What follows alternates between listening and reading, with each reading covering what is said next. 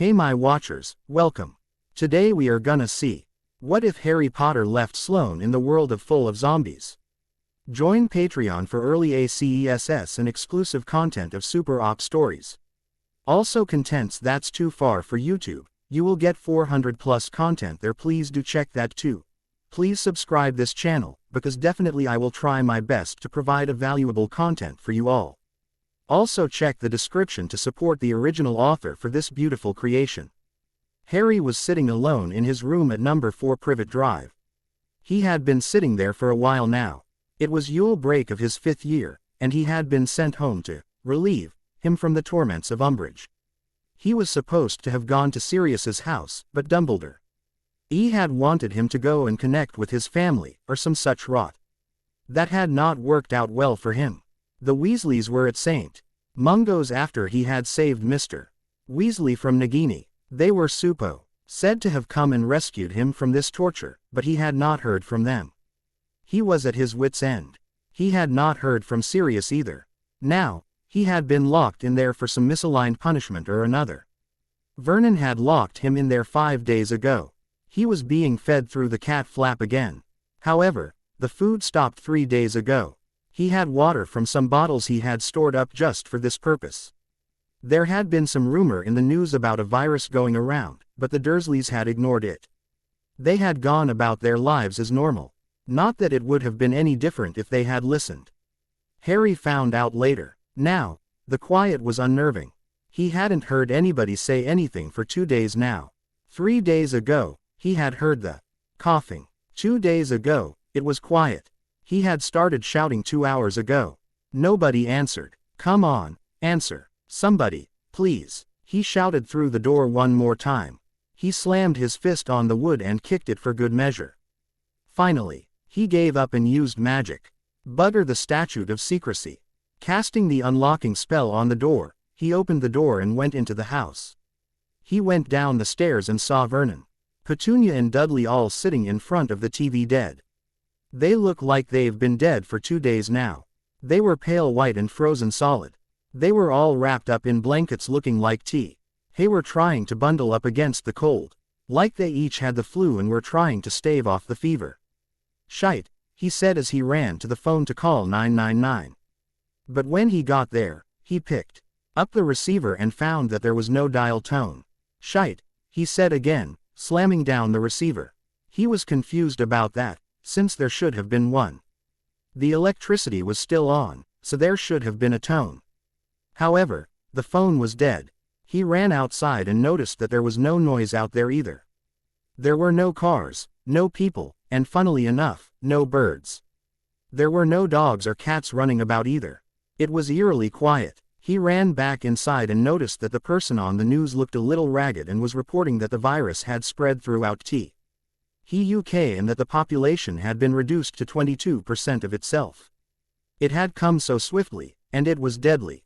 It killed within 24 hours of contact. Only a rare few were immune. A happy Christmas indeed. There was even Christmas music playing in the background, which was just morose. Shite, he said again, watching with morbid fascination. He didn't know what he was going to do. He didn't know who was alive and who wasn't.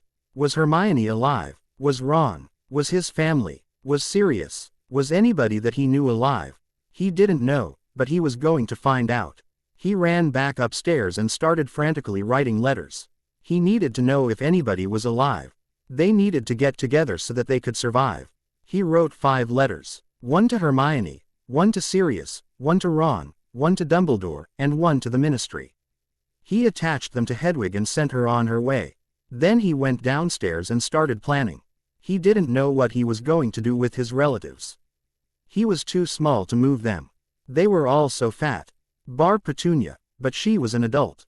So, he used the levitation charm and put them out in the backyard. He wanted to burn them, but he didn't want to deal with the smoke. At least they weren't zombies. That would have been a nightmare. He went back into the house and took note of what kind of food was left in the house. There was a lot of junk food. There wasn't much of what would be called normal food. Well, there was, and thank goodness it was all in cans. The feast from Christmas dinner was still in the refrigerator, so he had some of that. He hadn't been invited to partake in the meal itself, but it was delicious now. There was duck, ham, turkey and the many side dishes. Petunia never left anything out when she cooked for her men. At least the electricity and the gas were still on. So there was that, though he didn't know how much longer that would be with the population reduced down to 22% of what it was. He went out into the garage to see if there was a camp stove. Vernon never was one for camping, but he was a survivalist, when he wanted to be, so he wanted to see if there was anything in there that he could use if the power went out. It turned out there was a propane stove. Thankfully, there was also a small propane tank that was mostly full. Dudley must have used it. There was also a large tent, which he didn't think he would be able to use. Though there was a fishing pole, which he snagged. There wasn't much else in the way of survival gear. Vernon wasn't very good at gathering things. He took what he could find back into the house and put it with the non-perishable food. He would hole up here and stay hidden as long as he could. He found Vernon's shotgun and barricaded himself into the kitchen. It took a day and a half for Hedwig to come back. The only person who answered him was Sirius. "Harry, don't move from where you are, I will come to you." Sirius, was all the note said. Harry was very thankful that there was at least somebody that was alive. And he was also glad that it was an adult. As much as he loved Hermione, he didn't think she would be useful in a time like this. No, that's not true. She would be very useful in a time like this. But he was still thankful it was an adult that was around. He was very sad that she did not answer him. He did not know if that meant that she was dead, or alive and just too far away for Hedwig to find. He recalled that she was supposed to be in France for the holiday. Maybe Hedwig just couldn't find her. He heard on the news that the virus was worldwide. He hoped that she wasn't as alone as he was. She was a smart girl though, she would know what to do. He hoped. He got a note from the ministry telling him that they had it all under control. He scoffed at it and burned it. Those idiots wouldn't know what to do if they had a guide. He had no idea why he had written to them in the first place. He must have had a brain fart. The smell from the backyard was getting to be too much. So he banished his relatives' bodies to wherever banished items go. He thought the cold weather would have kept them fresh, but it was unseasonably warm this year. Sirius must have followed Hedwig because he was there shortly after she showed up. There was a pounding on the door, and Harry cautiously went there and asked, "Who's there?" He didn't trust anyone at the moment. He wasn't a trustful bloke to begin with. "Harry, it's me," Sirius said from the other side. Harry could hear the relief in the man's tone. "Sirius," Harry said, swinging open the door and slamming into the other man. "I thought I was the only one alive," he cried into the other man's shoulder. He hung on for dear life. He had been alone too long. He was so scared but hiding it under a tough exterior. Even from himself. The horrors he had been through this year were bad enough. He really didn't trust many people, but Sirius was one of them. "I thought I was too," Sirius said, clinging to his godson, Uner. But he was caught up in trying to see who else was alive. He thought Harry was safe here. He had no idea that the Muggles were affected. He thought it was only the wizarding world that was dying. "What are we going to do? Everybody else is dead," the younger man asked, looking at him with such hopeful eyes. "First, we don't know if everyone else is dead, so we're going to find out who else is alive. And then we're going to band together and do what we can to survive." "What have you been doing here?" he asked, guiding his godson back into the house. "Mostly just gathering things I think we need to survive. We can't stay here. I don't want to stay in my relative's house," Harry said, leading him into the kitchen. He showed him all the canned goods, the can opener, the fishing pole and the propane stove. "What's that?" asked Sirius as he saw the stove. So Harry proceeded to explain to him what the stove was and how it worked. "Harry, we're magical. We can create fire." He laughed at the poleaxed look on Harry's face. Sometimes he forgot that his godson was new to magic. "Oh, right," said Harry, looking sheepish. He felt like an idiot. Of course, they could use magic. He had been thinking just that all along. Why hadn't he thought of fire? "Don't worry about it, kid. It was a smart idea. Who knows, we might need it someday. Keep it. You were smart to keep all these canned goods, though. I can put a status charm on the other food as well." Plus, we might need to go around to the other houses and pick up what they have there too. I'll make a non-detectable expandable bag. We'll put as much as we can in it," his godfather said, looking over the cans and seeing a lot of stuff he'd never heard of before. That was okay. If Harry said they were edible, then he'd eat them.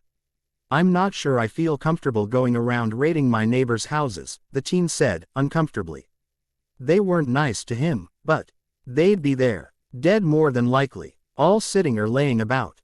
Just dead. It was unnerving. "They're dead, Harry. They're not using it. It's just going to sit there and rot or be used by other people who are not as amenable as we are," Sirius said, trying to be reasonable. "Do you think there's going to be bad people coming around?"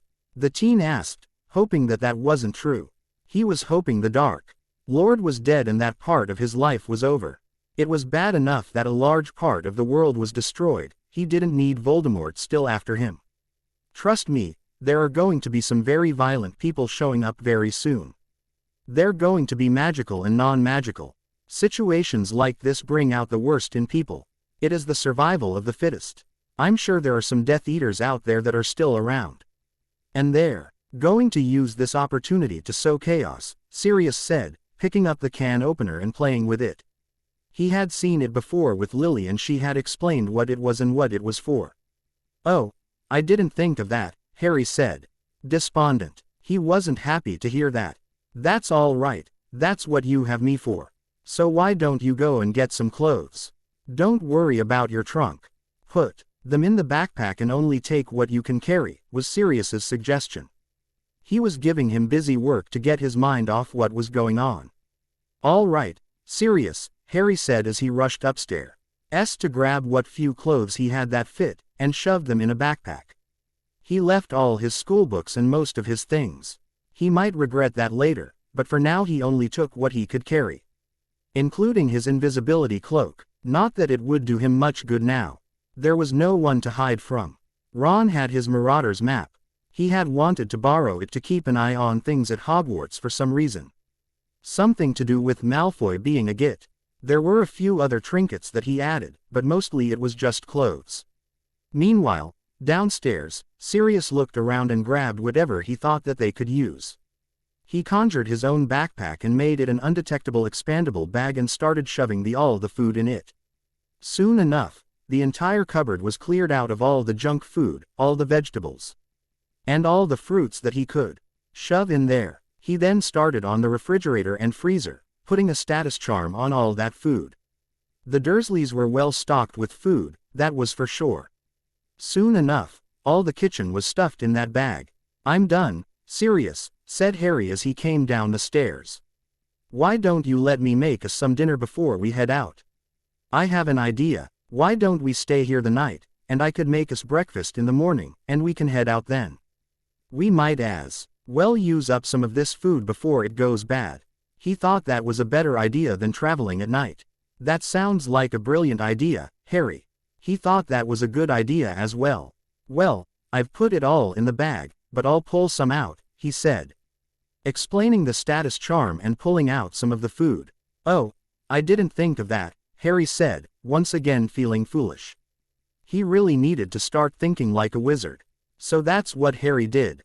He cooked up dinner. It wasn't anything special, just a meatloaf with some mashed potatoes and gravy, and some vegetables. They ate well and discussed the plans that they were going to do, which at this point was to try to make their way back to Grimmauld Place, via clearing out all the houses in between. It was still under the Fidelius charm. Sirius's idea was that if it was under the charm, those that were still alive and knew about the charm would be able to find it. "That's an excellent idea, Sirius, but I'm not sure we should stay in one place for too long. I want to go out and find people," Harry said, his saving people thing kicking in. He wondered if they would find anyone in the houses they were going to clean out. "We'll stay there for a month and then we'll see about going out and finding other people," his godfather said in way of compromise.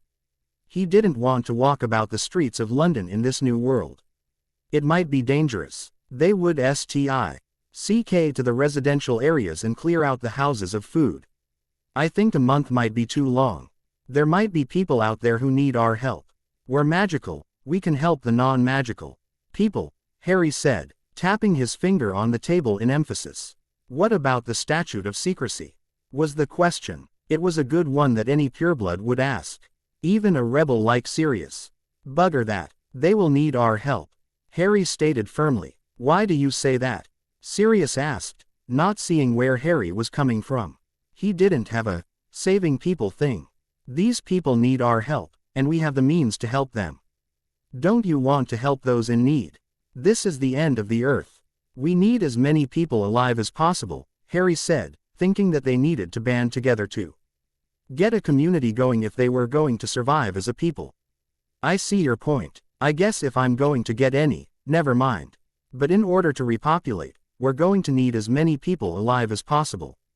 I see what you're saying. All right, we'll stay a week and then we'll leave a message for people to find us. Are we staying in England? He asked, taking the last bite of his meatloaf and getting up to put his plate in the sink. He missed his house elf already. Creature hadn't survived the virus. For now, until we get a big enough group and then we'll move to the continent. There will be more people there, Harry said, thinking that the population was greater there. All right, Harry, we'll do it your way for now. Have you tried to contact anybody else? He asked, grabbing a glass and filling it with some milk from his backpack. He offered Harry some, but Harry shook his head no. Yeah, I wrote the Weasleys and Hermione and Dumbledore. I haven't heard from any of them. Well, I don't know about Hermione or the Weasleys. But I'm pretty sure Dumbledore didn't make it, Sirius said, some sadness in his tone. He liked the old man well enough, but he him as well. It was personal, and now that he was sure the man was dead, it was upsetting even more. He would never be able to vent his spleen. Well, that's sad to hear, Harry said, tears welling up in his eyes. He loved that old man. He was mad at him for sending him here, but he didn't want him dead. He was an old man, Harry. I wouldn't grieve over him too much, Sirius said, putting his hand on Harry's shoulder. He was like a grandfather to me. Harry bit out in anger. Who did Sirius think he was telling him how to feel? How could he possibly be like a grandfather to you? You barely knew the man, Sirius asked, a bit put out that Harry would snap at him. One could say I barely know you too, but you're like an uncle to me, stated Harry emphatically. He was quick to love. He knew that, and when he did, he felt deeply. Harry, you don't even know what a good family feels like. I should. No, I'm much the same way. Why are you latching on to people as if they were relatives? Sirius asked, looking at the teen with much confusion. He didn't love nearly as deeply as Harry seemed to. He tended to hold people at arm's length. I've always wanted a big family, Harry said, a bit awkwardly. He couldn't really explain why he grabbed onto people and held on. He didn't have many friends, but he held tight to those he did have. I'll love who I want. I guess I understand that, Sirius said, slowly. He didn't really, but he'd let the boy have it. I've always wanted to get away from my big family. He ran from his family the first chance he got. I guess we just went in opposite directions emotionally, Harry said with a shrug. He was still upset over the fact that Dumbledore and possibly Ron and his family were dead. It was a great blow to deal with. This was too much at once. He had had a few days. But he had been in survival mode. Now that Sirius was here, he was allowed to feel, and he was getting all emotional. All right, Harry, you grieve your way. I'm not going to tell you how to mourn, Sirius said, squeezing his shoulder and then stepping away. He drank his milk and put the glass in the sink. Thank you, Sirius. Do you think we should head to Hogwarts and see who survived there? Harry asked, suddenly thinking of that. It was the highest concentration of magicals there was. Sure, they were all under the age of 18, but that was okay, they would have the highest survival rate. That is actually a great idea, Sirius said, getting excited. Most of them will have gone home to their families, don't you think? Or that might be a great gathering point for those who survived, Harry said. Thinking most parents might go there instead. He knew that Umbridge had caused many people to go home, but there would have been quite a few still there. I think we should stick to my plan first. And make Hogwarts our second priority, Sirius said, running a hand over his goatee. All right, Sirius, Harry said, going over the plan in his head. It did sound plausible. "Come on, eat up then we'll head to bed," Sirius said, wanting to get a good head start in the morning. They were going to clear as many houses as possible. "All right, Sirius," Harry said, finishing his meal and then putting his plate in the sink. He then watched Sirius set the dishes to wash themselves. He knew he was right, and that magic was going to help a lot of people in the end. Gathering Supplies. Chapter 2. Gathering Supplies. Thanks for reading and reviewing. It's short, because I'm in a lot of pain. They woke up the next morning and started the day with a hearty breakfast. Sirius set the dishes to wash again. And Harry was once again impressed. He really needed to learn that spell. After the dishes were done, they decided to leave the house. They went to the next door neighbor's house and emptied the cupboards and put it in the non-detectable expanded bag. They made sure to get the refrigerator and the freezer too, making sure to get all the food that was in the house. It took them the better part of a half an hour. It creeped Harry out because the neighbors were there, and they were dead. Like the Dursleys, they were wrapped up like they had the flu and were huddled in front of their TV set. This time, Harry left them alone and just raided their kitchen. "Is this what we're going to find in every house?" he asked Sirius, gesturing to the dead people. "Probably," said the dogman, grimacing. He didn't like the sight either. It was gruesome. "It's really creepy," said Harry, and it really was. They were just sitting there, like they would get up any minute and go about their lives. "This is what the virus did," said Sirius, trying to be pragmatic. "It just killed without cause." "Still," the teen said, shuddering. "Hopefully, we'll find somebody alive," said Sirius, going to the front door. They were done here. There was nothing left to do. "I thought you didn't want to find anybody," said Harry, following hot on his heels. He didn't want to see this family anymore. He remembered them. They were not nice to him when they were alive. The kid was one of the ones that picked on him when he was younger and just ignored him as a teenager. Sirius went to the next house and tried the door. It was locked, so he used the unlocking charm and opened the door. They went inside and found no one there, thank Merlin. "I thought about it last night, and I decided that you were right. We need to find some people alive if we're going to survive as a human race," his godfather said. They went to the kitchen and started putting the food in the backpack. "Well, I'm glad you agree with me," said Harry, using his wand to guide the stuff from the pantry into the sack. Sirius was putting a stasis on the cold food, so he got the non-perishables. They worked in silence for a while.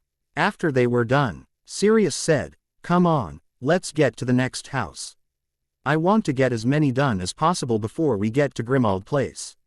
He then moved to the door and went to the next house. "I hope most of my neighbors went to their relatives for the holidays," Harry mused, wishing that most of the houses were empty like this one. With that, they went from house to house and raided the kitchens but left everything else alone. All they really wanted was food. They lucked out and over half of them were empty. The ones that weren't were like the Dursleys. The families were sat in front of the TV. It was bizarre. It was as if it were prearranged. Some of the occupants were in their beds, but they didn't go to the bedrooms, so they never saw them. "Hey, Sirius," said Harry. When they were in their 10th house, "Do you think we should try and appropriate a farm?" It was a thought that had just come to him. Even with all the food they were getting, it was going to run out eventually. And they weren't going to be able to get more. A renewable food source was going to be needed.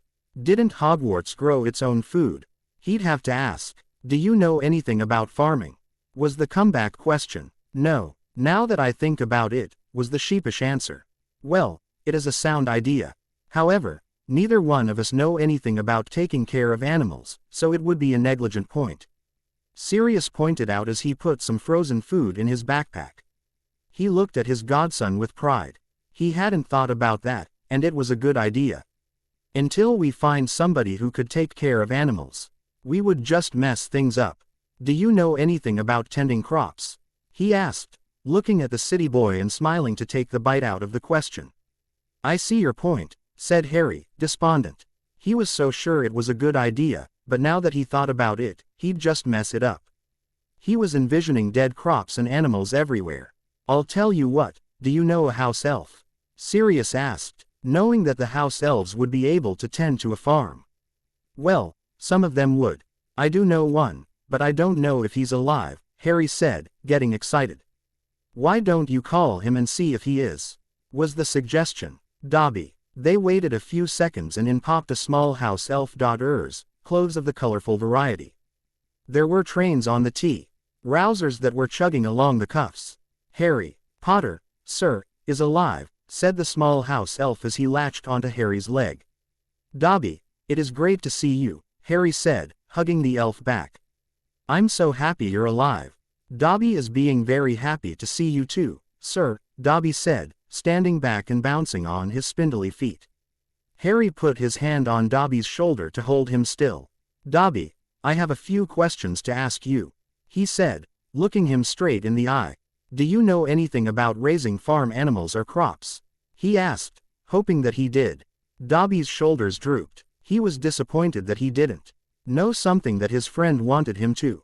Dobby is not being knowing, sir. But Dobby is knowing other house elves that do know.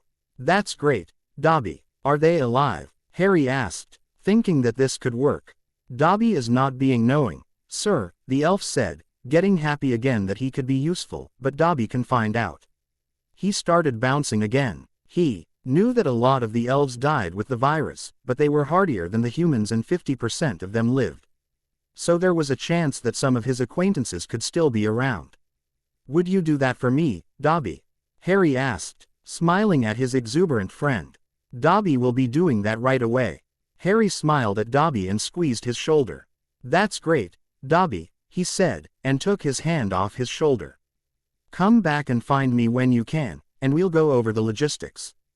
Dobby will do that, and with that, Dobby popped away to do what he needed to do. Okay, so, we've got a plan. Dobby's going to go find out if there's any house elves that can tend to farm, and then we can appropriate one and we'll have farm animals and crops. And the house elves can tend to them while we go about obtaining as much food as we possibly can, Harry said, puffing his chest proudly at a plan well played. That was a very smart idea, said Sirius, smiling at his godson. He liked that Dobby elf. He was an excitable one. It was your idea, said Harry, smirking at him. Which is why I said it was a smart one, said Sirius, giving him his own smirk. Okay, wise guy, come on, I want to get as many houses done as we can. Let's go, said Sirius, picking up the much-used backpack and starting to the next house. They hadn't found anyone alive yet, but there were a lot of empty houses here. Most of the neighbors must have visited their families for the holidays. Or they were dead in their beds or hiding from them. They didn't know, they just didn't see anyone. So, the two of them went to as many houses on Privet Drive in the surrounding areas as they could before darkness hit. Over 100 houses were emptied out and it was grueling work, even with magic. It was well after dawn. By the time they got back to Grimmauld Place, but they had hit many of the houses and the non-detectable expandable bag was well packed. Both of them were very exhausted by the time they got there. And were well ready for a very big dinner. I wonder if Dobby has time to cook us anything, said Harry as he flopped into a chair in the kitchen. It was dark in the house and without creature there was no tea or food cooking. It was still a dark and creepy house, with its peeling wallpaper and dusty interior. The kitchen was the only clean room in the house. He hasn't gotten back to you yet, so I'm thinking he's probably busy, said Sirius as he too sat down at the table. He sat the backpack on the table next to him and put his head in his arms and rested. They had worked hard that day and found no one alive. Whether that meant no one was, or they off on vacation, or just hid from them, they didn't know. You're right, I probably shouldn't bother him until he gets done with what I gave him to do. I'll cook dinner, said Harry as he looked tiredly at the stove. He looked like he'd rather cut off his middle finger than cook. Sirius raised his head and patted the backpack. There's plenty of stuff in here that just needs heating up. Why don't I just pull some of that out and use magic? To him that was the most logical thing to do. That's actually a great idea, said the teenager. It was better than takeout. Just wave a wand and poof, instant meal. He loved magic. With that Sirius pulled out one of the many pre-prepared dishes that they had appropriated from one of the any houses and he heated it up and put it on the table and the two of them commenced eating. After they finished eating their mystery casserole and Sirius set the dishes to wash, they went to the stud. Y and sat to discuss what they were going to do next. "Do you know how to do the Patronus charm?" asked Harry as he sipped on a butterbeer. He felt better now that he had a hot meal in him. He was less tired and more relaxed. "I can't do it," said Sirius sadly. He sipped on his fire whiskey. He hated that he couldn't cast that spell. He loved the Patronus charm. It was a beautiful piece of magic. That shocked Harry and he asked, "Why ever not?" "I don't have any happy memories," said Sirius, looking depressed. "None?" asked Harry, feeling bad for his godfather. He would have thought that he had some good memories from meeting him. Or Remus, over the last 2 years. "Let me reiterate, since Azkaban, I don't have any happy enough memories," the dogman stated, emphasizing the needed words. "Oh, I understand," said Harry, nodding his understanding. "You needed some really good happy memories, and Sirius's time in prison would have put paid to that." "Well, I can do the Patronus charm, but I can't send messages with it. Do you know how to do that, and can you teach me?" he asked, having a plan or two.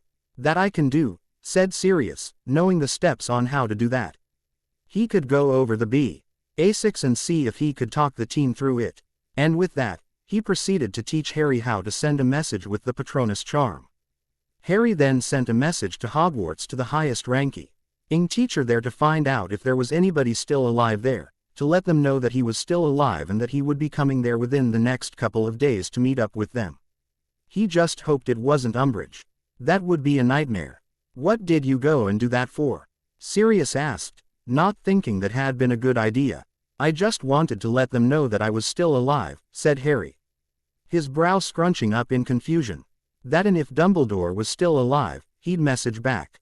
He still had hope that the man had made it. Sirius was shaking his head in the negative. "Yeah, but if it's Umbridge, she'll know where you are. What's she going to do? She can't get here," Harry pointed out. "There is that. But still, she could make your life a living hell," Sirius said, though he wasn't sure how.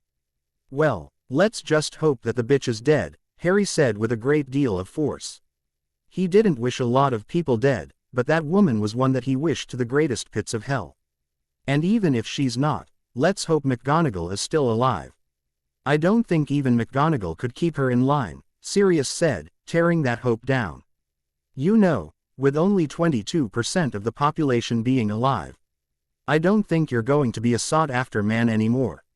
And even if you are, there's not going to be much of a government to put you on trial," the teenager said, thinking that Sirius could just walk around free as a bird. "I'm not sure I want to take that chance," said Sirius, thinking he'd better be a bit more cautious. "It's something to think about," said Harry, shrugging his shoulder.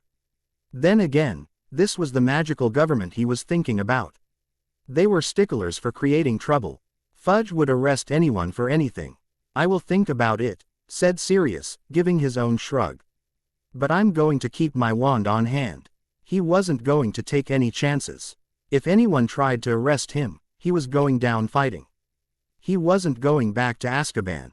"Of course," said Harry, smiling at his godfather. "I wouldn't ask you to put your life on the let you free," he added, making sure the man knew he was on his side.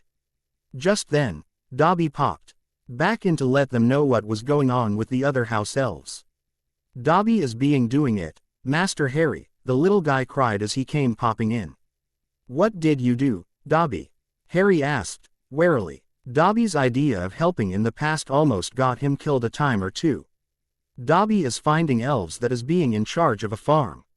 There is being no masters alive, so Dobby is taking charge of the farm for you. There is being many farms that is being vacant, so Dobby is taking charge of all of them, Dobby stated, looking proud of himself. That confused the hell out of Harry.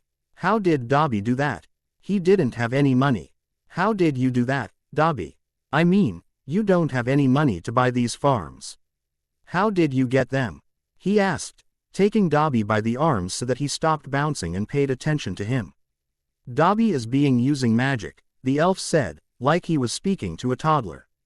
I don't understand. Dobby is using elf magic.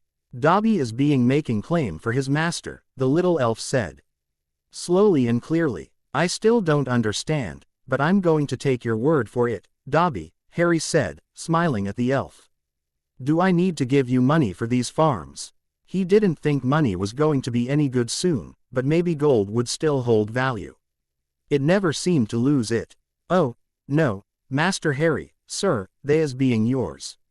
All yours, Dobby reiterated like he was giving him the world. Which he might as well have been. Those farms will be invaluable. Okay, well, I'm leaving you in charge of them.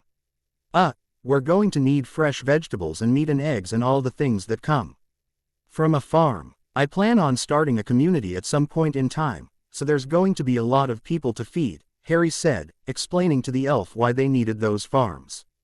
Dobby is looking forward to that, Dobby said, getting excited about serving Harry Potter's community. Well, it looks like things are starting to come together beautifully, said Sirius, marveling at how well that worked, hoping the rest of it went just as well. It looks like it. Let's just hope it stays that way, said Harry, waiting for the other shoe to drop. Just then a Patronus came through the wall. Some dire news. Chapter 3. Some dire news. Thanks for reading and reviewing. I added a bit to the last 2 chapters. I have no idea where my head is, but it is not where it needs to be. I added the invisibility cloak in the first chapter, no need to reread. And just beefed up the second chapter, again no need to reread. The Patronus was a cute little otter, and it opened its mouth and said, Mr. Potter, I am glad to hear that you are okay. We will receive you when you come. I am sad to say that many are dead, but there are some that are alive. Please, message us back when you have a chance. The voice was that of Professor Flitwick's. It was squeaky and soft. It sounded delighted to hear from him, all things considered. I guess that means that he's the highest-ranking professor alive, said Harry. Not sure how he felt about that. He really didn't know the professor that well. He liked him as a teacher, but didn't know him as a person. He seemed cheerful enough, but was he ready to be in charge of Hogwarts? I guess so. I wonder if that means that McGonagall is dead, said Sirius, rubbing his goatee in thought. He was going over what he knew of the current ranking of the teachers in Hogwarts. He didn't know it that well. He knew Dumbledore, McGonagall, Snape, and then that was it. He knew Umbridge was up there, but that was only this year. He didn't know where she fell in the hierarchy. Probably, said Harry as he too went over what he knew of the pecking order. That's too bad. I guess that means Dumbledore is dead too, like you said. He mourned a bit over that. He had already grieved some, but it really hadn't caught up with him yet. There were just so many dead. It was going to hit him hard soon. I didn't think he'd make it through it. He was rather old, and it was a very bad virus. McGonagall too, now that I think about it, Sirius said, getting a thoughtful look on his face. Still, I thought he would. He was a tough old man, the teenager said, rubbing the tears from his eyes. This was not the time to cry. He needed to be strong. There was too much to do. He was still getting over the fact that the Weasleys had not answered his letter. Were they dead, or were they trying to find a place to stay? Would they come here? Was it too much to hope that the whole family survived? Let's stick to the plan and wait here for a couple days, see if anybody shows up. Can you send a Patronus to Remus? The dogman asked, hoping his friend would have made it, but not really thinking he had.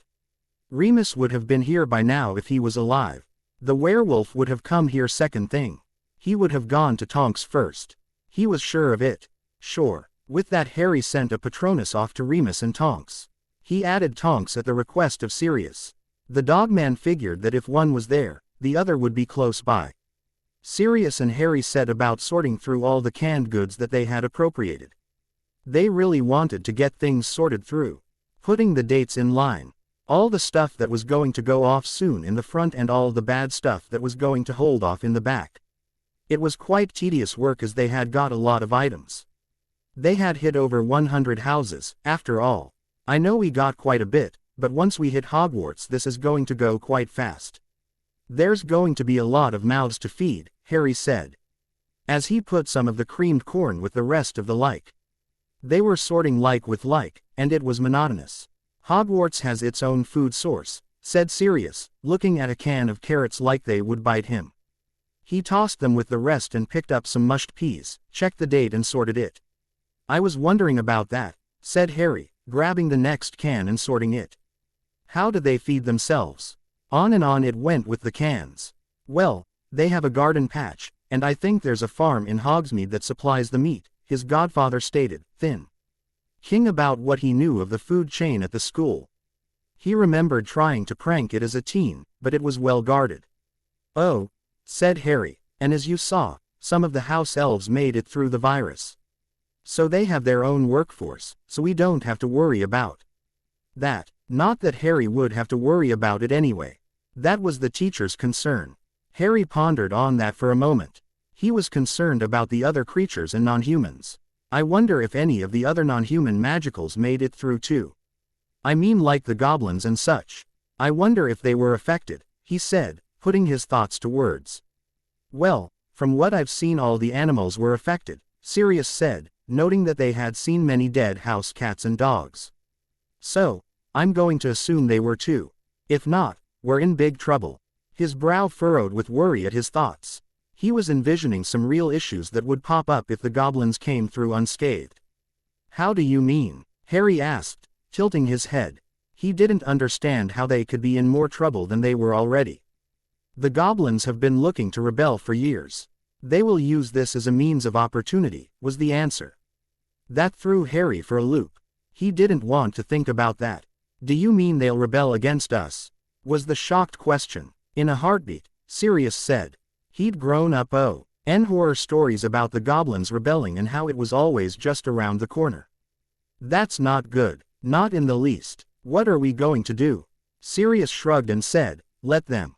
We have no choice. We're down to 22% of our population. We were outnumbered to begin with. He looked around the room like there was something there. That would explain it better. There wasn't, so he looked back at Harry. The only reason they won in the first place is because we weary. Now that they might have the numbers against us, there's no way we could win. Especially now that we're divided with us against the Death Eaters. He shrugged his shoulder again and gave Harry a defeated look. This is not a good situation to be in, his godson said, narrowing his eyes. He didn't like the defeated look on his godfather. He needed Sirius to be strong and the man was giving up before he even started. I agree, Sirius said, with a sigh. Suddenly a wolf Patronus came through the wall. It was Tonks's. Remus has gone feral. Dad didn't make it. I'm making my way to you. I'll be there soon. Shite, Sirius said with anger in his tone. All his hopes of being reunited with his friend were dashed. Damn, I'm sorry to hear that, Sirius, Harry said to his godfather, knowing that that was the last of his friends. Well, it was too much to hope that all of my friends would have made it through. I would have rather he died, was the remorse answer. This was not good news. If Remus was feral, he might come here and put them in danger. Still, I know he was one of your last friends from school, Harry said, putting his hand on his godfather's arm.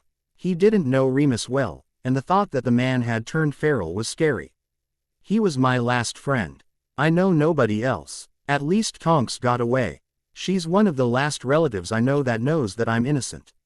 I wonder if her mother made it. Andy is good people, Sirius said, brightening a bit. Tonks and Andy would make a good addition to their group. Well, if she did, then she could invite her to come with us too, Harry said, hoping that having family around would make Sirius happier, and get his head in the game. Send off a pat, Ronus, and tell Tonks to have her mother come with her, his godfather demanded politely. He was still upset over Remus and wondered if all the werewolves went feral. Probably. If someone as gentle as Remus did. It was a guarantee that they all did. All right, Sirius. And Harry proceeded to do just that. Thanks, Harry. You're a good kid, Sirius said, pulling him into a hug. He was getting close to his last nerve. He was glad Harry and Tonks were still alive. He hoped Andy was too. Of course. And the two of them continued to sort through all the goods. Dobby popped in and started helping tea. And soon enough with magic they had it all sorted. Canned goods to one side. Frozen goods into one bag, refrigerated stuff in another bag, pre-made items in another.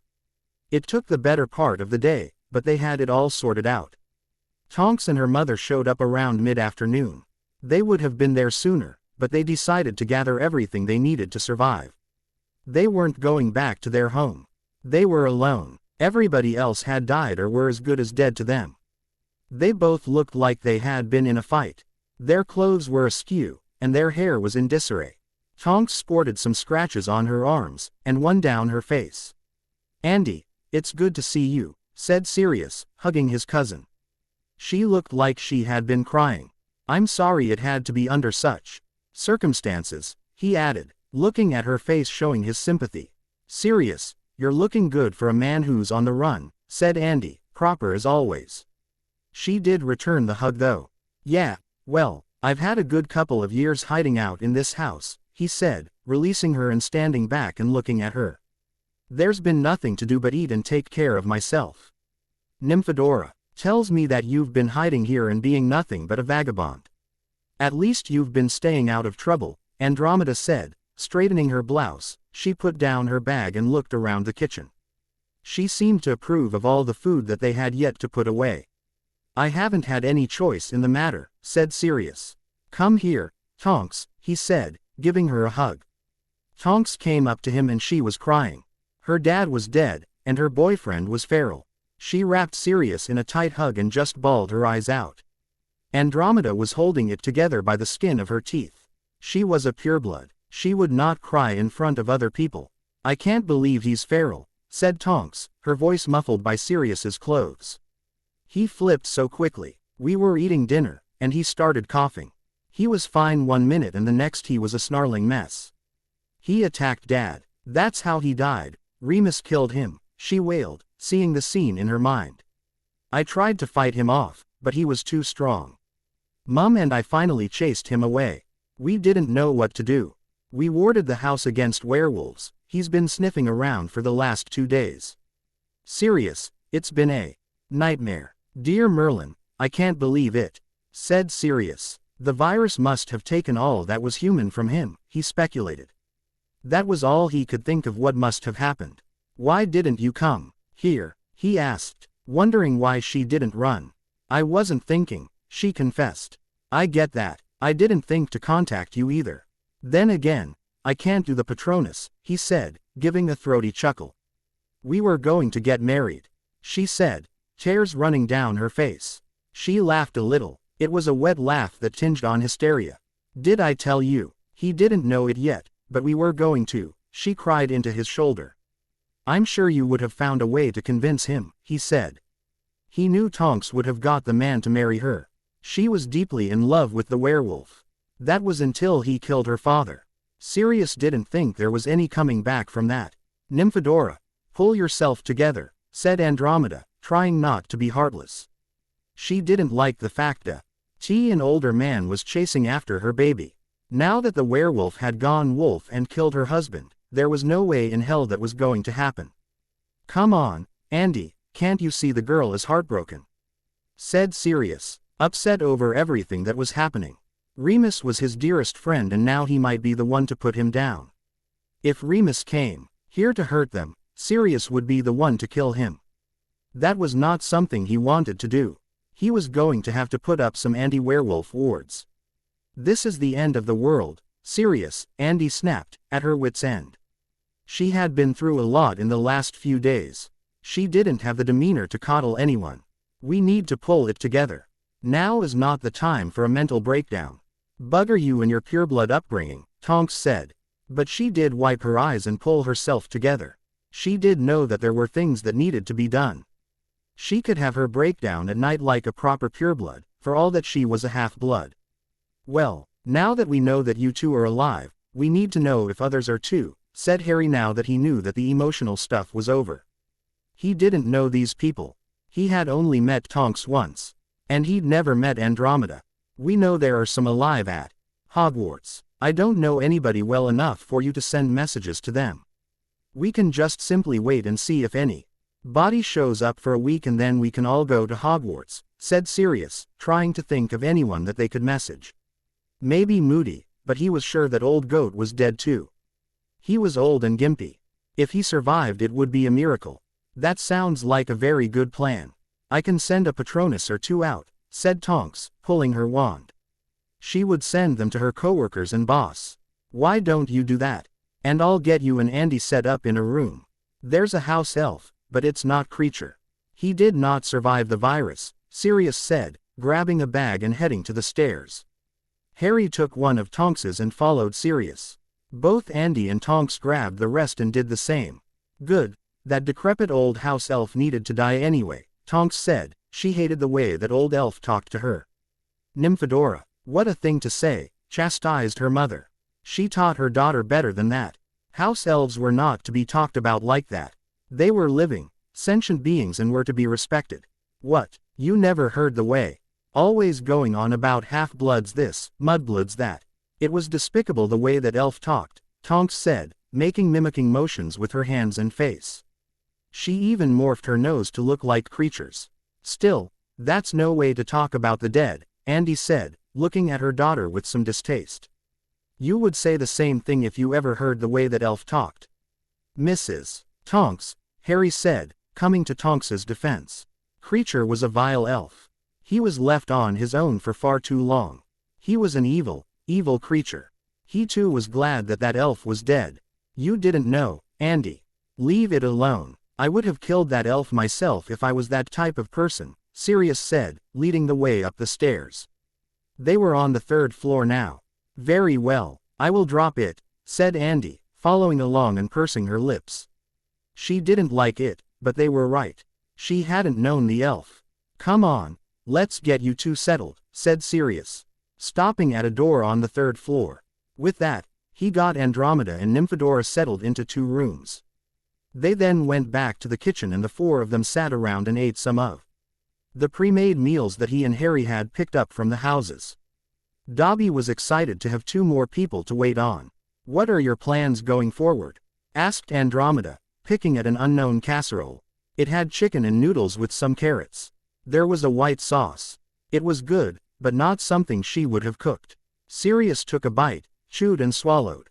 He took a drink of butterbeer and then said, like I said, we're going to go to Hogwarts after about a week and make plans from there. Harry wants to go to the continent and make a community there. He thinks there's going to be more people there. He smiled at his godson with pride. He's probably right, Andy said, thinking about it. There's a higher concentration of people on the continent. She dabbed at her lips with a napkin. That will be away from the Death Eaters, said Tonks, wanting to be away from England. Remus would be here, and she wanted to get away from here. There's still going to be a lot of bad people there and the Death Eaters might follow us over there, Sirius warned. He wasn't going to be delusional. The Death Eaters were going to go where Harry went. He was the boy of prophecy. I doubt it, Tonks said, not following Sirius's thoughts. They're going to want to keep England for themselves. Not if what you say is true and the goblins take over, Harry said, thinking all the magicals would run if that happened. What's this? Asked Andy, looking at Harry. Harry looked at all the adults who were looking at him. Sirius gave him a nod, so he said, Sirius says that the goblins are going to rebel. He's probably right, said Andy. She had grown up with the same stories that Sirius had. She had no illusions that the goblins would let this opportunity pass up. They've been waiting to do it for years, said Tonks, nodding in agreement. As an Auror she had heard horror tales that they would be fighting wars with the goblins at any moment. That's if the virus didn't affect them, said Sirius, pragmatically. There's still a chance that they were cut in numbers as well. That's probably true too. If the virus affected them as bad, if not worse than it did us, then they might not take over, Harry said. Though he didn't wish it to be true, in a way he did. They didn't need another war right now. I guess we're going to have to go and see, said Sirius with a sigh. He really didn't want to. He had enough to do. Well, not really, but he still didn't want the responsibility. It wasn't his job. I think we should wait and figure out what's going on with us before we figure out what's going on with them. Leave that up to the ministry. It is kind of their job, said Tonks, wrinkling her nose. She didn't like the thought of letting someone like Fudge taking on that kind of responsibility, but it was his job. That was if he was still alive. If the man wasn't cowering in fear somewhere. For all they knew the man had fled. Too right on that, said Sirius, glad that was taken out of his hands. Not that they ever bloody do their job anyway, he mumbled under his breath. They never did anything for him at any rate. You do realize I work for the government, right? Asked Tonks, quirking an eyebrow at him. Yeah, but you don't like it, he said with a smirk. I happen to love my job as an Auror, she protested. Ah, but you don't like working for the government, he rebutted. Knowing she hated Fudge and Umbridge, she had talked about them often enough at the meetings. She had rambled about how they were ruining the community. Hopefully they were dead, and they didn't have to deal with it at all. Yeah, you're right on that. Fudge is a right idiot, she agreed, nodding her head. For all you know, the poor man could be dead. I wish you would not speak ill of people until you know whether they're alive or dead, Andromeda said primly. She wasn't quite the bitch she was coming off as, but she had just been through so much the last few days, that she wasn't up to company. With all due respect, Mrs. Tonks, just because somebody is alive or dead does not make them less of an idiot, said Harry.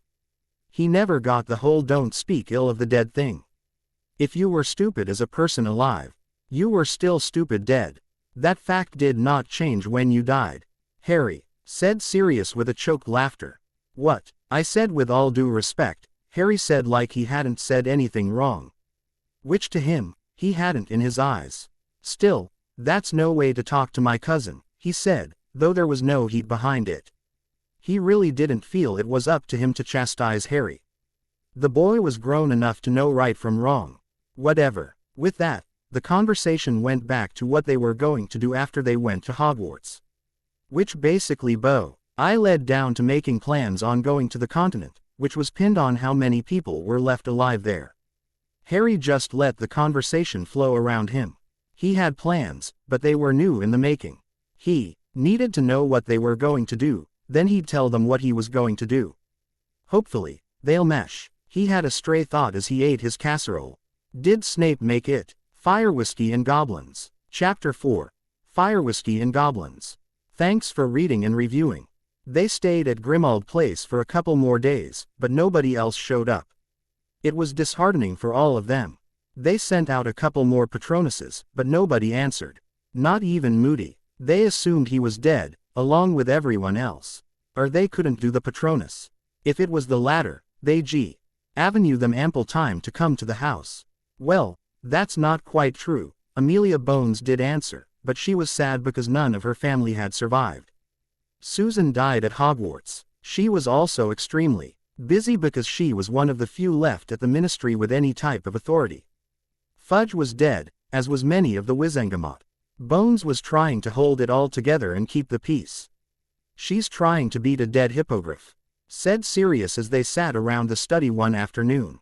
They had just read a letter from Amelia stating that she would not join them. That she was trying to hold the government together with the skeletal crew that was left. I don't know why she's trying to keep the peace. There's nothing left to keep it for, said Harry, playing with a piece of paper. He was upset that there were no more people here. Not that he knew any of the people they had written to, but they still hadn't heard from the Weasleys. She's always been a stickler for the rules, said Tonks, reading the letter again. She then stood up and threw it in the fire. She didn't want to read it anymore. If Bones wanted to waste time on a dead government, that was her problem. Aren't you going to go in and keep your job? Asked Andromeda, shocked at her daughter's action. It had been Nymphadora's dream job. No, I don't think so, said Tonks, retaking her seat. She picked up her drink and took a sip. It was feromething her mother protested her drinking so early in the day. Why ever not? Asked her mother. I just don't feel up to holding up the law with so few people around. That and seeing my father torn apart by my boyfriend has left me disconcerted, the normally bubbly woman said, her usually pink hair a dull brown.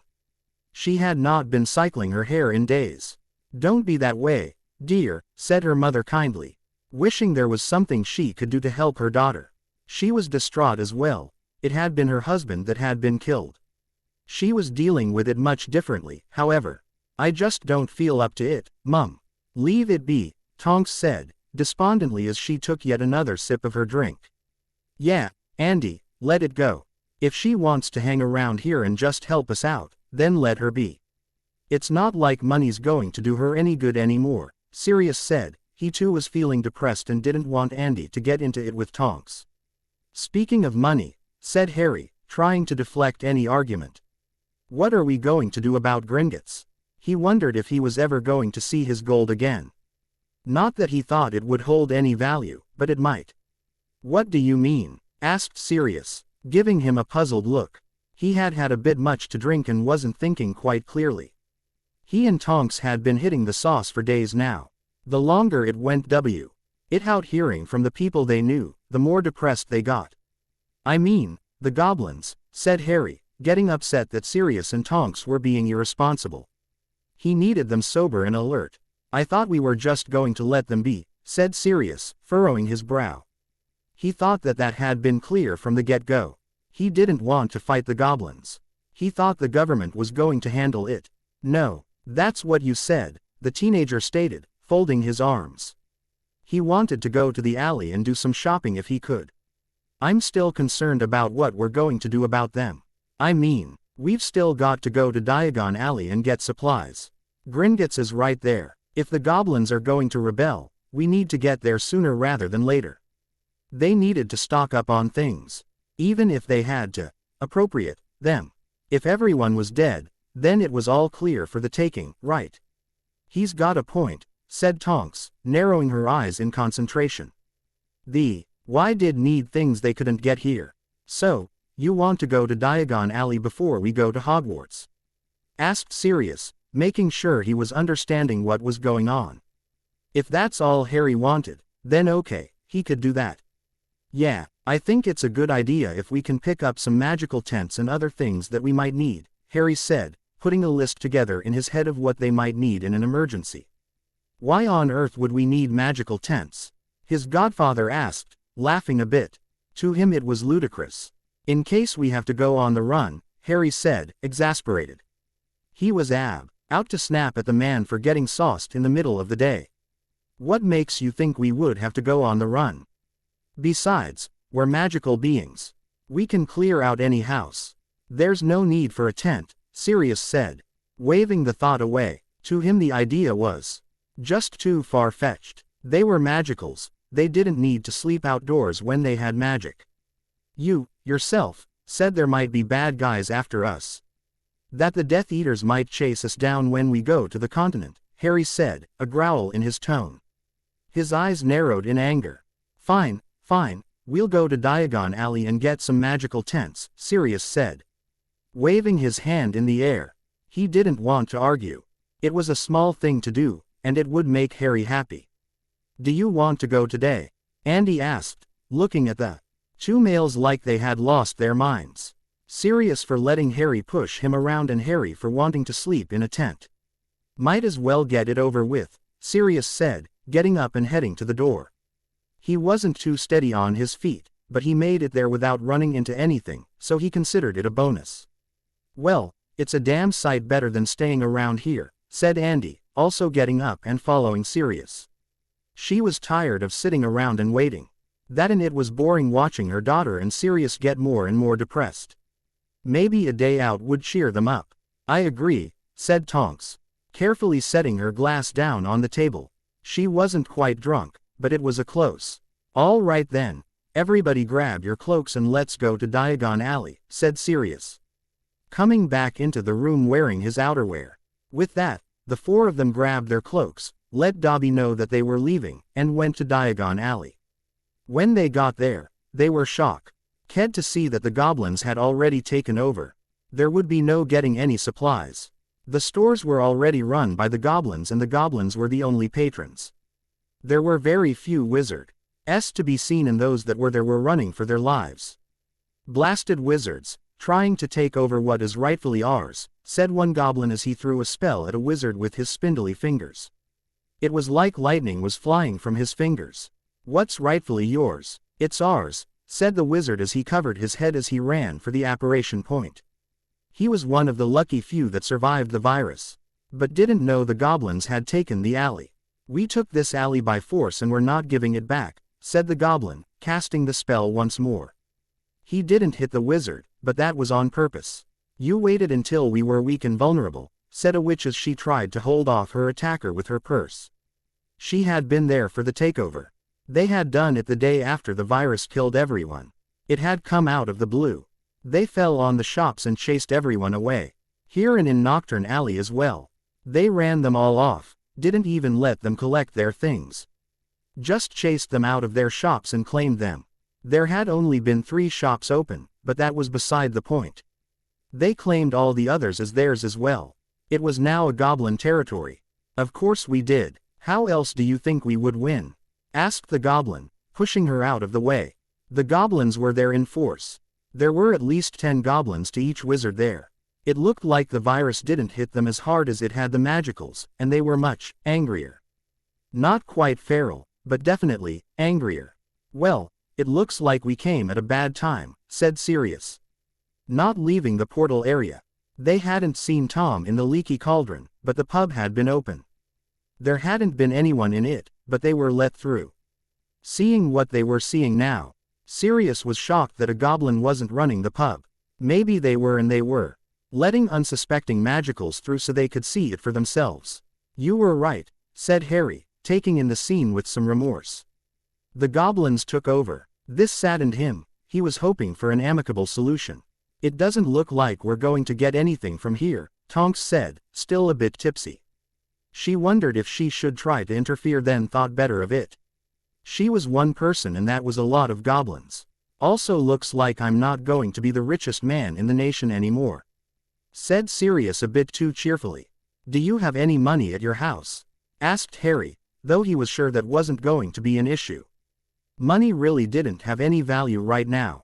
Sirius nodded his head emphatically. Oh yeah, I've got some stashed away. My family was never one to trust the goblins. Well, that's good because all my money was in that bank, Harry said, pointing to Gringotts. Mine too, said Tonks. Not mine, said Andromeda a bit smugly. Why didn't you warn me? Asked Tonks of her mother. When have you ever listened to anything I've said? Fair point. With that, the 4 of them turned and left the alley. They went back to Grimmauld Place trying to decide what they were going to do next. They had been at the house for 4 days now and now it's time to go to Hogwarts. They decided to go to Hogwarts via the Hog's Head pub, since Sirius didn't know the address to the 3 broomsticks, and the Hogwarts Express only ran during the beginning and end of the school year. He did, however, know Hog's Head's address. He and Aberforth were acquaintances that loved to discuss Quidditch. They gathered up all their supplies, including the mass quantity of food that Harry and Sirius had gathered, and Sirius called ahead to see if anybody was there. Hello, has anybody survived? He called in through the flow. Nobody answered. There was a connection though, so somebody had to be there. Hello, he called again, his voice echoed in the empty pub. Hello, somebody said, coming from far away. Who's calling? It was a female voice, and it was coming from up the stairs. It's Sirius Black. Can we come through? The dogman called back, straining to see who he was talking to. Who's we? Asked the woman as she came into view.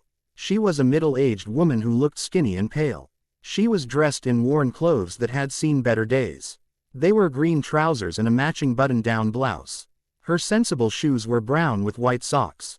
She looked like someone who was trying to look important.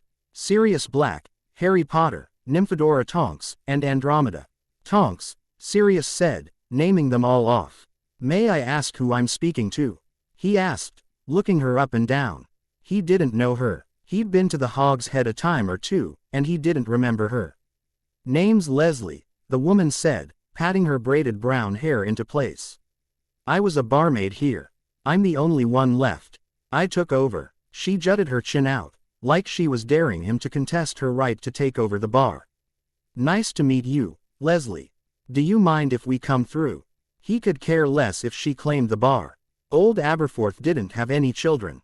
No, I don't mind. Mind you, I'll hex you if you do anything foolish, the barmaid said, drawing her wand. She knew the rumors that Sirius Black was innocent from Aberforth, but she didn't know if she believed them or not. Don't worry, love, we're not going to do anything. With that, Sirius pulled his head out of the fire and indicated that they could go through. Harry went through first, then Andromeda, then Tonks, and then Sirius.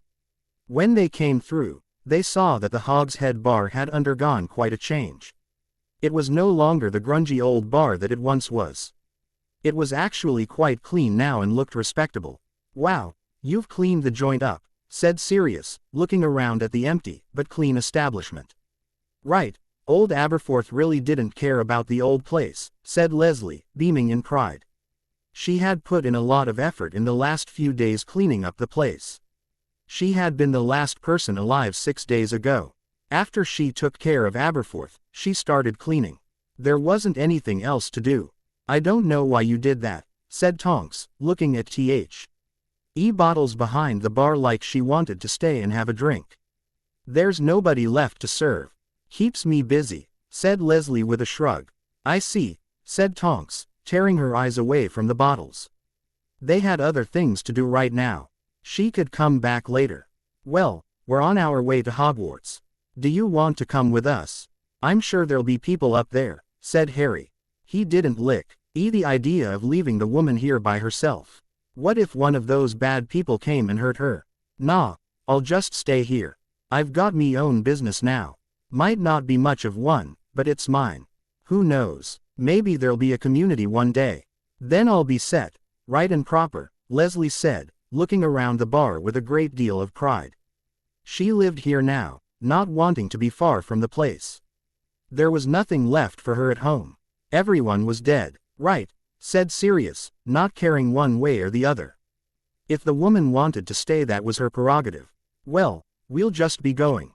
The four of them left the bar and went up the road to Hogwarts. They made it to the great gates, which were closed tight, and started banging on them, hoping that Hagrid would hear them. And they were rewarded soon enough as Hagrid came down the walkway and let them in. "It's good to see you all," the gentle giant said, tears running down his face in sheer joy. "Professor Flitwick tall, me that you were alive. I was very happy to hear it." He blew his nose on a very large handkerchief. "It's good to see you're alive too, Hagrid," said Harry, going up and hugging his very large friend. "Right, let's get you lot up to the castle. I'm sure you want to see who else is alive. Not many to tell the truth. But it's good to see those that are. Dumbledore didn't make it. Good man, Dumbledore. Near broke my heart when he died," Hagrid said, more tears rolling down his face this time in despair.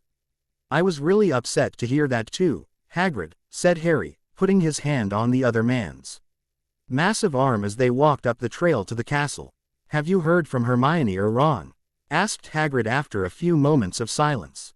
"No, I've written to them both, but I've not heard from either one of them." "Speaking of writing to them, have you seen Hedwig?" "I sent her here after everything happened," Harry said, hoping that his owl was safe. He had sent her here after she returned with Sirius's letter. "Yes, she's up in the Ollery.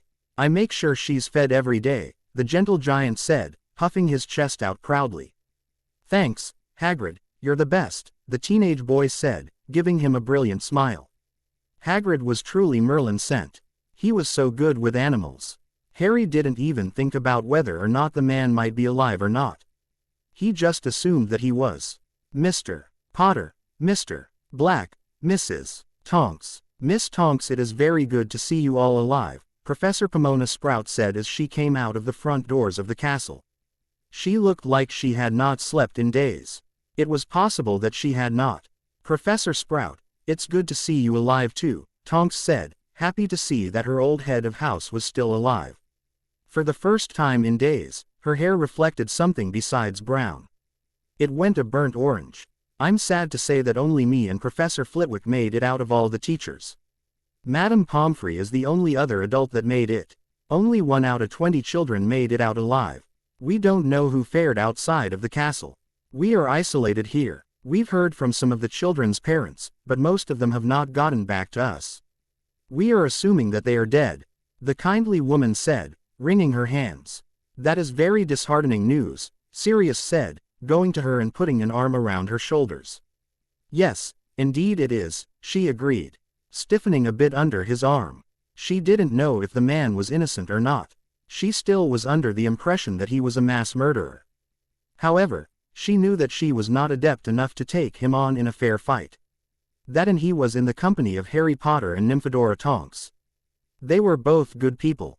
The only thing we can do is send out more letters and Patronus Chaw RMS and see who can meet us here at the castle," Tonks stated, sighing at the thought of all the letters they were going to have to write. They were going to have to reach out to every parent of every student, alive or dead. Yes, that is the only thing we can do, the professor agreed, ducking out of Sirius's embrace. We need to get situated as soon as possible, said Harry, looking back over Hi's shoulder as if there were a predator there now. Why is that, Mr. Potter? Sprout asked, wanting to know what had the boy spooked. He rarely looked that way, and when he did, there was a very good reason. Sure, they hardly ever believed him until it was too late, but she was going to listen to him now. If the goblins have taken over the alley, how soon do you think it's going to be before they think they can take over Hogwarts? The teenager stated, his voice earnest. The goblins have taken over the alley? Asked Sprout. That was news to her. She from outside of the school with any sort of news as to what was happening. She had no idea who was dead or alive. She just assumed that those that were not answering their inquiries were dead. Yes, we just came from there and they have completely taken over Diagon Alley. Sirius said, with a nod of his head. He looked grave as if this was dire news. He had had time to think it over, and now that he had thought of it, the loss of all that money was a bad thing. That, and they couldn't stock up on goods. He wondered if they would be able to negotiate with the goblins later down the line. Though without their money they would have nothing to negotiate with. Oh dear, this is not good news at all, Pomona stated, fussing with her hands. Phileas will be very upset. She knew that her coworker was half goblin and that he would need to take sides. She hoped he would stay with them here at the castle. They needed him here. Harry was nodding his head with some vigor. We need to do something about fortifying the castle, he was saying. Looking around the grounds and seeing so much that was wrong with the security. With werewolves gone feral and the goblins taking over the alley, this is not good news at all. We need more adults here, Tonks said, counting on her fingers how many there were here over the age of 18. This was not good. If they got attacked, they would need to rely on teenagers to defend themselves. I agree, said Sirius and Andromeda. I'll see about getting Bones here, Tonks said, a determination in her voice that had not been there since Remus had gone feral. This is far more important than trying to hold on to some government that is not needed. She wasn't going to let a bunch of children die on her watch. Remus would have wanted her to fight to the last, even if it was against him. I think we should all contact her, said Sirius, thinking that if they bombarded her with mail, she would feel compelled to respond. Yes, if we all get together and contact her, then that would set more of an impact, said Harry. Agreeing with his godfather. Has anybody gotten in touch with St. Mungo's? Asked Andy, hoping that they could convince the healers to move the hospital to the more secure castle. Or at least the ambulatory patients. No, we didn't think to try, said Pomona. Andy looked around at the others and said, I'll get in contact with them and see who is still alive there.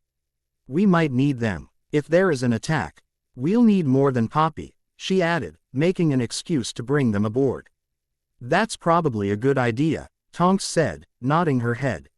She shivered a bit. Ey were still sitting outside in front of the castle. Why they had not gone in was beyond her reasoning. That might not be a bad idea either. Get everybody relocated into one place would be beneficial, Sirius said, also shivering.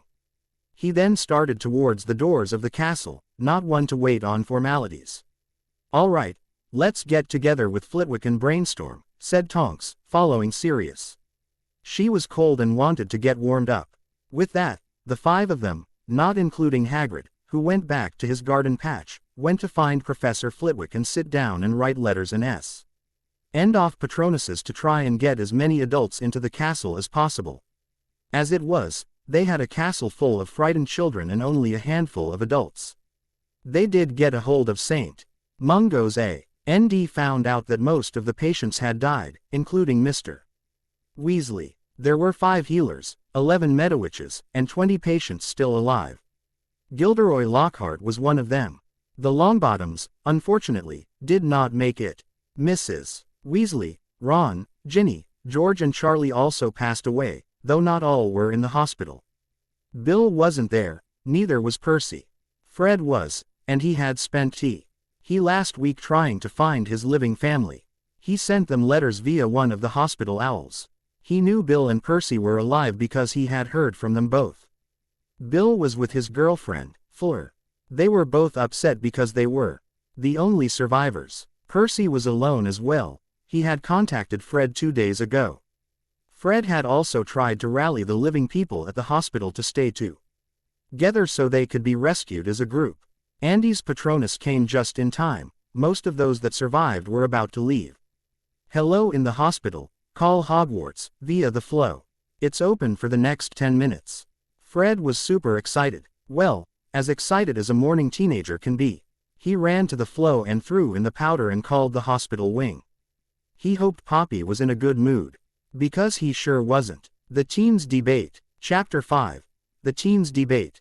For those of you that have never read my stories, I dictate them, mostly. I have issues with my hands and neck, so I dictate them. I still must type some for editing. If you find errors, and words that are wrong, that is probably why. I do go over them a few times and have it read back to me, but I miss things. Thanks for reading and reviewing. When Fred came through, he was both excited and angry. The first thing he did was grab Harry in a frantic hug. Harry, it's so great to see that you're alive. George, Mum, Dad, Charlie, Ron, Ginny. All of them are dead.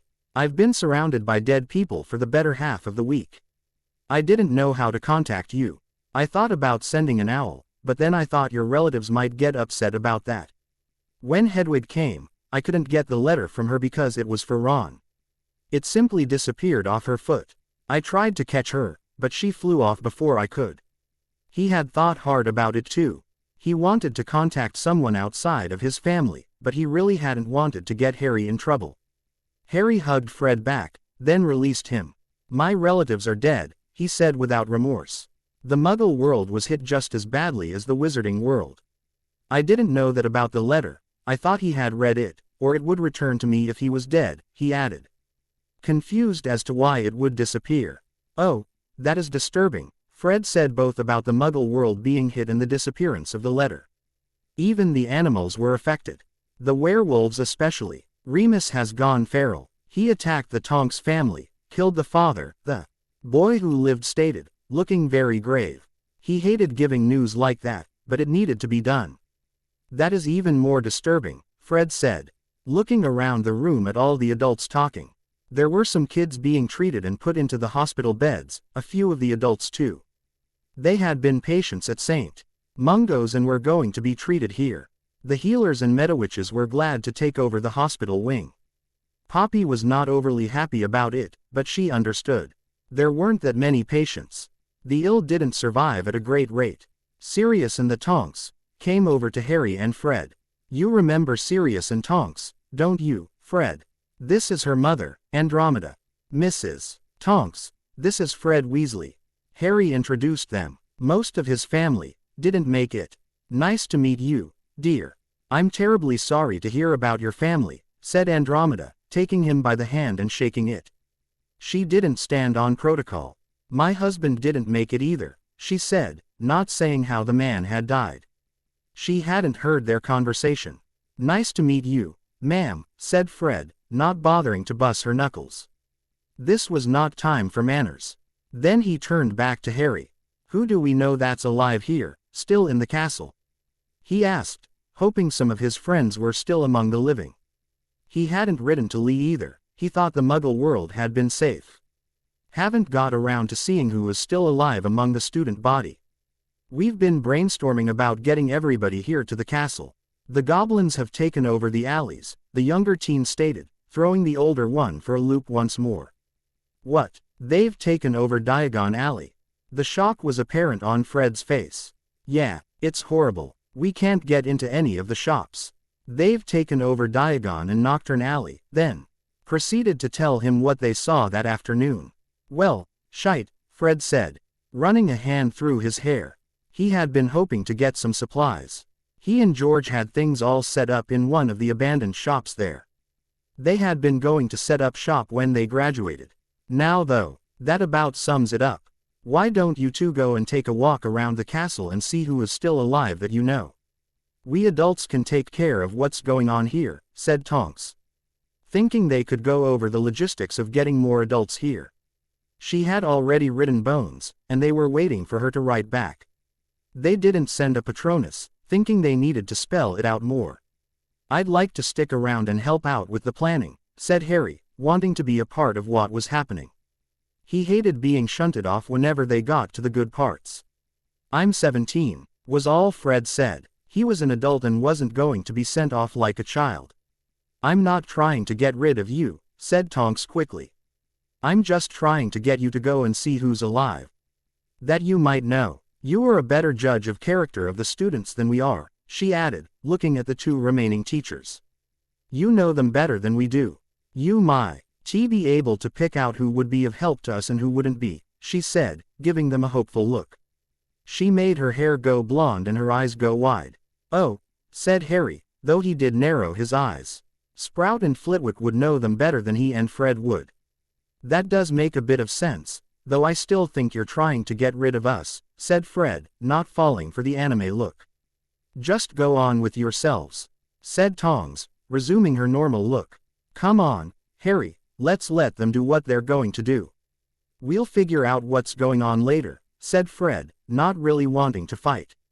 He and Harry would rile up the students into bullying the adults into keeping the teens in the loop. They would need the upper years in the fight, after all. With that, the 2 of them went into the castle proper looking for where the students were congregated, which was most likely the Great Hall. It was just after lunchtime. With the teachers busy, the students wouldn't have anywhere else to go. They were walking down the hall, and it was kind of eerie since nobody else was around and their footsteps echoed off the walls. They didn't talk to one another. There really wasn't much to say. Both were very upset over the mass quantities of death they'd seen in the last week. They were both very morose.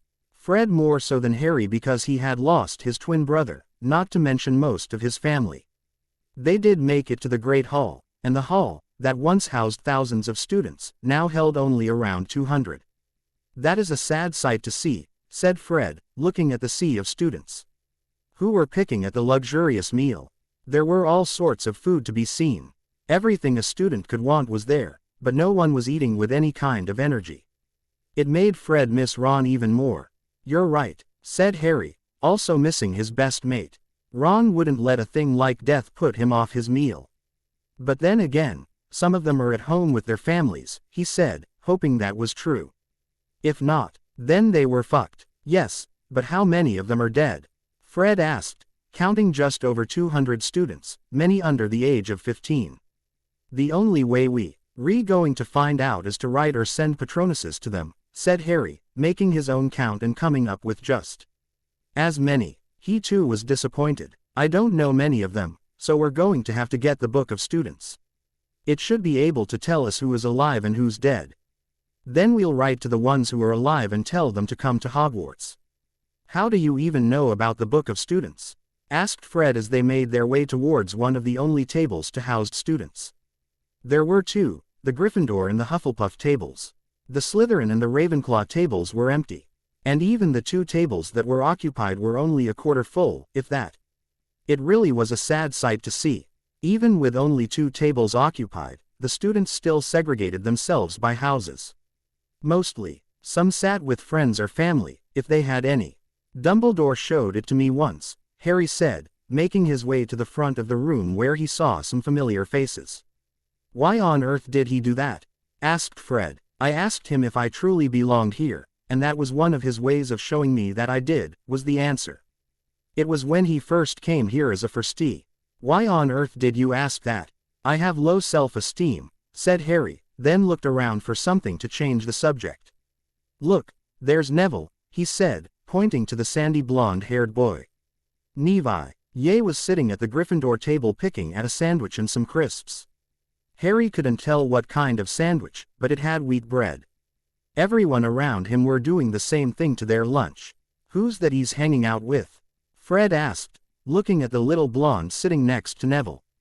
"Oh, it's Luna Lovegood. I know her. She used to live down the road from us. Well, I mean she probably still does. But I don't know. We don't live there anymore, I'm assuming. I wonder if old Zeno is still alive," he asked out loud. He was rambling, he knew that, but it was better than crying. He was still coming to terms with his family dying, and thinking of the burrow was raw. I have a feeling that's going to be a question coming from our mouths quite a bit in the next month or so, Harry said despondently. He knew it was, and it was hard to deal with. It would get tedious soon, he was sure, but right now, it was depressing. Yeah, said Fred, also morosely.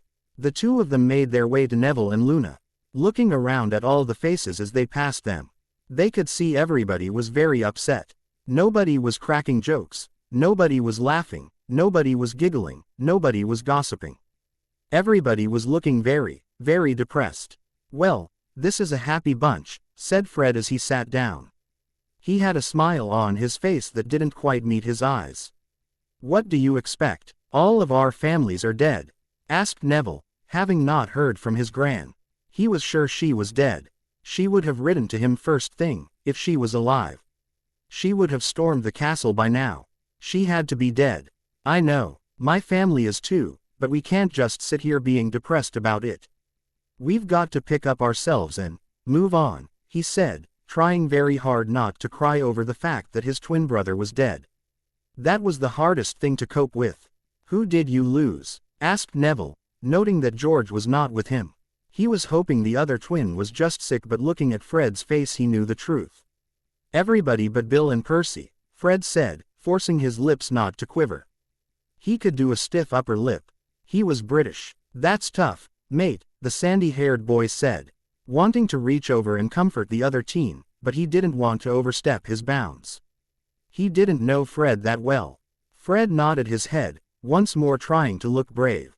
Yeah, I've had a week to come to grips with it. I'm just glad that those two made it. It was rough going there for a while, but I'm over it now, he said in a shaky voice.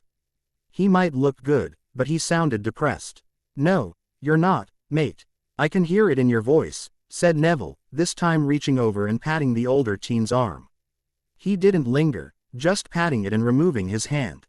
Fred slammed his hand down on the table and said, "But we've got to move on. We will not survive this as a society if all we do is sit around here and mope. The adults are worse off than we are. There are only a few adults in this castle right now, and there are almost 200 of us. If we want to survive, we have got to pull ourselves together," he preached.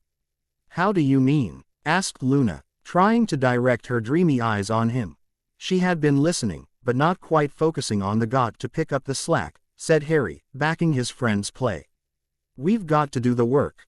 We've got to educate ourselves and figure out how we're going to survive. There are going to be bad people coming here soon and we've got to fight back. He was more determined than ever to get these teens to fight. What do you mean they're going to be bad people coming here? Soon, asked Padma, who was sitting next to her twin sister, Parvati. This caused Fred to have a pang of jealousy. Why did her twin get to make it when his did not? That was just not fair. All of his family, bar two, died, and she got to keep her twin.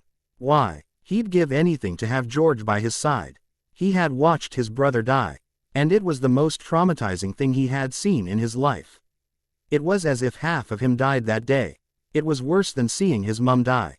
Harry had no clue what Fred was thinking and went on with the conversation. The goblins have taken over the alleys, he said, looking around the table, seeing the shocked faces of those that were listening. They're going to come here soon and try and take over Hogwarts, I'm sure of it. If not them, I'm sure the Death Eaters will come and try and take it. This is one of the only strongholds in Scotland, if not all the UK. We've got to fight to hold it. That's ridiculous, said Michael Corner, who had been sitting at the Hufflepuff table but had come over to hear what Harry had to say. No, it's not ridiculous, said Padma as she nodded her head. She believed Harry. She could see the goblins doing just that. He's telling the truth. It's been told throughout history that the strongholds are the most fought over in times of great despair. What makes you think we can fight for it? Asked Michael. Usually he wasn't one to argue, but he had no clue if his family was alive or not. They had not answered his letter, and the school wouldn't let them flow home. Parvati tossed her hair to one side and said, "We're magicals. We've been educated to do this." The argumentative teen answered back with, "Have you looked at the Dada teachers we've had in the last few years? We couldn't fight our way out of a wet paper bag. He was right. They had had terrible teachers, and only the fake Moody had taught them any defensive spells. Lupin had taught them magical creatures and how to defend themselves against them. That would not be helpful right now. I know a few spells I can teach you, said Harry, standing to be heard over the other TNS who were taking sides in the argument. I'll teach you to fight, he said, once they all stopped talking. You, what makes you so brilliant? Corner asked, looking at him with disdain. I study. I know loads of spells that I can teach you. I know a few too, said Fred, going over the things he and George had learned when they were studying their pranks. There were many things that could be used for defense. My brother, Bill, has taught me many and he's coming too. I'm sure he can teach you quite a few. He's a curse breaker. He was sure Bill wouldn't mind. He was a good bloke and would be happy to help. Then Sirius, my godfather, he could teach you too. He's from a dark family. The things he'd teach you would be bothersome, but they would help you get away, Harry stated, knowing that now was not the time to be squeamish. There's only a couple hundred of us, and some of us are very small children, someone said, looking at the group that had gathered. There were some that were still only 11 years old. They weren't going to be able to fight. Yes, but about 50 of us are 15 or older. That's old enough to fight, said Harry. He felt that was a good age, since that was how old he was. He wasn't going to point out that he had been fighting for this school since he was 11. What are we going to do with the other 150 of us? Corner asked sarcastically. I can teach them to set traps, Fred snapped, not liking the other boy's attitude. I'm very good at trap setting. It's part of the pranks that we set up all the time. Isn't that right, Geo? He trailed off, remembering that his brother was no longer there to ask that question. That's right, said Harry, taking up the slack so he didn't look embarrassed. Trap making is an integral part of warfare and they would make a great deterrent. So, we set up these pranks, traps, and we keep the stronghold. How long do you think we're going to be able to hold it? Asked Michael. He didn't like this plan at all. He didn't want to be stuck in Hogwarts for the rest of his life. I don't think we have to hold it for very long, Harry said, running a hand down his face. He wasn't going to go over everything right now, but a bit would go a long way. I don't plan on staying here. I plan on going to the continent, but I want to hold it long enough so that we can get as many people here as we can. I want to save people then go to the continent. Quote, you want to abandon the UK to the bad people? Asked Luna, shocked at the very idea. Harry looked sheepish at the looks he was getting, but he stood his ground. When you put it like that, it sounds bad, he said, putting a hand on the back of his neck, but I mean, we can reevaluate and come back and take it. But as it is right now, we're too discombobulated. By that I mean, we're too disorganized, we're too emotional. We need to get organized and come back into it when we have a fighting chance. We don't have that right now, he said, trying to get his words into a coherent phrasing. I think I understand what you're trying to say, Harry, and I get it, Fred said, trying to wrap his head around his friend's plan, but it just feels wrong to leave the whole country to the bad guys. What about the Muggles? His family always stuck up for the Muggles when they could. They have their whole army to protect them, Harry said, not worried too much about them. They might not have that army now, but they would have more guns than the wizards did. Then again, so did the bad guys. He knew that. He was concerned about Joe Public, and he did want to get the parents of the Muggleborn and the half-bloods. And maybe anyone else they could find, but he didn't want to stay here too long. They have no problem shooting guns, and let me tell you, guns are always going to be faster than spells. There isn't a ward or a shield that is faster or stronger than a bullet, Harry said, rubbing his forehead. Go on with you. That's not true, said Michael, making a waving motion with his hand. And how would you know? You never set foot in the Muggle world, ever once, Harry challenged him. He didn't think Corner was a Muggle-raised half-blood. I'll have you know that I'm a half-blood, Corner stated, folding his arms over his chest. That was raised in the wizarding world. I know all about you, Michael Corner. Well, at least I know enough about you to know that you never set foot in the Muggle world, Harry said, poking a finger in his direction. You were raised on stories about it, so you should know that a bullet is faster than a spell. Not according to my grandmother, was the rebuttal. Your grandmother doesn't know what she's talking about. Guns for the last millennium have been faster than any spell, Harry said, looking at him queerly. Just how old was his gran? The only gun slower than a spell was a musket. Don't go talking bad about my grandmother, the other teen stated, standing and leaning forwards on the table. Har. Y remained seated and waved the boy away. I'm not talking bad about your grandmother. I'm just saying that she's old, he said, keeping his voice calm. I still say you don't know what you're talking about, Corner stated. Sitting with a thump. A spell is far superior to a gun. I was raised in the Muggle world from the time I was 15 months old. I think I know what I'm talking about. You have to speak a spell. By the time you've uttered the first syllable, you're dead. If you don't believe me, ask any other Muggleborn. I mean, why do you insist on fighting with me? Potter asked, looking at him with exasperation. Unless you are proficient with Wordic, a bullet is faster. He's right, said Padma, glaring at Michael with frustration. Why do you insist on fighting with him when it's so easy to find out if he's telling the truth or not? This was all so pointless. Which, I, for one, can tell you he is, said Colin Creevey as he came through the doors. He looked tired and dirty. Like he had been on his feet for days. There was dirt on his face and in his hair. His clothes were torn and also dirt encrusted. He held on his back, a backpack that had seen better days. Colin, said Harry, getting up and going to the boy. It's good to see that you're alive. Where's your brother? He didn't make it, Colin said, hanging his head. He was the picture of sadness. I am the only Creevey left, he added, shrugging off his backpack and letting it fall to the floor. How did you get here? Harry asked, changing the subject. Oh, a few bicycles, a few stolen cars. Walked most of the way. It took me the better part of a week, but I got here, the smaller teen said, proudly. His shoes showed that he did take the hard way to get here. You walked, a great many people said, finding it hard to believe. It was a great distance. I got a few rides, part of the way, the younger boy protested with a shrug. Whatever, mate, it's really good to see you, Harry said, hugging the younger male. He was happy to see one more person he knew. It gave him hope that Hermione was still alive. Back to the subject at hand, a bullet will always be faster than a spell, Colin said, detaching himself from Harry's hug. Unless you're like Dumbledore, he added. You're just saying that because you're Harry Potter's fanboy, Corner stated, smirking at Creevey. Harry just threw up his hands and said, there is no pleasing you. Quote, give it up, Harry, let the fool get shot, Fred said, knowing about guns from his dad, but never seeing one. Fine, let's get to writing to all the people you know. If you even only know them by name, write to them and tell them to get here. If Colin can walk here, or we can get here, then they can, Harry said, making everyone turn to their book bags. Tell them to write to Sprout or Flitwick. Ask them to open the flow, or something, he suggested, grabbing some paper from Padma to write to Hermione again. Hopefully, he was closer to her now.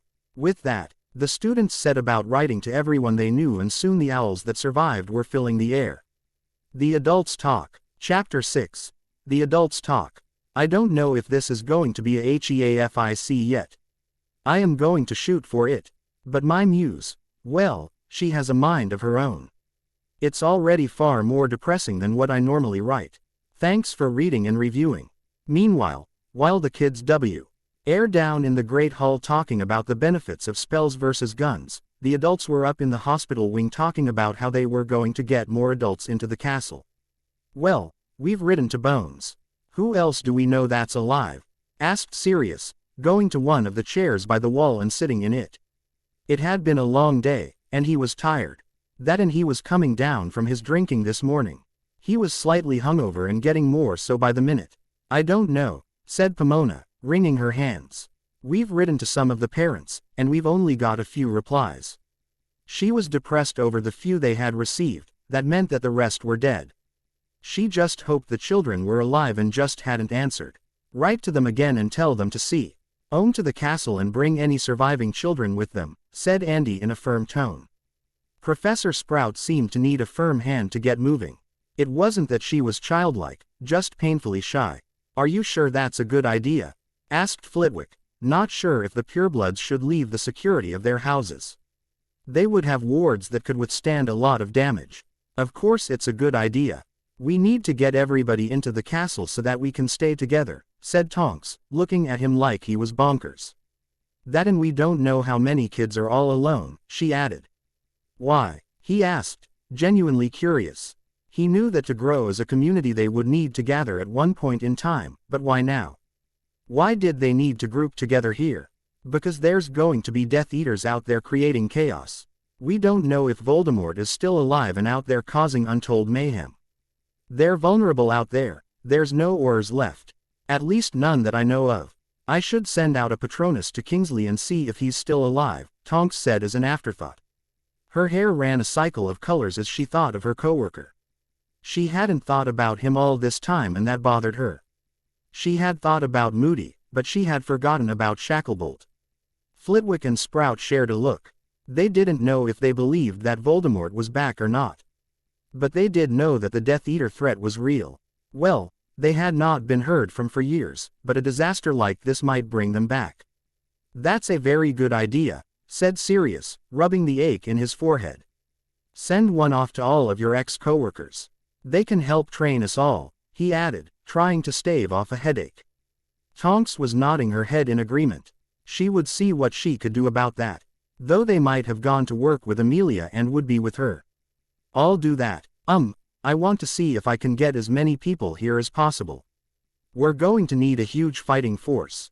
Can we set up the war wards? Asked Andy out of the blue. This was a valid question, but it came out of nowhere.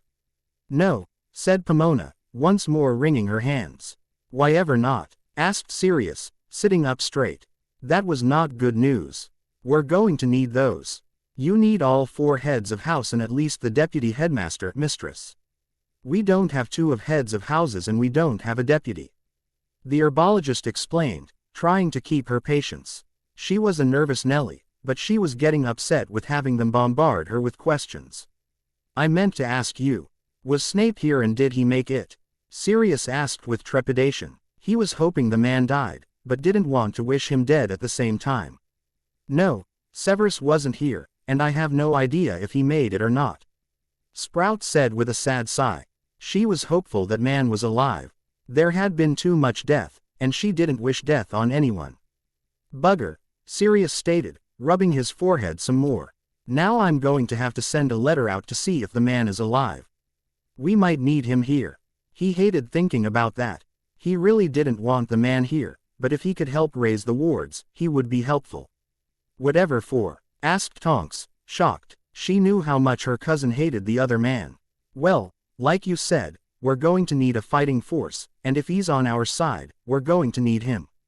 The dogman explained, closing his eyes and leaning his head on the wall. He really was getting a headache. Poppy, seeing that he was in pain, got him a headache potion and handed it to him. He took it and sighed in relief. He nodded his thanks and sat up to pay attention to the conversation around him. It wasn't totally gone, since it was from dehydration, but he wasn't going to tell Poppy that he had been drinking all morning. I suppose you might be correct, Tonks conceded, though she was loath to do it. She didn't want Snape here. She didn't like, or trust, the man. He had been her potions teacher, and he was a bully through and through. Well, you send that off and then write to whoever else you need to and let's get this ball rolling. We're going to need to teach those kids how to fight too, Andy said, going to the desk in the office to get some writing materials for Sirius. Children, how to fight, said Sprout, putting her hand to her chest. This was not to be done from her point of view. Andy handed the parchment and ink to Sirius and said to Pomona, yes.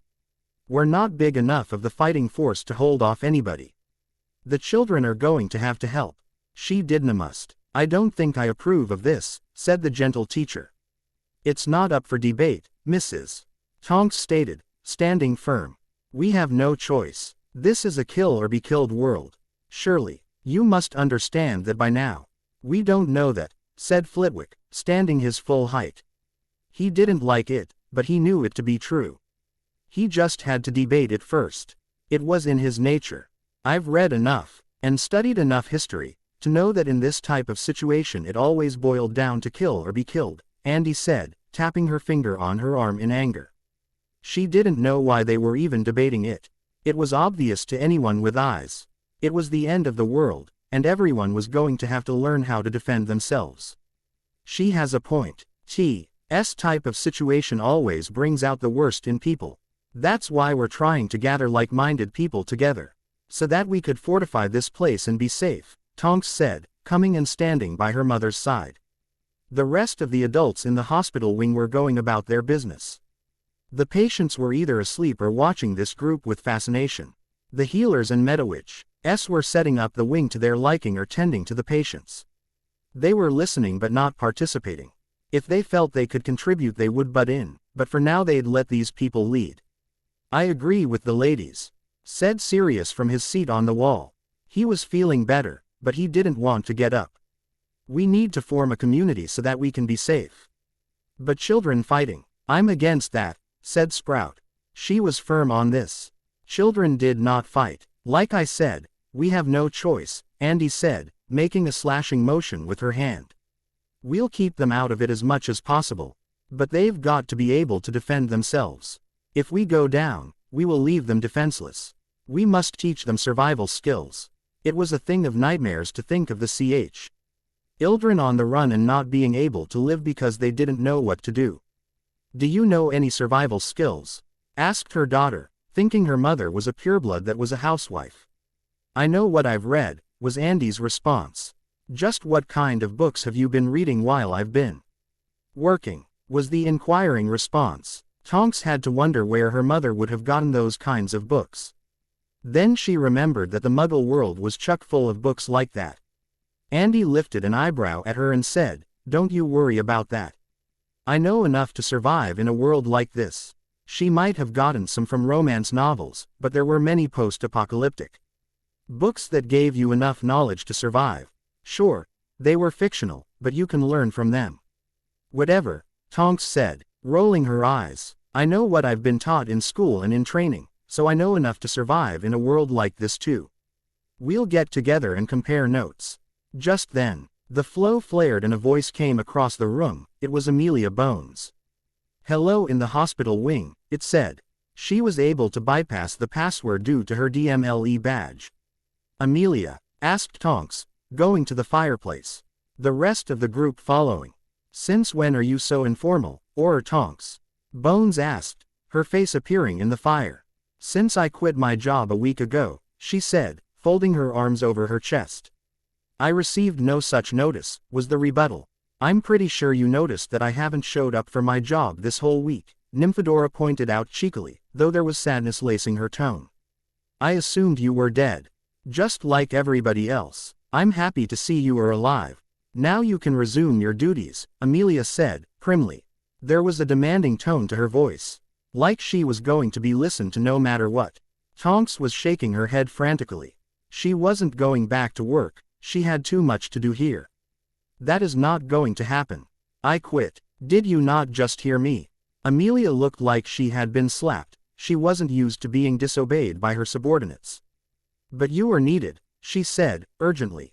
I need every able body I can have. It's chaos on the streets. Have you not heard that the goblins have taken over the alleys? Yes, I know they have, the Metamorphagus said empathically, but I am needed here. I think it's far more important to gather up as many people here than it is to hold on to a government that is not needed at all. She truly believed that too. She didn't think that the laws applied right now. How can you say that? The government is essential to keep a community going, Bones stated, also believing what she was saying. To her the law was above all. What community? Sirius said, standing by Tonks's side. Everybody is dead. A government is not essential. If you want to hold on to your government, hold on to it here at Hogwarts and not at that defunct building. He didn't care if she knew he was there. What could she do? Arrest him. Sirius Black, what are you doing there? She asked, ready to pull her wand and arrest him, but knowing it would be a futile effort. For one, she was still at the ministry, and he was at Hogwarts. For another, where would she put him? Helping, but this isn't about him, this is about you moving your government here with all the adults you can bring. Tonks said, taking the attention off Sirius. Why is this so important to you? Amelia asked, turning her attention back to the younger woman. Tonks waited a moment trying to word this so that she could make the bigger impact without sounding like they were being hysterical. We're trying to get everybody in one location in case the Death Eaters or the goblins attack. It would be easier for you to put your skeletal crew here than for us to translocate everybody there. I see your point. I suppose I could run the government from Hogwarts, but I still need you to take up your duties as an Auror. Can I rely on you to do that? Bones asked, making one last effort to get her to do her job. How about a compromise? Tonks offered, willing to bend a bit. I'll fight, if there is a need. But I won't take up my duties. If that's the best I can get, then I'll take it, Amelia sighed. She didn't like it. She would rather the girl do her job all the time, but if she could get her to do it part-time, well, she'd take it. So, we'll see you here in what? 2 hours? Tonks asked, thinking that would be enough time for them to get what they needed to get here. Yes, that should give me enough time to gather everybody up. We're going to need to gather all the essential information and burn everything else, Bones said, going over the logistics. They would need to burn or banish a lot of material. Probably banish most of it. But some of it was resistant to banishing, therefore would need to be burned. Especially in the Department of Mysteries. Who are you going to destroy it for? Sirius asked, not sure of the need for it. I don't want the Death Eaters or Voldemort to get their hands on the information that is here, Amelia said, looking at him like he was an idiot. She still didn't know why he was there, but she trusted Tonks. So he must be innocent or at least trusted to behave. Who are they going to use it against? Everybody is dead, the dogman said again, still not seeing the point. I see your point, she said, rubbing her forehead in frustration. Even though he was right, there were protocols that needed to be done if they were to abandon the ministry. Still, there is some information here that needs to be destroyed. Give us 2 hours, she said, giving them all a look. We'll leave the flow open at that time. How many can we expect? Asked Pomona, speaking up for the first time. She needed to know so that she could tell the house elves. I have 15 adults, was the answer. Damn, you really were working with the skeletal crew, said Sirius with a low whistle. Is Kingsley among them? He asked, wanting to ask as much for himself as Tonks. Yes, Shacklebolt is among the people that are here, Amelia said, giving him a queer look. She was wondering how she knew they would never have met. That is wonderful news, Sirius said, clapping his hands together and rubbing them in glee. I'll let you get back to what you are doing, Amelia said, looking at something behind her. I must go and prepare for our move. She withdrew her head. All right then, that's 15 more people that are going to be here. We're going to need to set up accommodation for them. I need to call the house elves, said Pomona as she bustled to the side of the room and called the head house elf. This is great news, said Andy, glad to hear that there would be more adults here. Though, they might be the old fuddy-duddies from the Wizengamot. They might not be much help. They would also be able to help train the children, and us. We are woefully out of practice. Shish. E knew she could do with a duel or two under her belt. Speak for yourself, said Tonks, puffing up proudly. Well, I don't mean you, dear. I know, I am, said Sirius, knowing he had not picked up a wand in years. But I'm sure Professor Flitwick is not. He looked at the diminutive professor, who, while old, looked at the peak of his fitness. Oh, I could use a bit of practice, said Professor Flitwick in his squeaky voice. At any rate, let's get to writing and get this spell cast, Tonks said, going to the office to see if there was more parchment. I'm going to go get the book of students, Flitwick said suddenly. And he ran out of the room. That is a marvelous idea, said Pomona, clapping her hands, having finished with the elf. Yes, that'll tell us which students are alive, and which are dead. She liked that idea a lot. We will still need to write to the house of the dead ones to see if any of the family are alive and have them come here too, even the Muggleborn and half-bloods, Tonks said. She wanted anyone associated with magic here. Even the Muggleborn parents. I'm going to start making flow calls, Poppy said, going to her patient files. I know the addresses too. Some of the students because I had to call the parents when their children were sick. Like the Malfoys, the Corners and the Greengrasses, and so on. So, I will just start calling them and see if any of the families are still alive. Another excellent idea, said Sirius as Flitwick came back in with a large book under his arm. It must have been close by. And I will start using the flow in the headmaster's office. Going off the book of students, said Flitwick, opening the book and reading the first name. It was read, the person was dead. He'd call the house anyway, to see if anyone was alive.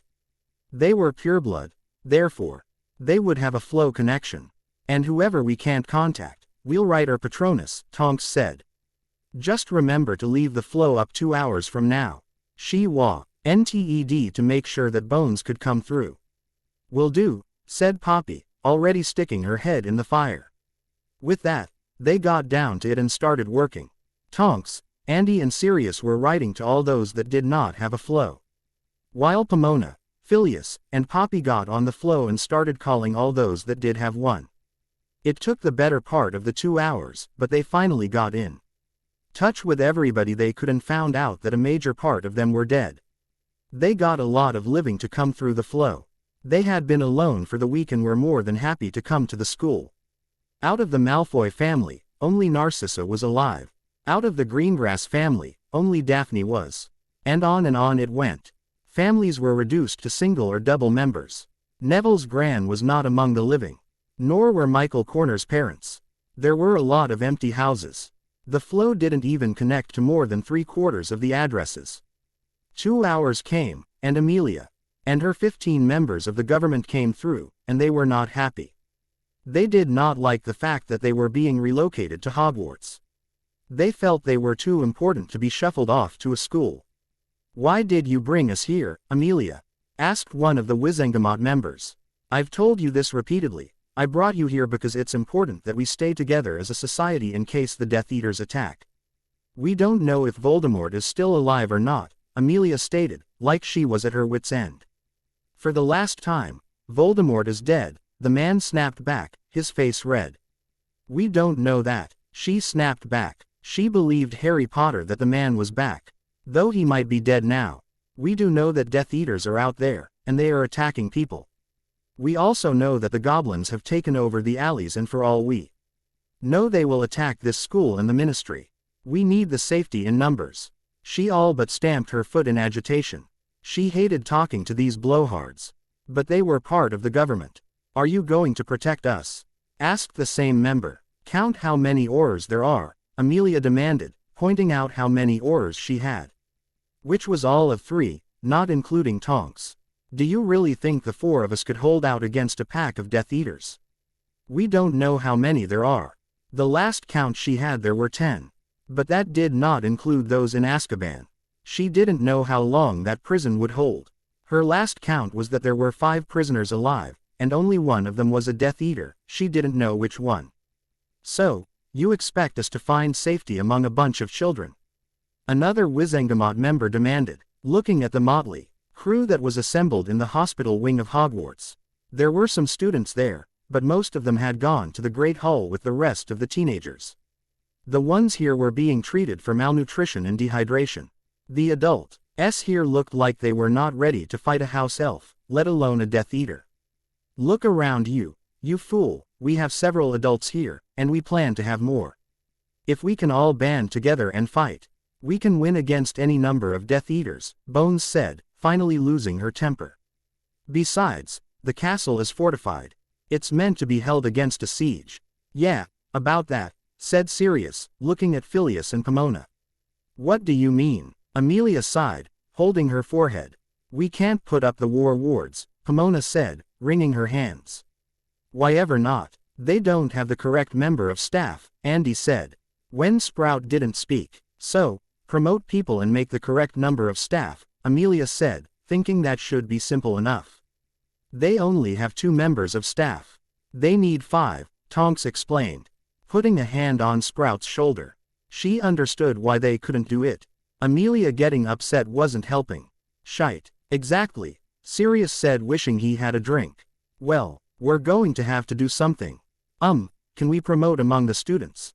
Bones suggested. She didn't think it would work, but it was a thought. "It's never been done before, but I suppose we can promote it among the prefects," Flitwick said, getting a thoughtful look on his face. They technically worked for the school. I'm not sure if that'll work, Phileas, we'd have to ask Hogwarts, Sprout stated. Her brow furrowing. She didn't like asking teenagers to do this type of magic, but those wards would be needed. Ask Hogwarts. You mean she's sentient? Tonks asked with a great deal of wonder. She had always thought so, but she had never been able to prove it. She spent a great deal of time here as a student trying to, but she never got the great castle to speak to her. In a manner of speaking, Pomona said, shyly. Well, do what you must, but we've got to get those wards up, Amelia said, getting them back on track. They could discuss the school another time. I'll do it, said Flitwick, jumping off the bed he had been sitting on. I've got a better ability to speak with her. He was more in tune with stone than she was. She was better with plants and earth. Yes, you do, said Pomona, smiling at her coworker. With that, Flitwick hurried off to go commune with the school and see if they could promote among the prefects to get the most vital thing they had to do today. Dumbledore's Confession. Chapter 7. Dumbledore's Confession. Thanks for reading and reviewing. It's a short one. After the students had written their letters and Harry and Fred had talked to a few more of them, Harry took off to see if he could find a place where he could teach the other kids the defensive spells he promised them. He knew he could teach them in the Great Hall, but he wanted to see if there was any other place he could do it. He was wandering around the castle when he came across a most welcome sight. Dumbledore's ghost. He was happy to see the ghost of the man he thought of as a grandfather. The ghost was standing there shimmering in robes that looked heavy and colorful. Harry couldn't see the color, but he knew Dumbledore, and if he could see the color, he knew it would be blinding. The man's hair and beard were just as long in death as they had been in life. Ah, Harry, my boy, just the boy I wanted to see, Dumbledore said, holding out his arms in a grand gesture. Like he was greeting an old friend, or a young relative. He glided along the hall towards Harry with his arms open like he was going to hug him. He stopped just short of him and smiled down on him. Dumbledore, said Harry, his face lit up with a brilliant smile. Then it fell and he said, I was very sorry to see you go, sir. He sounded sad and sincere. Do not fret, Harry, I just went on my next great adventure. I am doing well now. I was very old, you know, the ghost stated, beaming at the young man in his spectral form. Harry, I needed to let you know that Voldemort is not dead, he stated with some urgency. I don't understand, sir. I know he's not dead, Harry said, a look of confusion on his face. He knew the man wasn't dead, he'd been telling people that for ages now. No, you misunderstand, Dumbledore said, making a dismissive gesture. He died with the virus, but he is not dead in reality. You're not making any sense, the teenager said, his brow furrowed. You see, Harry, Voldemort has made these things known as Horcruxes. That is where he took pieces of his soul and placed them in vessels. As long as those vessels survive, so does he. It is up to you to hunt these down and take care of them, so that he may not come back to life again, the ghost said, running his hand down his beard, looking over his glasses at Harry with a grave expression. How do you know that the virus got him? Harry asked, looking at him like he was crazy. He didn't want to have to run around Britain hunting down vessels of the Dark Lord's soul pieces. He had other things to do, like help keep those here alive. I have seen him in the afterlife, was the answer. And you came back to tell me this? The teen asked, wondering how the old man did that. Was he that powerful that he could come back from the afterlife to haunt the school? He had never heard of any other ghost doing that. Yes, and how do you know that he has not passed on for good? Harry asked, hinting that maybe the vessels were no longer valid. Because he made the Horcruxes, Dumbledore said, like it was the only answer. But, sir, if he is in the afterlife, then how do you know the Horcruxes are not defunct? Harry said, desperate for it to be the answer. It was only logical after all. Trust me, Harry, I know what I am speaking about, Dumbledore stated with an air of superiority. No, I don't think you do, said Sirius as he came upon the two of them talking. With him were Tonks and Andy. They had been going to the Great Hall to talk to the children. They wanted to touch base with Fred and Harry. The rest of the adults were still waiting for Phileas to commune with Hogwarts. It might take some time. The ghost of the old headmaster turned and smiled at Sirius and said, "Ah, Sirius. You would know of such vile things. But I assure you, the Horcruxes are still in effect." He looked grave and nodded like his word was the last word on the subject. Sirius wasn't going to be dissuaded though. If Voldemort is in the afterlife, then I am pretty sure that they are no longer in effect. He would be running around as a wraith, he said. He was sure he was right. If Voldemort was in the afterlife, then the Horcruxes were gone. I see, said Dumbledore, wrinkling his forehead in thought. He didn't want to think that he was wrong, but Sirius did have a point.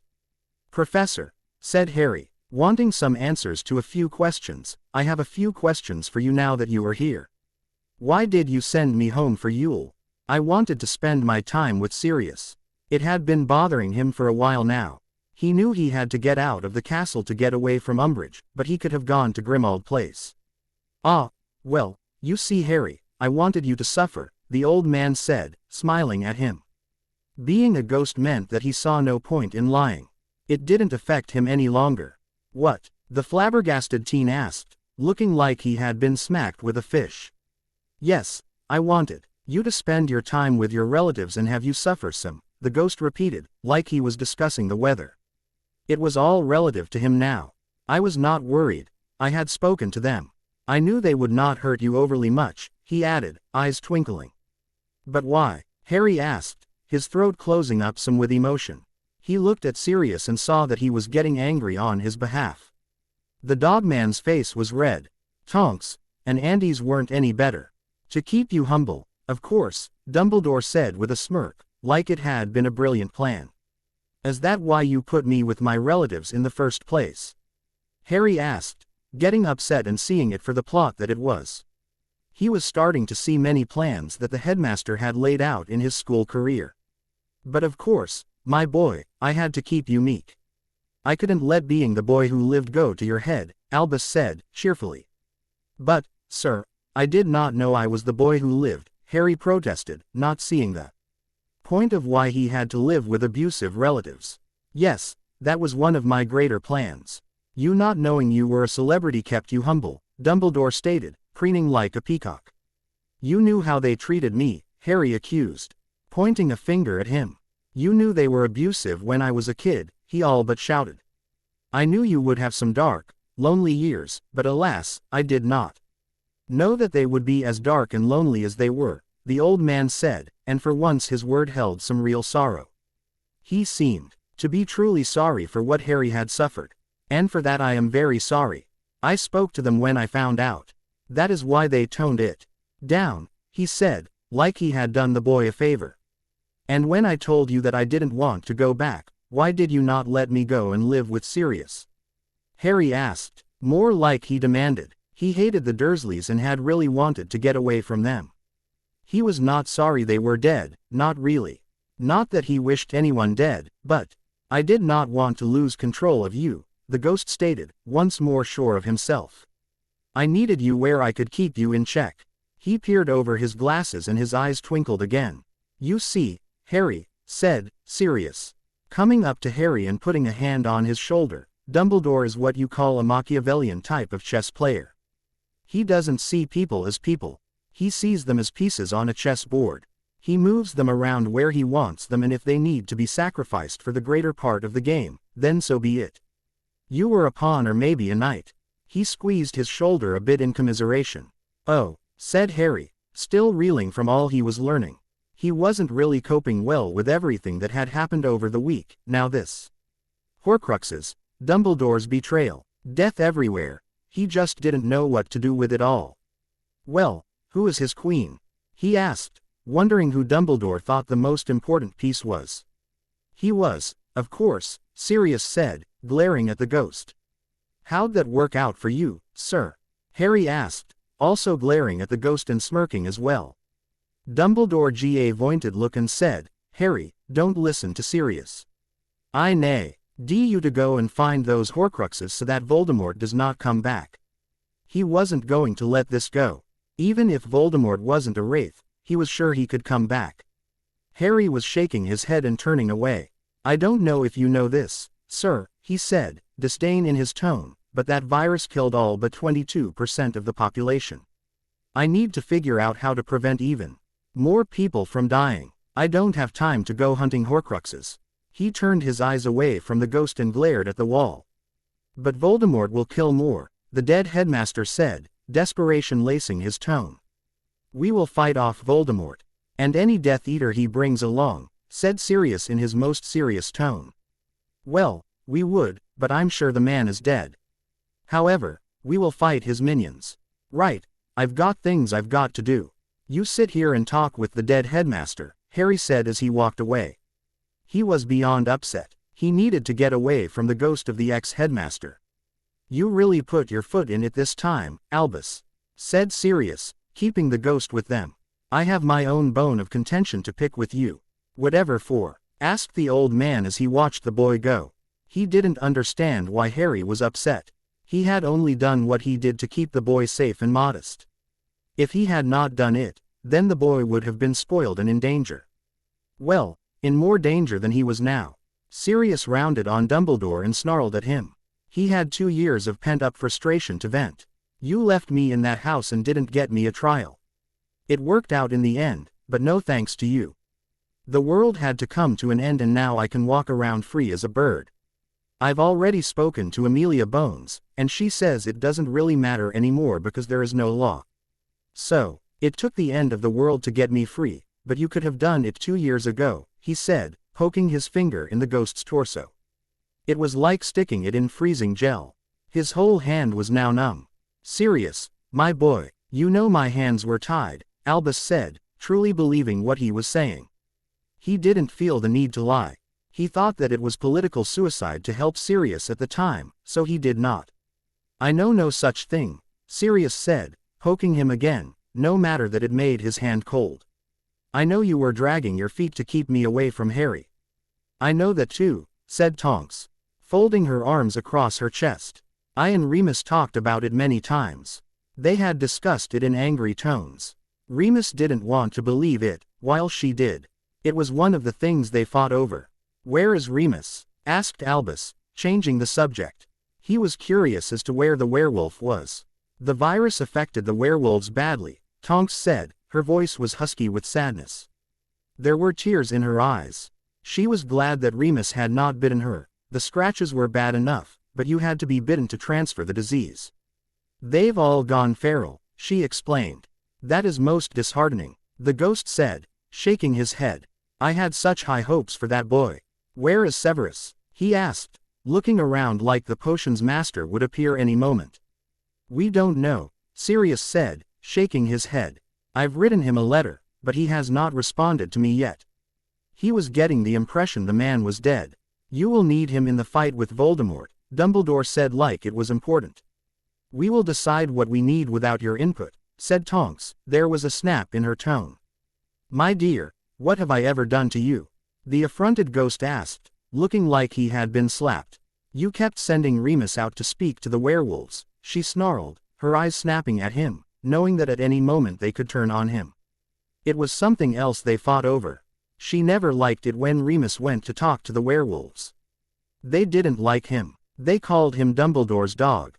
"He was my only choice," Albus protested, holding out his hands in supplication. "He was the only one who could relate to them. It was a fool's errand. There was no way that they could relate to him," she rebutted. "He was the only one who ever attended Hogwarts. And whose fault was that? You never extended that olive branch to them." "I couldn't take the chance," he said, like it was a given. "But you took the chance with Remus." "I don't understand why." "You didn't take the chance with any other werewolf," she said. There was confusion in her tone. "There was the incident with Severus.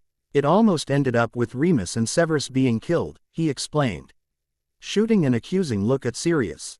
"That's bullshit and you know it, Albus," said Sirius, folding his arms over his chest. "That was a prank gone wrong. He wasn't going to take the blame for that. Not after so many years. Still, I could not take another chance that that would happen again," the old man said, holding his hands out in a placating manner. "I still say it's bullshit," Sirius said. "And I still hold my grievance against you for it," said Tonks. "Remus would come back from those missions, either beaten up or upset that They wouldn't listen to him.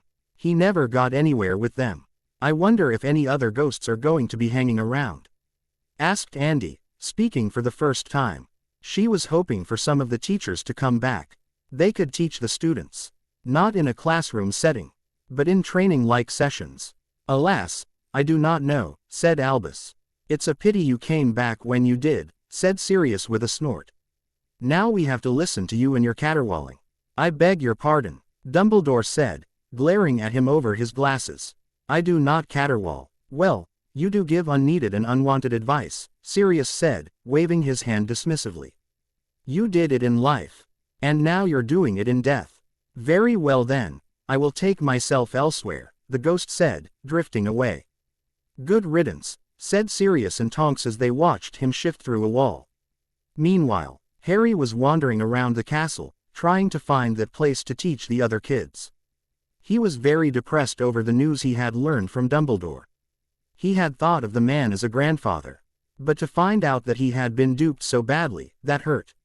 He finally stopped looking for a place and slumped against the wall and put his hand in his head and just thought over the matter. Was Sirius right? Was it just Albus Dumbledore's type of personality? Was Harry Potter just a pawn? Or a knight? Could he blame a man for being just himself?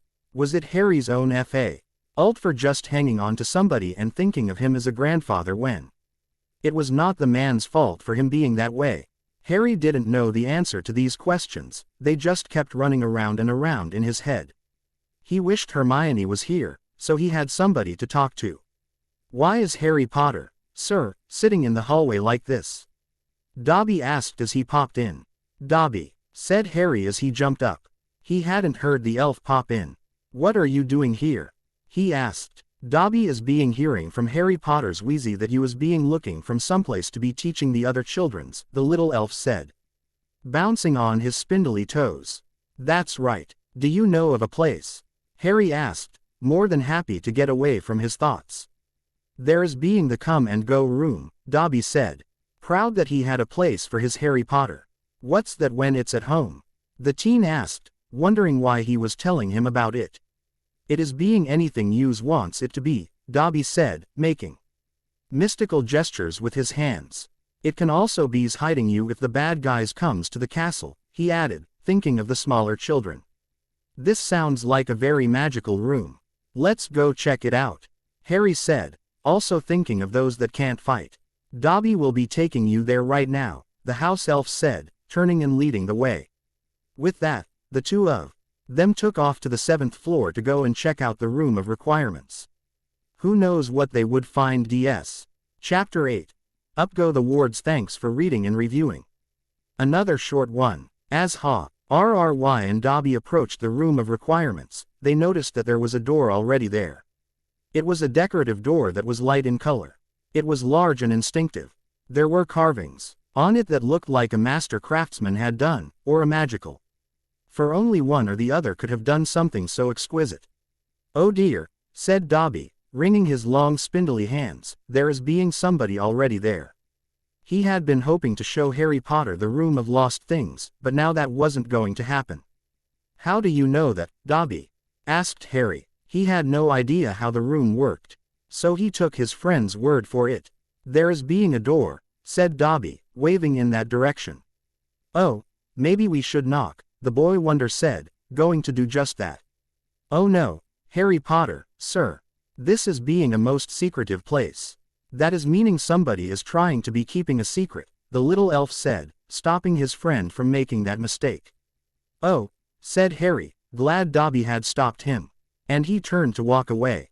Just then, a burst of magic poured out of the room, and it touched Harry and beckoned him backward. "I think I need to go into that room," he said, turning back towards the door. "Yes, I think you need to be," said Dobby, and the two approached the room. Harry opened the door and went inside. Dobby saw that there was someone there and went to the side of the room to observe. Harry saw Professor Flitwick communing with a large crystal. "Professor, I felt the call," the teenager said, moving forward and coming to the diminutive man's side. Come in," said Phileas as he laid a hand on the crystal. "We will be joined in just a few more minutes.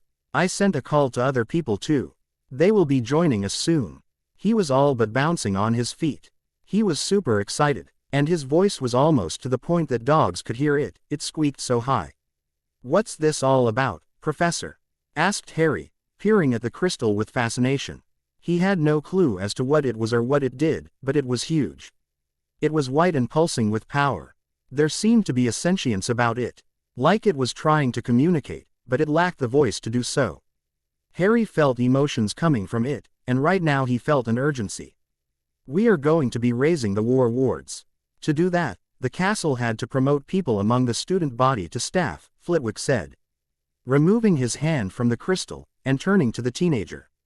He spied the house elf and said, "Dobby, you may go. Harry will be fine here." He thought it was great that the elf was making sure the boy was safe, but he didn't want anyone that didn't belong to the ceremony around. "Yes, Professor Flitwick, sir," Dobby said, and popped away. He knew that Harry Potter was safe in the half-goblin's hands. "You mean I'm now part of the Hogwarts staff?" "What part am I?" Harry said, after Dobby left. He felt confused and concerned. He was too young to be part of the staff. He hadn't even taken his owls yet. "I do believe, my good sir, that you have been promoted to deputy headmaster," Phileas stated, like he was pronouncing him king. "But I'm only 15 years old," protested Harry. He didn't want that kind of responsibility. He was too young, and he had things he had to do. Then again, it did give him some kind of credibility that he didn't have before. People would have to listen to him. He thought, "Don't fret, son, it's only a ceremonial position at this time.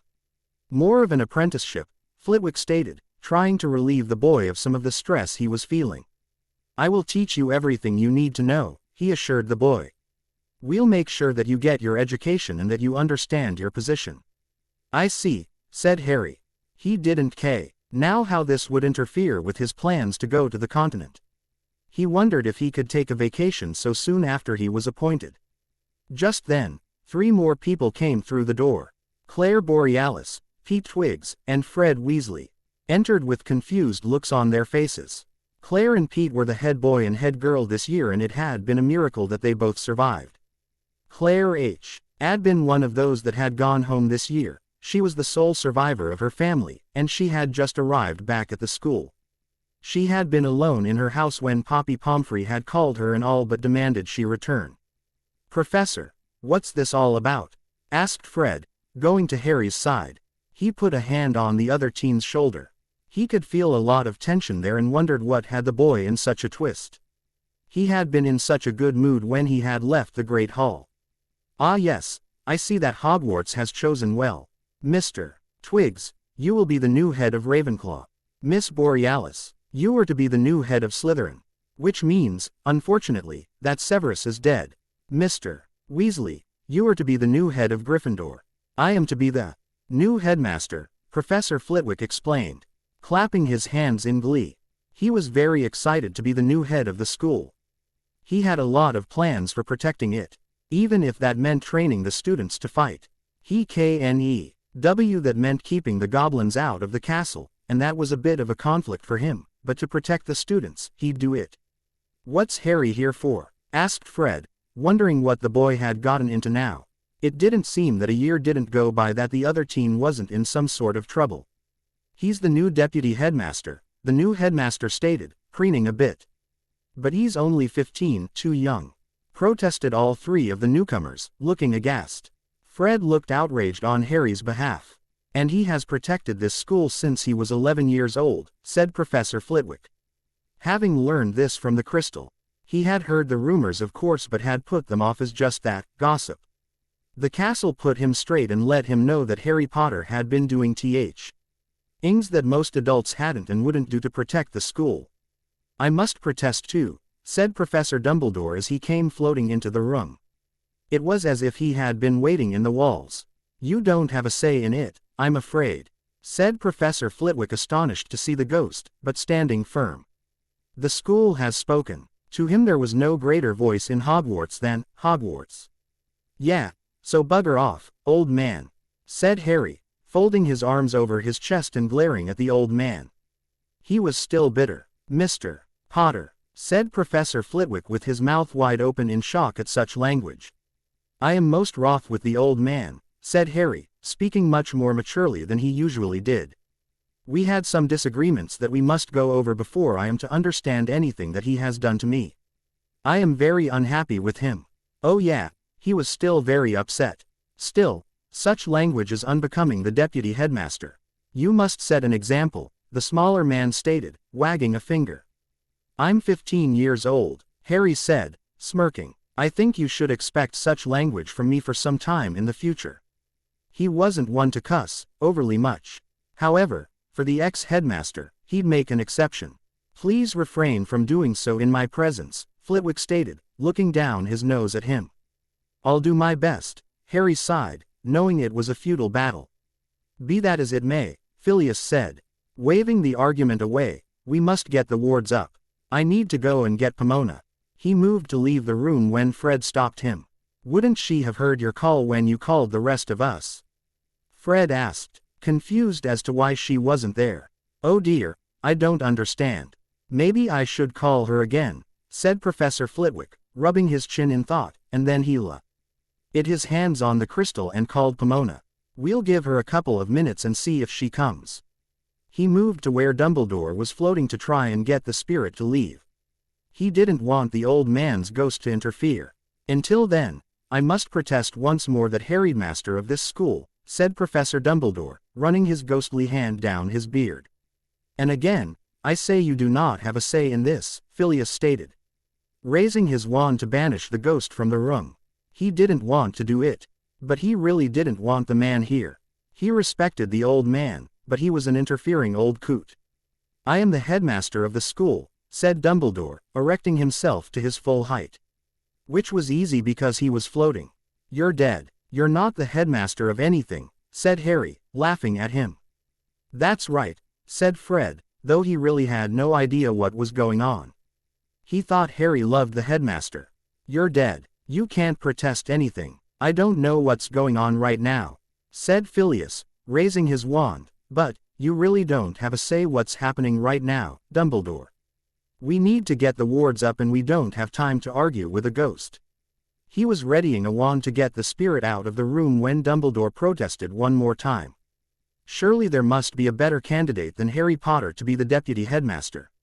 He is unprepared, untrained and far too young, Albus stated, floating towards the wall before he could be banished.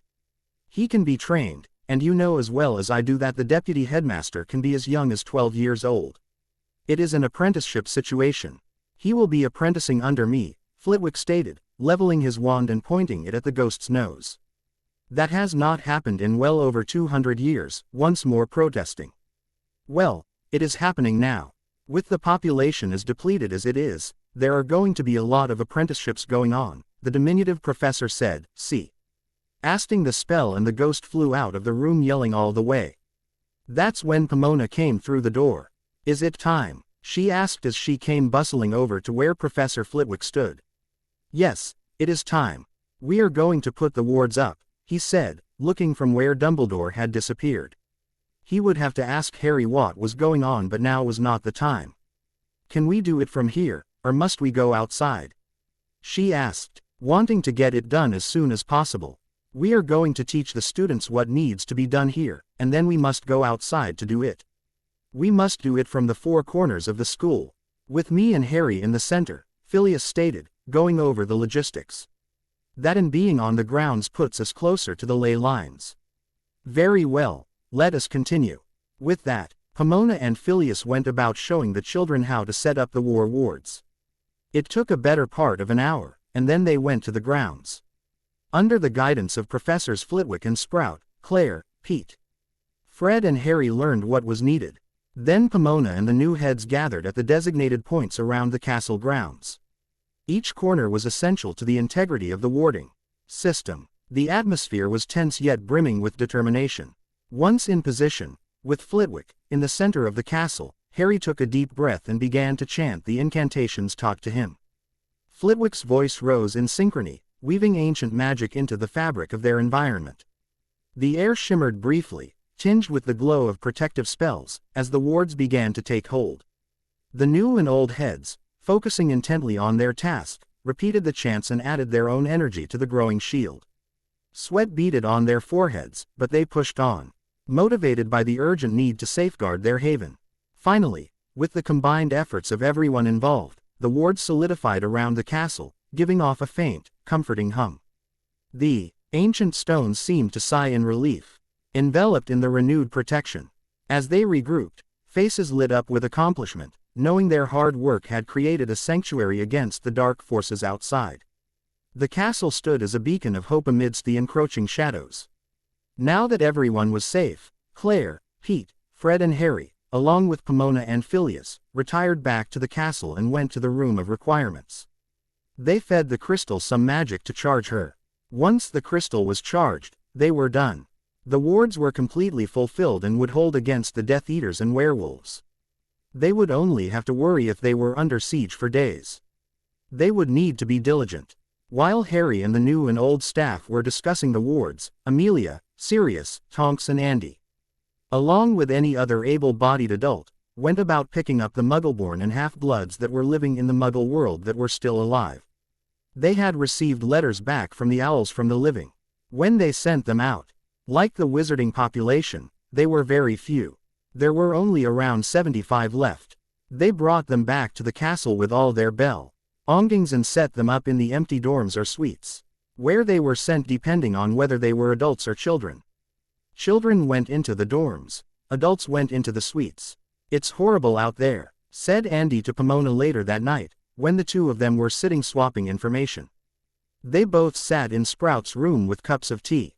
"I'm glad you got the wards up because there are a lot of unsavory characters out there just looting everything. It had been terrible. There were plenty of people running about just ransacking and trashing everything. There was no law to stop them. And they were not being mindful of anyone or anything. It was madness. There were fires and explosions from where people tried to open places that had been locked up. Cars were on fire, buildings were in ruin, and there was trash everywhere. It was chaos." "Oh, how do you know that? I thought you were just there to pick up the Muggleborn and half-bloods," Pomona said, sipping her tea. "How so? LD they have seen what was going on outside of the houses." Sirius got the bright idea to pick off a couple of the grocery stores. "We decided to go see if there were any groceries left, and when we got there were a bunch of people fighting over what little canned goods there were," Mrs. Tonks stated, shuddering over the sight that she had seen. "It was not a good one to go to bed to. Fighting. Oh dear, that's not good. Whatever did you do?" she asked, leaning forward to hear the story. "Yes, it was terrible. It was as if a riot was breaking out between what few people were left. It was a horrible sight to see. There were children biting on adults and adults beating up small children, and all ages in between. We had to cast a spell on them to get them to stop," Andy stated, setting her cup on the elegant table next to her chair. There was a fire burning in the fireplace near their chairs and she was warm for the first time that evening. It had been a long day, and she was more than happy to see the end of it. She was going to curl up with a good book for an hour and then go to sleep. "Were you able to get any food?" Sprout asked, hoping they had. "There were a lot of mouths to feed here." "No, we left it to them. We simply made them stop fighting and then divided it up amongst the survivors," she explained, knowing that that had been the correct thing to do. "So, you were able to make a peaceful solution about it. Well, bully for you," Pomona stated, giving her a winning smile. "But it won't last. They'll be out fighting once more on a later date. We can't go back Day and make them be diplomatic to one another, and we can't bring them here," Andy said with a frustrated sigh. She wanted to grab the children, but Sirius stopped her. They were almost feral and had run off with the food when they were given it. "I don't understand why not. We have plenty of room," Sprout said. She too thought that the children should have been brought to the castle. "I don't think, most of the people here will go for it," Andy said, thinking the government officials and the remaining purebloods would have protested. "I see your reasoning. Too many people here fear what the Muggles will do," Sprout stated. "Though she CNCH of scared kids could accomplish. Sirius wants to go see what's in the warehouses tomorrow. They might not have been hit like the grocery stores," Andy said, changing the subject. She was going to go and get those kids. Or at the very least, check on them. She might assign a house elf to them. She would bring it up with the rest of the adults. If they couldn't save the adults, they could at least grab the children. How does Sirius even know these things? The herbology professor asked, still unsure what to think about Black. So far, he had been helpful and courteous, but he was still a wanted man. Just a few hours ago, she thought of him as a mass murderer. He had a lot of time to think about nothing in the last 2 years, Andromeda explained. Trying to express the man had been bored while on the run. Yes, but grocery stores and warehouses in the Muggle world. How does he even know these things? It didn't make sense to her. The Blacks were purebloods. They hated all things Muggle. Andy looked away and picked up her cooling tea and warmed it with her wand. Let's just say he spent a lot of time walking around in his dog form when he wasn't supposed to be, she said, giving away that Sirius had an animagus form without realizing it. Pomona smiled at that and wondered if anyone else knew the man had a dog form. That still doesn't really answer the question. But okay, I know, but that's what Nymphadora told me, Andy said, looking back at the teacher. She said he went into a lot of unsavory neighborhoods where he didn't think he would be recognized. And they wouldn't chase him off with rocks and sticks. He is a rather large dog. Still, I know. I'm just letting you know what they told me, she said, finishing off her tea and putting her cup back down. Well, I'm off to bed. We'll discuss with Sirius tomorrow about his meandering through rough neighborhoods in the morning. She was very ready to hit the hay and sleep until late in the afternoon. Very well, I suppose I will go to bed too, Pomona said, yawning and standing to show the woman out of her rooms. She was tired after erecting the wards. It had taken a lot out of her. Good night, my dear. She walked Andy to the door. Yes, good night, Andy said, leaving the room. Tomorrow will hopefully be a slow day. Pesky Ghost. Chapter 9. Pesky Ghost. Thanks for reading and reviewing. Everybody was sitting down to breakfast, which wasn't as elaborate as it usually was. Flitwick had cut down on the food, rationing it for now. He decided that until they knew the food situation, they were going to do medium rations. Not to the point that anyone would starve to complain, but enough that there wouldn't be a full English every morning. There were, however, porridge, grits, eggs, toast, fruits of all kinds, rashers, sausage and pork chops. Plenty for everyone to have something. Everybody was surprised to see the ghost of Albus Dumbledore floating around, giving advice to students, whether they wanted it or not. Mostly he was telling them not to listen to Harry Potter because he was far too young to be the deputy headmaster of the school. There were a great number of students that were listening to him, especially those that didn't like the boy. It got to the point where Professor Flitwick stood up on his chair and said, "Professor Dumbledore, you will cease and desist what you are saying right now. Hogwarts has decreed that Harry Potter is to be the deputy headmaster of the school. You have no right to contradict her." He was fuming that the man would undermine him in such a manner. "I am merely stating my opinion," said the ghost in such a way that indicated he was not guilty of anything nefarious. "You are trying to sow hate and discontent among the students," the new headmaster disagreed. His face was one of anger. He had his wand out and was ready to banish the ghost for good. "I am doing no such thing," Albus said, putting his hand to his chest, his ghostly eyes twinkling. "Yes, you are, and I do not know why. We are trying to establish a community here and you are trying to cause chaos. Continue it and I will banish you. I have already gotten rid of Peeves. I have no problem getting rid of you," Flitwick stated, having gotten rid of the poltergeist this morning. It had taken a lot out of him, but it had to be done. There was too much at stake to keep the bothersome spirit around. He was too disruptive and would not listen to Flitwick when he was told to behave. "You have banished Peeves," was the shocked question. It had never crossed Dumbledore's mind to banish the poltergeist. To him the spirit was harmless. "Yes, he was a menace to the society that we are trying to establish, and I will not have him creating anarchy," Phileas stated, holding up his wand to show he meant business. "Therefore, I will not have you doing the same." "Oh dear, he was the school spirit," Albus said, fretting with his beard. Like Flitwick had done something that would harm the school. He was doing a horrible job of it because he was not uplifting the student's spirit at all, Professor Flitwick explained like he was speaking to an idiot. If anything, He was bringing the spirit down. Did you ask Hogwarts if it was a good idea? Albus asked, looking over his spectacles like he was talking to a disobedient grandchild. Flitwick smiled an evil smile and said, "Who do you think told me to?" At this Dumbledore frowned. "I don't understand," he said, looking at the walls of the castle like he had been betrayed.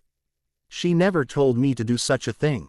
"You never had good communication with the school," Sirius said, looking smug. He knew the school stopped talking to the old man ages ago when he didn't listen to her. The students were muttering among themselves and pointing at one headmaster or the other. They were taking sides and starting to argue as to who was in the right. Most were taking Flitwick's side, but those taking Dumbledore's side were louder. They usually were. "Do you think now is a good time to have this conversation?" asked Pomona, concerned over the talking she was hearing in the student body. "I mean in front of the students," she asked, waving to the students, who had quieted when she stood up. "Unlike the former headmaster, I don't see the need to hide it from the students," said Sirius. Though he too didn't like the gossip that was happening, he would have to address that. He had kept his mouth shut when it happened when he was a teacher. That would not happen now that he was the headmaster. He would not let what happened in Harry's second and fourth year happen again. "How dare you?" said Albus, looking completely affronted. "Oh, I very much dare," said Flitwick, standing to his fullest height. He was standing on his chair as it was, so he could be seen, so he was standing as tall as Pomona. "I know exactly how much you hid from these students and how much it hurt them in the long run. I know you didn't tell them the truth about Harry Potter's exploits," he added, glaring at the old man. "I told them exactly what they needed to know," protested the ex-headmaster. His eyes were shifting from side to side. Many of the students looked at him like they knew he was lying to them, if only by omission. They too knew the gossip, and wondered how much of it was true. There were things in the rumors that were too glorious that couldn't possibly be true, but there had to be a kernel of truth to the rumors. "You told them exactly what you thought they needed to know," said the current headmaster, "and that was usually only for fearmongering, or to boost your own ego," he sneered, looking down his nose at the man. "I still don't think that this is the proper place to have this argument," said the herbology professor, fretting her hands. She could see the students start talking again. "Yes, let's take this to your office," said Dumbledore, already drifting towards the walls. He would do anything not to have his reputation sullied any more than it already was. "Very well. Harry, Fred, Claire, Pete joined me in my office." "You too, of course, Pomona," Flitwick said. HOPND marching towards the door. "Students, behave. Poppy and the rest of the adults will be keeping an eye on you," he said, looking to all the parents and the Aurors that were L staring at him and the remaining staff of Hogwarts. They were staring at him like he had lost his mind. "Who argued with Dumbledore? I was thinking it would just be you and I," said Dumbledore. "Stop." Ping just short of disappearing through the walls. "If I recall, it was never just you and anybody else," said Flitwick, thinking that he always had Snape in the office with him. "Be that as it may," was all Albus said. "They will be attending," Flitwick stated, making a slashing motion. "Can I come along too?" asked Sirius, getting up from the table. He threw his napkin down and went to the group. He really wanted to join them. "Whatever for?" asked Dumbledore, narrowing his eyes at the other man. He didn't want Sirius to be there. The man wasn't part of the Hogwarts staff. He didn't want the staff to be there. He felt they were all too young and didn't need to hear what was going on. It should be just him and Sirius, and perhaps Pomona. "Honestly, I want to see you taken down a peg or two," said Sirius, smiling a shit-eating grin. He was still upset with the man, more over what he had done to Harry than what he had done to him. "Isn't that rather petty of you?" asked Harry, tilting his head to the side. He really didn't know Sirius all that well, but he was seeing that he was rather immature. These last few days showed that he was lackluster and lazy. He was more a go-with-the-flow type man than a take-charge man. That might change now that the world had come to an end, but perhaps it has to do with him spending so much time in Azkaban. He did go in there at a young age, and didn't get to mature in the real world. That must be it. "I'm a very petty guy," said Sirius, ruffling the boy's hair. He was too. He always had been. Just ask Snape. Oh, right, said his godson, giving him a funny look. Don't worry about it, Harry. I just have a few things I have to say to the old man. And if Sirius is going to banish him, I want to make sure that I get it said, the dogman stated, waving his concern away. He knew he needed to up his game soon.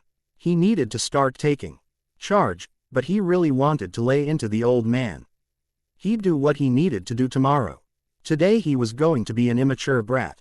Just one more day, right? What could you possibly say to me that you have not already said? Asked Albus with a sigh.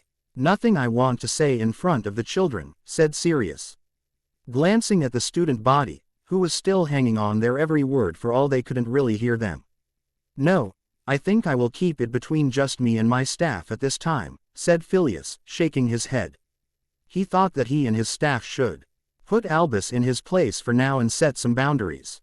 If Albus didn't like it, then he would be banished. I promise you I will. I'll not banish him unless he gets too big for his britches. He gets that way every time he opens his mouth, whinged the dogman, making his eyes big. I will do my best to refrain from it, chuckled the smaller man. Fine, but I'm keeping you to your word, Sirius said, moving off to go and do something else. He'd go and talk to the house elves. He had plans he needed to enact. With that, the new staff and Dumbledore went to the headmaster's office to have a little talk. They settled around in chairs with the ghost floating in the middle of the room. The room had taken on a drastic change from the old man's time. Gone were all the trinkets and gizmos. It was as if something had come in and gutted the room and put in a regular wooden desk and customized chair. There were blocks around so magicals could transfigure their own chairs. There were stuffed animal heads on the walls, with a tapestry of a battle on the wall opposite the headmaster portrait wall. There was a fur rug on the floor that took up the whole room, which was good with its stone floor. Harry didn't know what kind of animal was that big, or who would have killed it, but it was huge. Dumbledore, you will not incite discord among the student body against Harry. I will not put up with it. I will banish you if I see you do it again. There will be no questions, you will not get to defend yourself. I will simply cast the spell, and you will be gone. Sirius said as he sat in the chair that had been specially designed for him. It stood as tall as a normal chair but had steps leading up to the seat. It was exquisitely designed with carvings of goblin origin on the front. I find that extremely unfair, Dumbledore stated, looking over his ghostly glasses at the man. I don't care. This is your only warning. I don't like you, Albus. You did this school a lot of harm in your time as the headmaster. I had a long talk with Hogwarts last night, and she is not happy with you either, Sirius stated, picking up a quill and jotting down some notes that had to do with the teaching of the students. He handed them to Pete, who read them and then handed them to Claire. Pomona read them over Claire's shoulder. She didn't approve, but knew she was outvoted. Fred and Harry got the notes next, and they agreed with what was written. They started communicating among themselves in whispers on how to use the room of requirements to pull it off. Meanwhile, Dumbledore and Sirius were glaring at each other.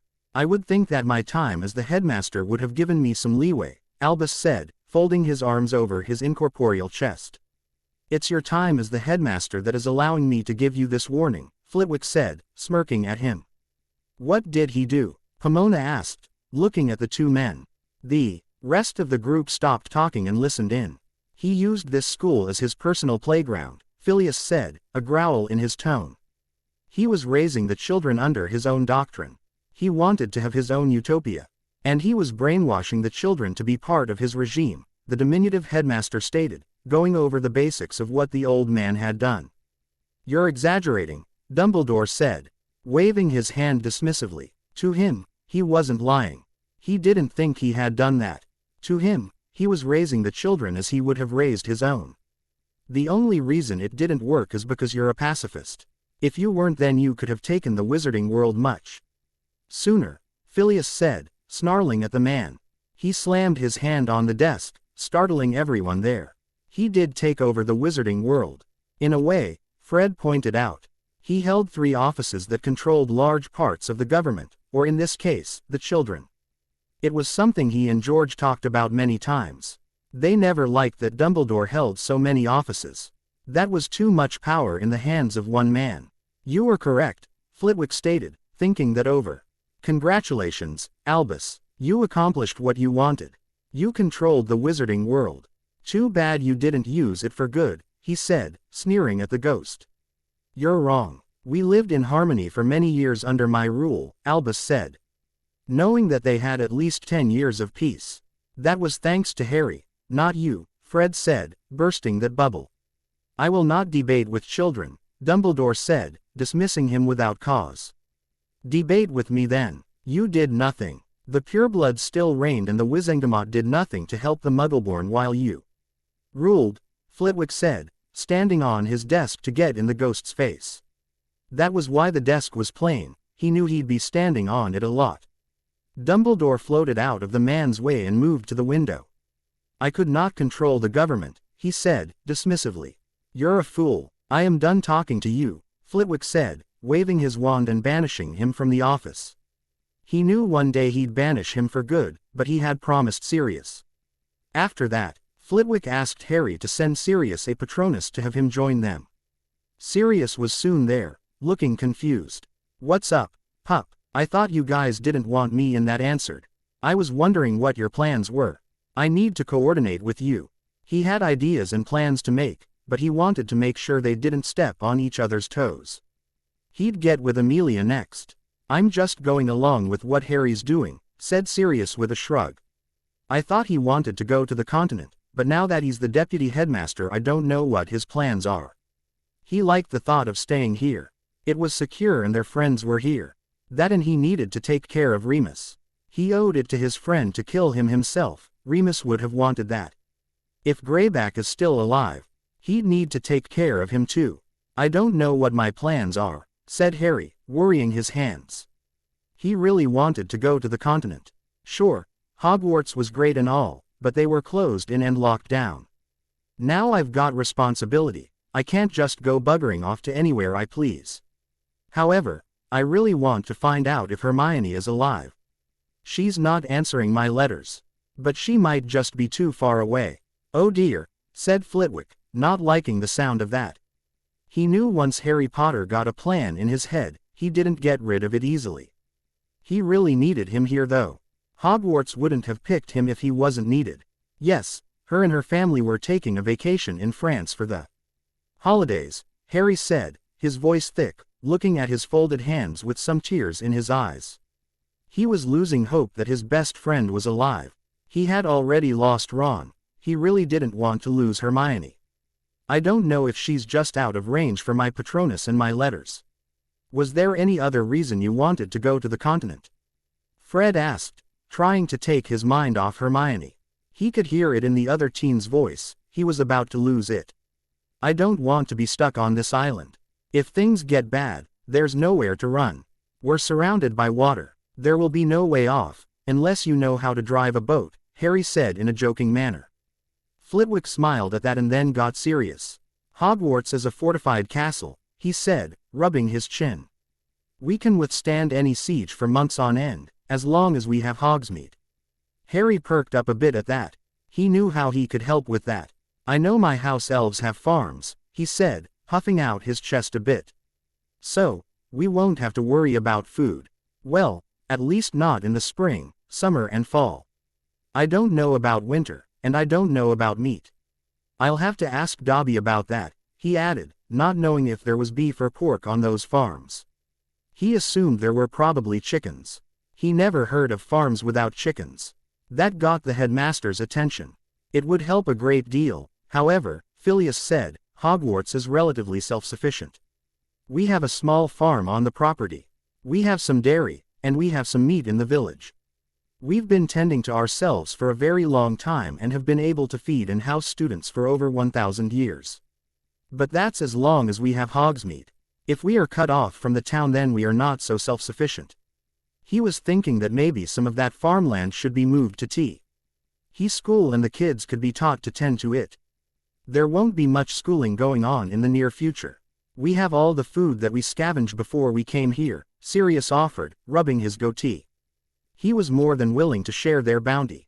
Plus, I have plans to go and search the warehouses in the Muggle world. Why ever do you want to do that? Asked Flitwick, completely puzzled over his raiding the Muggle world. There were plenty of buildings in the wizarding world that could be looted. For food, of course, and other resources. We may be magical, but we're going to need things, Sirius said. Confused as to why he was even asking. He thought it was obvious. What sort of things? Candles, wax, food, paper, clothes, etc., etc., Sirius said, ticking them off on his fingers. Things that the house elves aren't going to be able to reproduce without materials. So, we're going to need to get those materials. I plan on taking the house elves with me so that they can grab them. He had already talked to Dobby to talk to Tibby, who was Hogwarts' head house elf. That's what he had been doing when they called him. That would make it much more efficient, said Harry, thinking that was a great idea. With magic we can clear out an entire warehouse in under a minute. Well, maybe not that fast, but you know what I mean, the dogman stated, snapping his fingers to show what he meant. It would take far less time than it would without magic, the teenager agreed, nodding his head. But you're talking about stealing from the Muggles. Won't they need it? The new headmaster asked. He didn't like the idea that they would be making it harder for the survivors in the Muggle world. They had plenty here in the wizarding world. I'm sure that there will be some survivors that do need this. And I plan on trying to grab as many good survivors as possible and bring them back here, with your permission of course, but we need this for the children. It is the survival of the fittest time, Sirius said, looking hard at the man. He didn't want him to have a bleeding heart like Dumbledore. He needed him to grasp his goblin heritage and be a hard ass. Well, not quite like the goblins. But a warrior that would think of the children and their needs. But we have magic, and we can do without these things, and those people do not, Flitwick argued, narrowing his eyes at the ex-con. Which is why I want to bring them back here, Sirius said, making a gesture with his hands. How will you be able to tell the good ones from the bad ones? Asked the diminutive man, not sure where the man was going with this. Pour veritaserum down their throat, was the answer. Like that was a potion that grew on trees. I'm not sure if that's morally correct, said Flitwick, shaking his head and grabbing his nose. Besides, where are you going to get it? Bones, Sirius said, grinning like a fool. He had already talked to her too. He was going to raid the Department of Mysteries. There were plenty of potions down there and no unspeakables. He'd have to be careful, there were a lot of unattended experiments down there too. I like that answer, said Fred, speaking for the first time. He and the other heads had stayed silent until now, not really having much to say. However, he really did like that idea. I figured you would, said Harry with a grin that matched his godfather's. Can I come with you? Asked Fred, looking at Sirius. No, I think it should just be me and the house elves. The fewer the better, said Sirius, rubbing his chin. He really did think he should go it on his own. Just him and the elves. They could go in, get out, no muss, no fuss. All right then, the disappointed Fred said, settling back in his chair.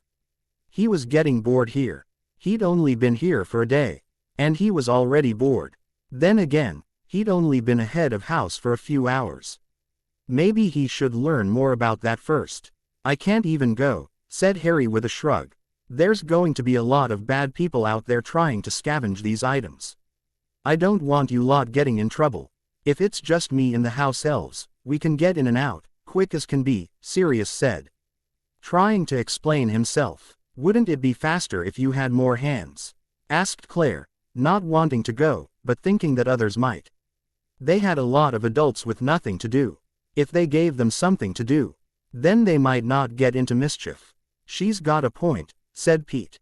Look, I don't know you two, but when it comes to finding trouble, this lot right here finds it no matter how hard they try to not look for it, said Sirius, pointing to Fred and Harry.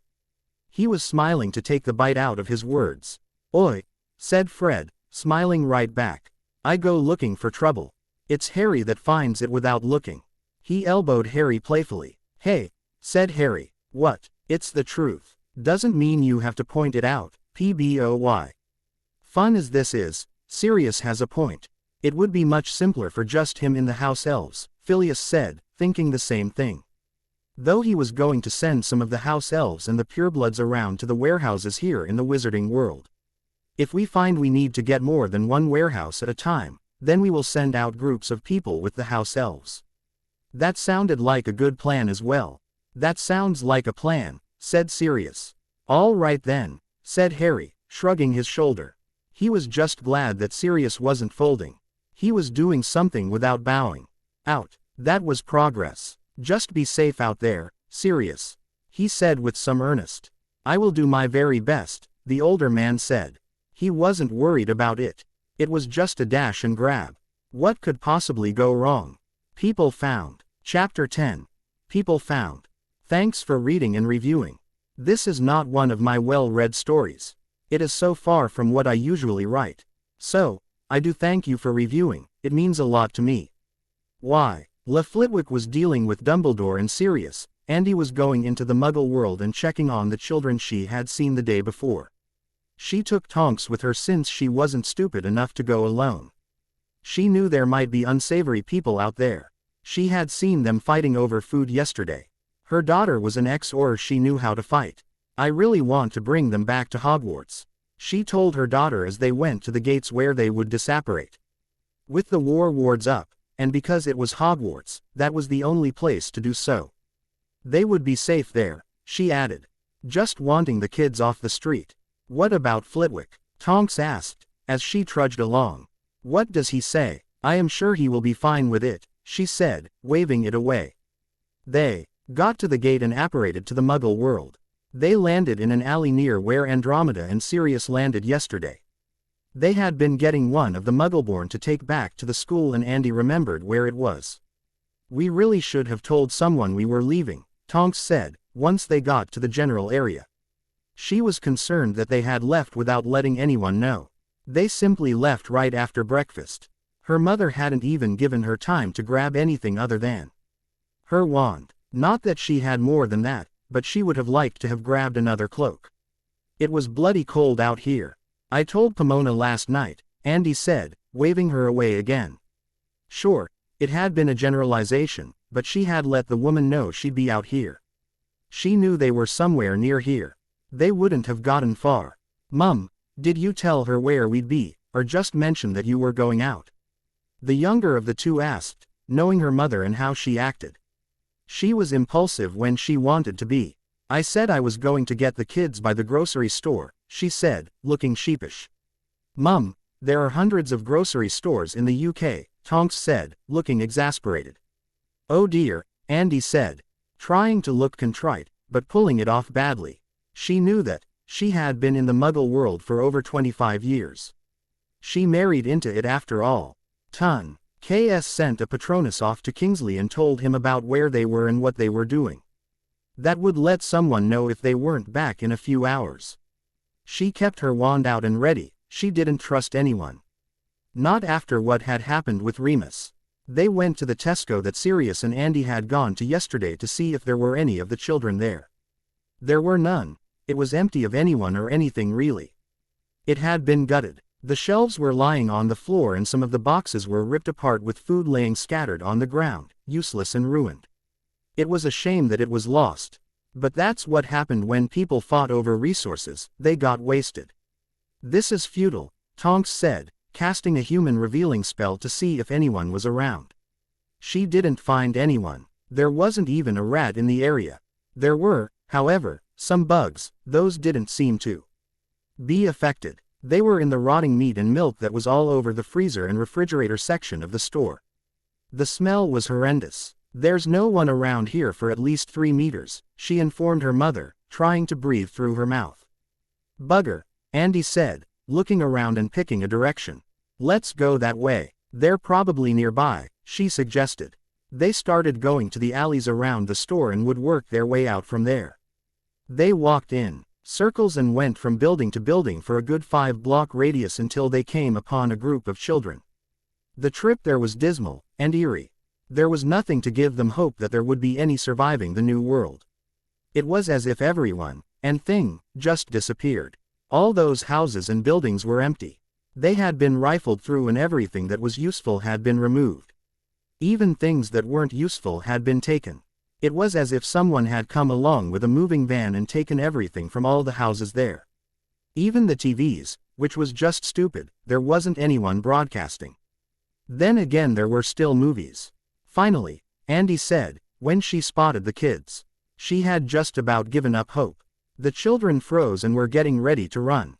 They didn't trust adults. The ones they met in this area would steal their food and tried to kidnap them for slave labor. It was as if none of them ever had kids. Wait, we want to help, Tonks said, ready to freeze them with magic. There were still a few runners, so she did just that, she froze them with a wordless spell. We have a safe place to stay with food and shelter, she said, trying to placate them. None of the other kids seemed to notice that the two runners were frozen. They were near the wall and everyone else was by the barrel fire. They were living in a house that had belonged to one of the children's family. There was a burned barrel in the middle of the room providing heat and a place to cook. What do we have to do for it? Said the oldest girl, who looked like she had lived on the streets before the illness took over the world. She was dressed as a hooker with furs and a miniskirt. She was not dressed for the weather. The rest of the children were dressed in whatever they could find. Which, considering all the houses were open to them, until they were gutted, was a good selection of clothes. However, children being children, it was a rather ragtag of clothing. None of it matched, and all of it looked eccentric. However, it looked warm and layered. Some of them were wearing up to 3 hats, and multiple scarves. I'm not sure, but I doubt it'll be much of anything. I think you'll have to attend classes, Andy said, thinking that Flitwick would insist on at least that much. I think there might be some farm work that might need to be done, she added, not quite sure about that. Pomona had mentioned greenhouse work, and she was sure that they were going to put the kids to work on the farm on the grounds to keep them busy. I think they are going to teach the kids to fight too, Tonks added. Knowing that Harry was going to do that, she wasn't sure about Muggle kids, but she knew that she was going to suggest it. We're going to learn to fight, said one of the younger children, looking eager to do that. He was hurt in the fight yesterday. His foot was swollen, and it looked like it might have been broken. They had wrapped it and shoved it in the boot he was wearing. But it hurt to walk on it. Yeah, Tonks said, smiling at the boy. He had a few bruises on his face, and he looked like he was in pain. The first thing they were going to do was get these kids to Poppy. She looked at all their faces and noted they were all scraped and bruised. I'll come, said the boy. I want all of you to come, Andy said, looking at the 10 kids. This is no place for children. If you can behave yourself and obey the rules, you can come to our safe place, she offered. She was determined to choose possible to Hogwarts. I don't want to go with you, the oldest girl stated. Looking down her nose at the women. She was the first girl that had spoken. She didn't trust these people and it sounded like there would be too many rules. I won't force you, but I think you're making a mistake. This is a kill or be killed world now, Tonks told her. She knew that there would be those that wouldn't like being in a safe house. They were nomads by nature and would rather wander. Remus had been like that. Sirius was that way to an extent. She had a feeling that Harry was like that too. They were going to have a hard time keeping him at Hogwarts. It was that way before the sickness. The girl rebutted with a shrug. For you maybe, but not the rest of these kids, the Metamorphagus stated, waving at the younger kids, who were watching the two of them debate. I still don't want to come with you. What you do with the rest of these brats is up to them, the girl said, sneering at the other 9 kids. But, Wendy, I thought you liked us. A girl squeaked. She was in the middle of the age bracket. She had twin braids running down her shoulders and was wearing bib overalls with a dress over them. She was also wearing snow boots and a snow jacket that was bright pink. I don't care one way or the other, the now named Wendy stated. I can make it better on my own, she insisted. She only hooked up with the kids to keep them out of trouble. She didn't trust the adults in the neighborhood. She wanted to make sure that the kids stayed away from them. She had been teaching them how to hide and steal. Now that they have a place to go, she can go back to the downtown area. I'll go with them, one of the other boys said, pointing at Tonks and Andy. I'm tired of being hungry, he added, getting nods from most of the group. They were all tired of hiding and running. They missed their parents and didn't like being alone without adults around. It had been cool at first, but now it was just lonely. Do you know of any other survivors? Andy asked, looking at the kids. She was hoping to find some good adults too. They would be helpful in watching the children. That and they would need help in training them.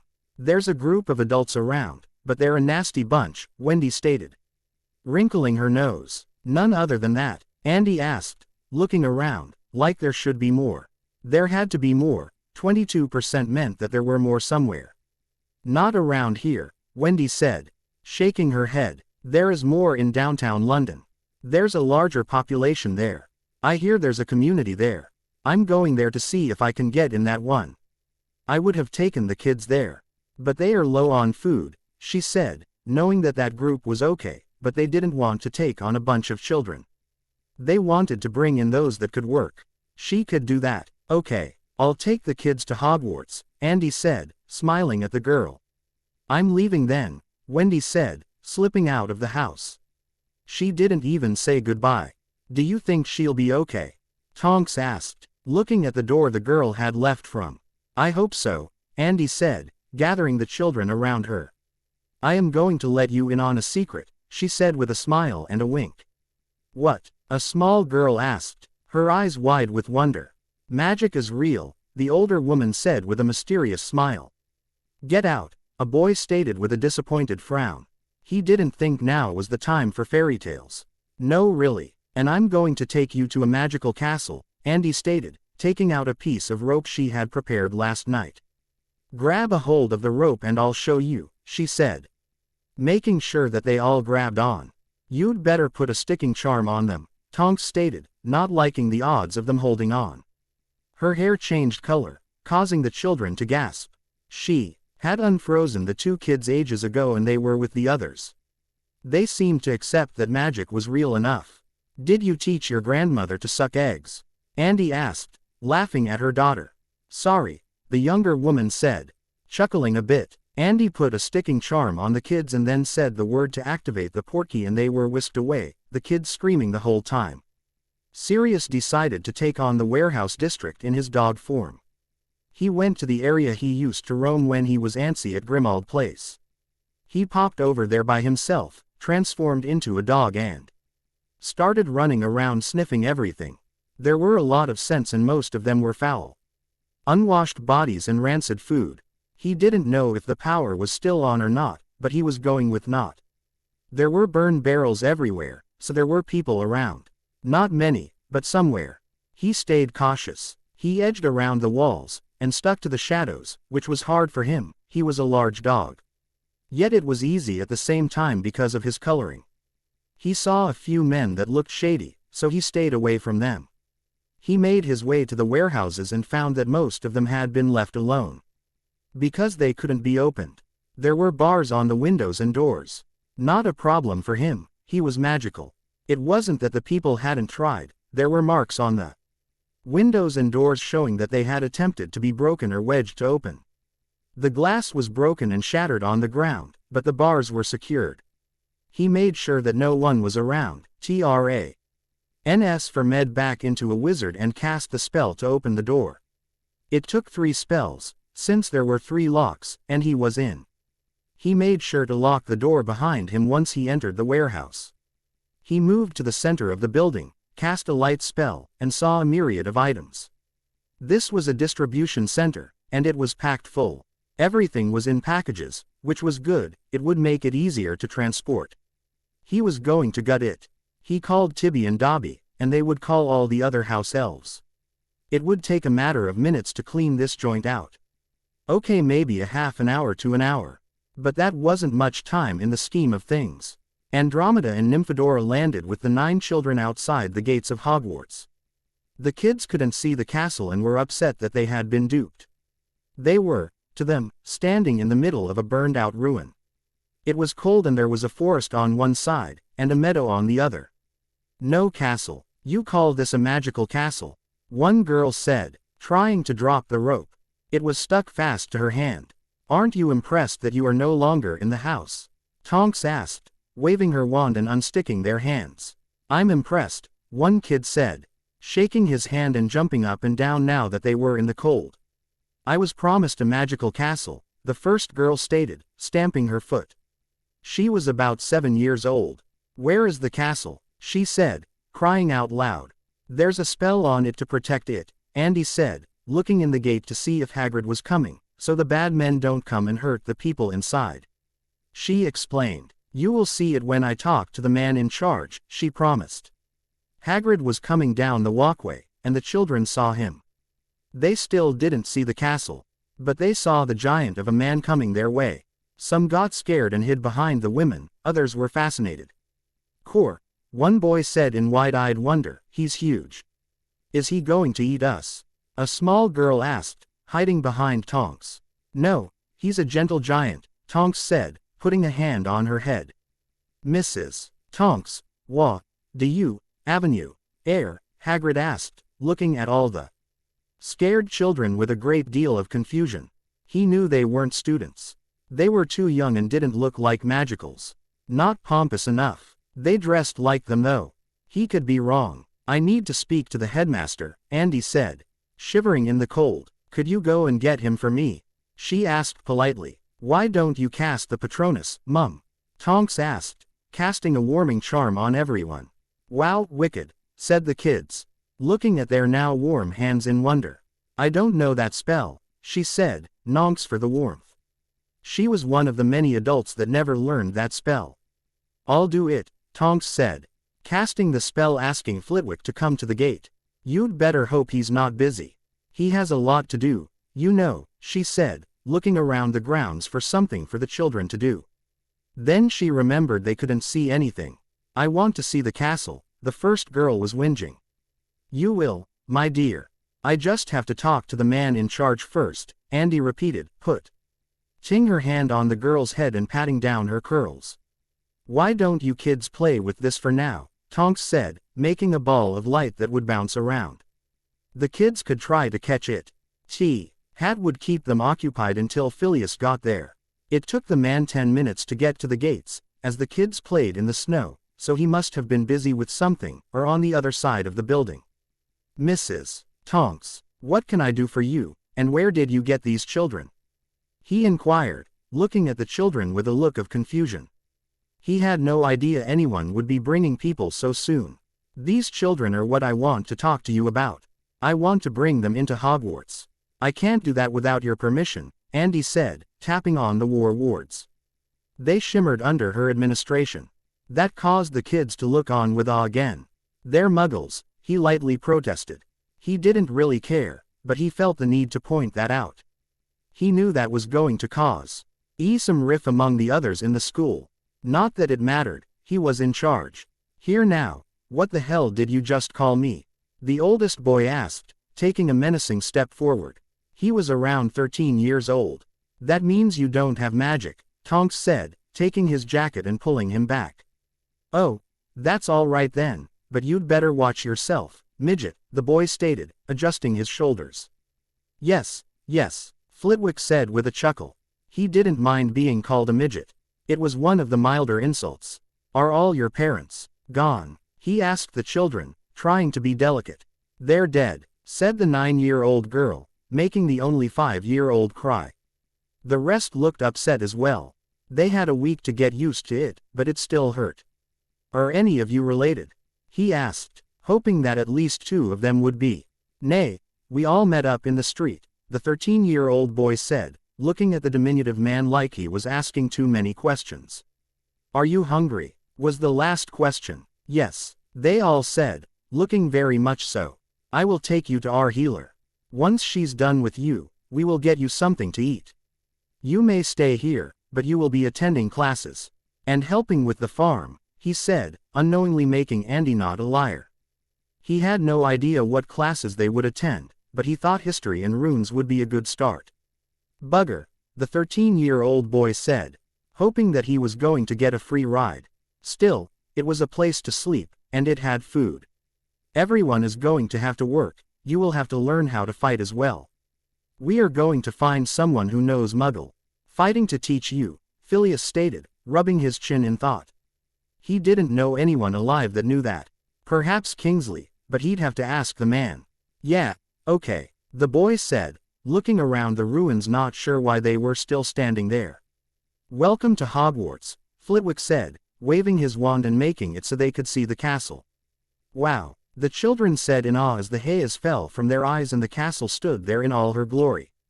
"Come, let us take you to see Poppy," Sirius said, herding them to the hospital wing. After Flitwick saw the group to the hospital wing, he called Harry to his office. "Mr. Potter, I wanted to let you know that Miss Granger is alive," he told the boy. He knew he had been worried about her. The boy mentioned her often enough. "How do you know?" Harry asked, sighing in relief.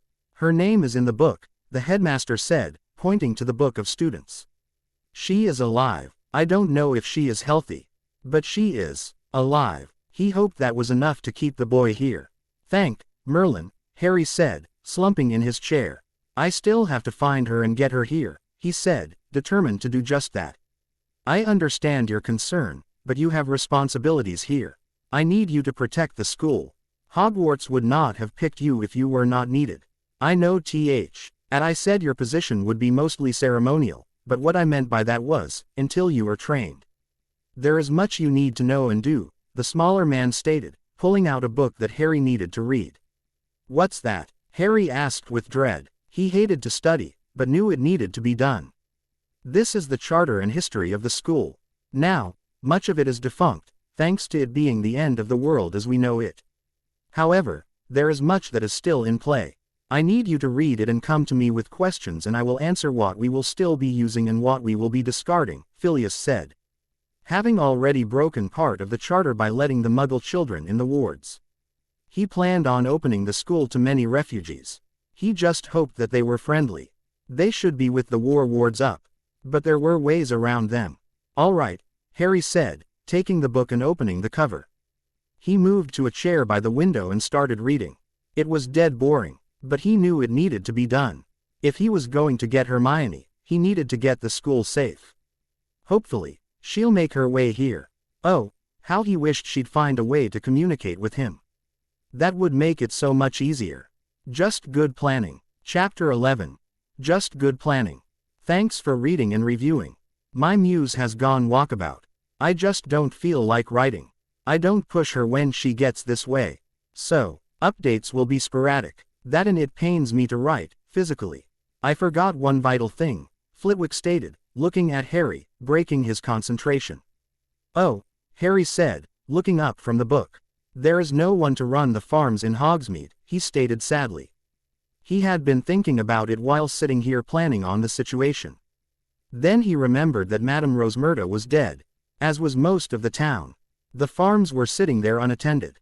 Well, perhaps one or two were inhabited, he would have to check. "The Hogwarts elves don't know how," he added before Harry could ask. "They are house elves, not farm elves," he finished. "They have tended the castle for hundreds of years, only the groundskeeper has tended the farm. Hagrid does our farm work. My elves could do it," Harry said. "Dobby says they can run farms," he stated, more than willing to volunteer their time. "I have 10 farms, I think. I'll have to check with Dobby. All I know is that I have more than one. I don't even know if they have animals," he confessed. He really needed to get with his elf to understand his holdings. Right now, he was the richest boy in his year. Or so he thought. He had property and resources, which is more than most could say. "That's a wonderful suggestion," said Flitwick, clapping his hands. "That would help the situation greatly. He would have to see how to compensate the boy. He couldn't see just taking help from him for free. I hope we're not putting you out, but with the population so decimated it would be all hands on deck, so to speak." "Well, we're going to need those farms. Is Hogsmeade under the war wards?" the boy who lived asked, hoping they were. They would need to protect their investments. "No, it's not," Sirius said with dawning horror. "The Death Eaters would know that too. Or if they didn't, they would quickly figure it out. Blast. We're going to have to find a way to protect it," Harry said, putting his thoughts to words. He got up and started pacing. He didn't know any protection spells. He was only a 5th-year student, and it was only halfway through the year at that. "We're going to have to find a way to protect your farms as well," the headmaster said. Thinking that was true, he got up and went to the bookshelf and grabbed a few books. There were plenty of spells that would shield the lands. Can we put them under the Fidelius charm? Harry asked, thinking of the only spell he knew. It worked wonders for Sirius. The Fidelius charm is more of a charm to put house under to protection, not farms. I am sure there's a way to tweak it to do that, but we'd have workers to go there every single day. It's not really a charm to use for that. But I'm sure we can work it that way, the diminutive professor said. Though he still was flipping through the books he had brought to the desk. He would do some studying before he settled on the Fidelius. That doesn't make sense. Professor Dumbledore had grim, mauled place under that charm and people were in and out of it every day, Harry said, not understanding the inner workings of the spell. Filius flipped the pages a few more times, read a few paragraphs and made a few notes. He nodded and said, Professor Dumbledore was a great man, and he was a very wise wizard. He would know more about magic and the ins and outs of it than I did. Not that I am in any way a slouch, mind you. But Professor Dumbledore was much older than I am. He looked up and smiled a proud smile that said he did know what he was talking about. Harry smiled back and nodded. Of that I have no doubt, he said, knowing that the man was head of Ravenclaw for a reason. I still have many misgivings of Professor Dumbledore's way of thinking, mind you. He did me wrong. He frowned at that. Was everything the man had done for a reason? Would you care to talk about it? Filius asked, putting a finger on the page where he was reading. He could pause in his study for a moment. He put me with abusive relatives to keep me humble, Harry said with a great deal of bitterness. He felt he needed a new perspective. Oh dear, that is very disturbing, the smaller man said, placing a marker on the page. He was going to need his full attention here. The boy might need to vent. Did you hear of him doing things like this to anybody else, Professor Flitwick? Harry asked, disparate, not to be the only one to have had this done to him. There were talks of Professor Dumbledore doing things like this to other people, yes, but they were always dismissed as just that. Gossip, was the answer. So, I'm not alone in my misgivings. No, even your father was known to be manipulated in such ways. Although he was on the other end of the spectrum, the headmaster stated, folding his hands on his belly and leaning back in his chair as if weighing his words. He was given a lot of leeway in his dealings. With Professor Dumbledore, he ruled the school as a tormentor and was never chastised in any way. I did not know that about my father. He was a bully, Harry asked with some trepidation. He really didn't want it to be true. Yes, Filius stated, blandly. You'll have to ask Mr. Black more about that. He was very good friends with your father, and he too ruled the school as a browbeat and their favorite subject was Professor Snape. There was heaviness in those words. They picked on Snape. No wonder the man hated me, Harry said gravely. It all clicked with him now. Not that he forgave the man his actions, the man was a bully too, but it explained it. I'd say, hated, as a harsh word, Flitwick said. Chuckling a bit, he knew Severus was a bitter man, but to hate a child, he didn't think the man was that low. No, that man loathed the very ground I walked on. He hated me, the teenager said with force. And now I see why, he added with an undertone. Be that as it may, yes, they picked on Severus very badly when he was at school. To the point where he was almost eaten by Mr. Lupin, Flitwick stated, his eyes going harsh. You'll have to ask Mr. Black about the details, but it was a very bad time for all of them. And nobody was punished for it, which is what I'm talking about, your father and Mr. Black getting away with things where they should not have. How do you know about it then? Professor McGonagall told me about it. She was lamenting about your father and friends skated through that, he said with sadness in his tone over a friend lost. She swore you to secrecy then. Yes, but she is now dead and so is everybody involved, so there is no harm done. Well, not Mr. Black, nor Mr. Lupin, but Dumbledore, Severus and your father are deceased, so they cannot be harmed by me telling you, Filius said, his tone and smile sad. I'm not sure how I feel about it, Harry said, thoughtfully. He wasn't sure how he was supposed to confront Sirius now. You're old enough now to understand that sometimes things happen for all the wrong reasons, Flitwick said. Putting a hand on the desk as if to reach for the pacing boy, and the only reason I'm telling you this is to see how far the manipulations go on each side of the coin. Professor Dumbledore was not always right. I'm seeing that very well now. Thank you very much, Harry said with even more bitterness. I have another question for you, Professor Flitwick. Whatever happened to Fawkes? He was going to get away from the subject for now. He'd take it up with Sirius when he returned. Fawkes disappeared right after Professor Dumbledore died. I don't know where he went, he just simply vanished. The Phoenix disappeared the second the old headmaster took his last breath. That's too bad, because if he was here, he might want to get Hermione for me. He had been hoping on that. It would save a lot of trouble. I wouldn't be too sure about that, Flitwick said, shaking his head. He reached for the discarded books, to pick up where he had left off. He usually only wanted to do what the headmaster wanted. But he seemed like such a nice bird, Harry said, confused. He thought that Fawkes would do what was right just because it was right. Oh, of no doubt Fawkes was a very nice bird. He's just not inclined to do what everybody wants him to do, Phileas stated, not wanting Harry to think bad of the bird. He just didn't want him to get an overly positive image either. Oh, was all Harry could say. Well, let's get back to studying and hope that your godfather comes back soon. He's been gone an awful long time, Flitwick stated, looking at the clock on the wall. It was going on 3 in the afternoon. It would be tea soon. Yes, I'm almost done. This is a very boring book, by the way, Harry said, going back to his seat and picking up the book. He'd leave the spells to protect the farms to the adults. They were more versed in magic than him. Yes, it is. But it's very easy to read. What do you say, Dobby? Shall we hit one more warehouse? Sirius said once they cleared out the last warehouse they were in. It had been a big one that had a lot of camping gear in it. Not that he thought they needed camping gear, but he was grabbing everything.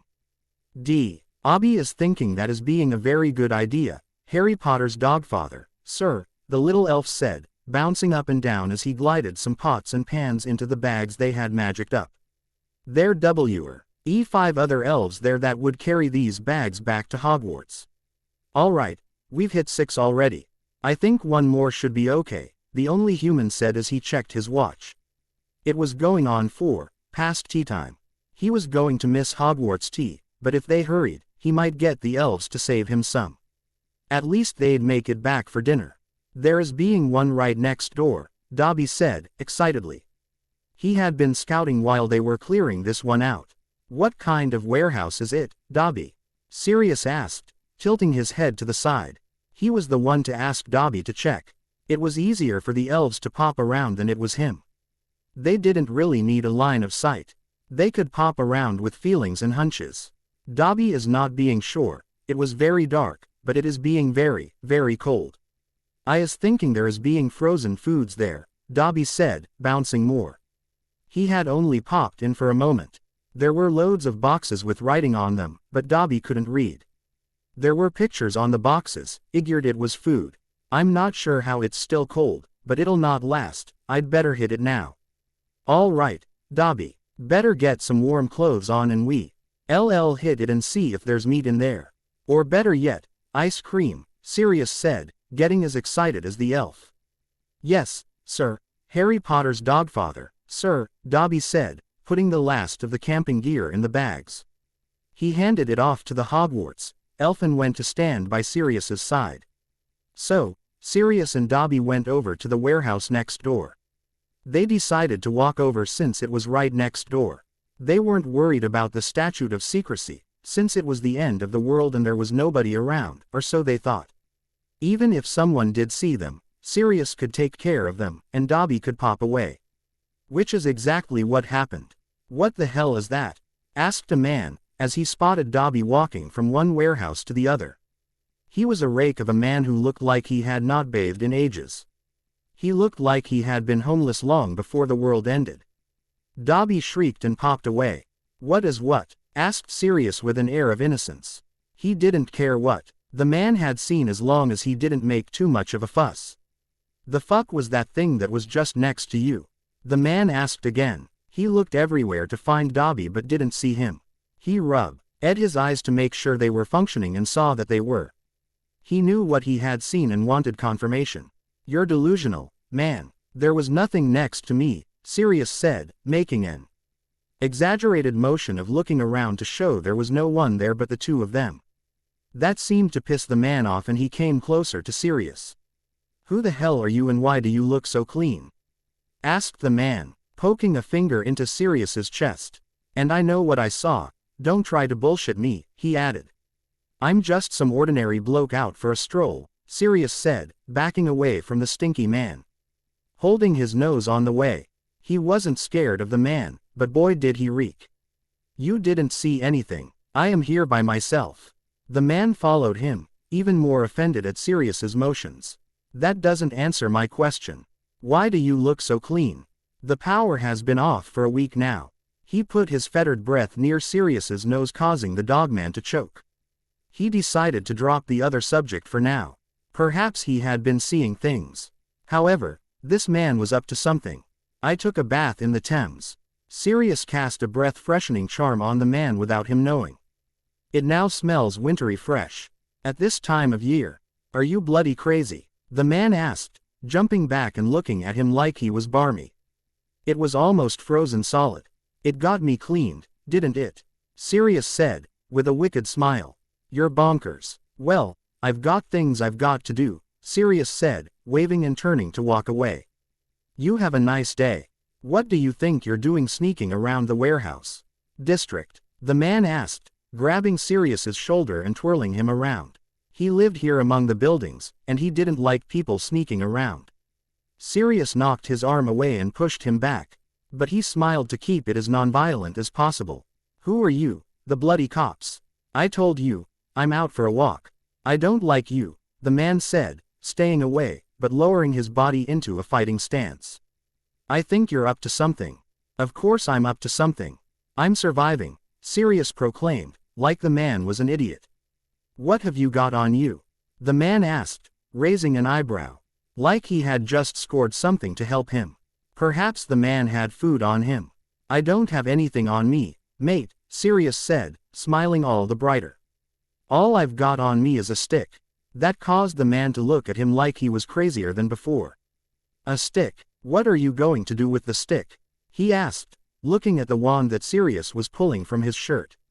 "This." And with that, Sirius proceeded to knock the man out with a stunning spell and went into the warehouse. "That was bloody close. Dobby, are you okay?" he asked the elf. "I is being fine, Harry Potter's dogfather, sir," Dobby said, smiling and bouncing like he always did. Good, good, let's get this warehouse raided and get the hell out of here," Sirius said, jumping up and down to keep warm, until he cast a warming spell, and then when it took effect he stopped and looked around. It was a freezer unit all right, and it was stuffed to the gills with food. There was meat, ice cream, and vegetables and tons of frozen dinners. They could feed the whole of the rest of the wizarding world for months on what was here. "You was being very careless there, Mr. Sirius, sir," said Tibby, the head Hogwarts elf. He had been waiting for them to pop in so they could clear out the warehouse. He and the other elves had cast their warming charms ages ago. I know, but I just wanted to get some fresh air. We've been cooped up in these warehouses all day," the dogman whinged. He was bored. He had promised that he would act more mature, but it was hard to do it all in one day. He wasn't used to being all adult-like. "I is being knowing, sir, but yous is needing to be more mature," the elf said, wagging his finger at him. "Well, let's get this done. We don't have all day. Look at all this meat. Do we have anywhere to store it?" Sirius said, not about to be chastised by a house elf. He was far too pureblood for that. "I was thinking we should be popping it straight to the kitchens at Hogwarts. We have a deep cold place there. It is being a nice place for meats," Tibby said, thinking of the cave-like space they had there. It was massive enough to hold a herd of dead cows. It could easily hold this lot. "All right, Tibby, you take it to where it needs to be. Are you sure there's going to be enough space there?" "Mr. Sirius, we is being magic. We can make enough space," the elf said, giggling. "Silly me," Sirius said, chuckling along with them. And with that, the three of them, along with the other 5 elves, proceeded to clear out the warehouse. They would leave when they were done. And hopefully the elves would let Sirius have some tea. It was later that night when Amelia, Phileas, Pomona, Sirius, Harry, Tonks and Andromeda got together and had a serious talk. RRY and Sirius decided to hold off on their confrontation for another day. They wanted to make sure they gave it their complete attention. Okay, I called you all together because we are going about illy-nilly doing different things without consulting each other, said Flitwick, sitting on his chair and using some books so that he was at the same height as everyone else, bar Harry, who was still a head shorter. Yes, we can't be doing that. We've got to get together and do things with a plan, said Amelia. She had been the most left out of everyone. She had been left to deal with the blowhards that were the Wizengamot members. I just wanted to make sure the children were safe, said Andy, huffing and folding her arms over her chest. She didn't think she had done anything wrong.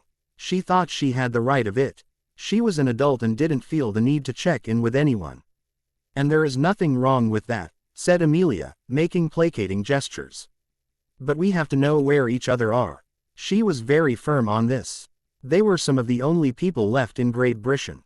I agree, said Pomona, fretting her hands. She had been worried beyond reason this morning. Yon had left her with the children and the parents. I was very worried about you when you left, and I did not know where you were. She knew she had gone after the children, but the Muggle world was a huge and scary place.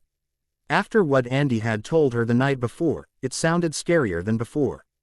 I informed Kingsley as soon as I found out she didn't let anybody know where we were, said Tonks, trying to make them all feel better. And I very much appreciate that, said Amelia, nodding her head towards the girl.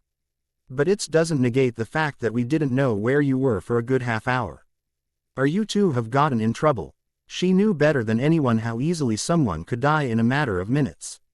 Okay, I can understand why everybody's upset, said Andy, seeing reason finally. But we did get the kids taken care of and now they're safe. That was the final goal. That was all that was important to her. Yes, that was the goal. So, from now on, let's coordinate what we're doing, said Phileas. Turning to Harry, I still think we should go out and find more survivors, said Harry, looking at all the adults. It was weird for him to be here. He was the only teenager. They were not going to listen to him, he was sure. That's something I've wanted to do since the beginning, and now that we have a safe place for them, I think we should bring them in and, like Sirius said, pump them full of Veritaserum. He was sure this was the correct thing to do. I think that's an excellent idea, said Andy, clapping her hands in agreement. She was sure there would be more children among them. Me too, said Sirius. He would agree with anything Harry said. I have enough Veritaserum that we can pull it off, said Amelia, agreeing with him. She felt that even if they were Muggles, they needed to have as many humans as possible around. I am sure there is a brewer among the survivors here in the castle. That, and we only need ask them enough to make sure they are safe to be around. What will your government officials say about you using it? Asked Tonks with a sneer on her lips. She didn't think much of those officials before the end of the world. She thought less of them now. Bugger them. They've been nothing but a pain in my ass since I got here and they're useless. They don't want to pass any new laws even though the population is down to almost nothing, the XDMLE chief said, tapping a quill on a parchment in an angry rhythm. There was an ink splotch growing wider and wider the more she tapped, but no one stopped her. They let her have her anger. I say we should just leave them in the Great Hall with the children and let them contend with all the surviving parents. That way they'd know what they're having to deal with now, said Flitwick, who had grown tired of the complaints of said parents. They were all complaining about how they didn't have their house elves tending to them. Or how they didn't have this, or that. It was annoying. They had only been there a day. I agree, said Pomona. They were trying her patience as well. So, we're all agreed from now on when we make a plan, we're going to do it together, Flitwick asked again. He wanted to make sure they were all on the same page. No more sneaking out of the castle and doing things without everyone in the know. Yes, but how are we going to go about finding survivors? Are we going to use a human revealing spell on every building in England? Asked Harry, who was imagining them doing just that. That caused quite a chuckle around the table. They were all envisioning this scene. And then there were some that were pondering the question. There is a survivors' camp in London, said Andy, tapping her chin thoughtfully, but I don't know how we're going to get them to come here. She had a few thoughts about it. Food, water, shelter, to name a few. How many would react like Wendy though? How do you know there's a survivors camp in London? Asked Sirius, tilting his head. That girl, Wendy, who didn't come with us, told us about it, said Tonks. Then she explained their day to those who didn't know the story. Oh, so she told you about a survivors camp. That's interesting. Did she tell you where it was? Harry asked, thinking that would make it much easier. Not that he knew London any better than any at the table did. Well, perhaps Andy and Tonks knew it some. No, she did not. She just said that it was in London and that they were running low on food, so that could be one way we can get them to come here. Are we good on food? Asked the Metamorphagus. She turned her head to Flitwick, who was in charge of the school. He'd know best. Oh yeah, we're good on food, and even when we run out of what we've scavenged, we can always grow what we need, Harry answered instead. Remembering what they had taken from the houses, plus what Sirius told him he had taken from the warehouses today. So, we'll go out and talk to this group tomorrow then? Asked Sirius. He yawned and stretched. He was dog-tired. He had been using magic all day long and it had worn him out. That sounds like a good plan. While you do that, I'll be checking on the farms, said Flitwick. Standing and jumping off his chair.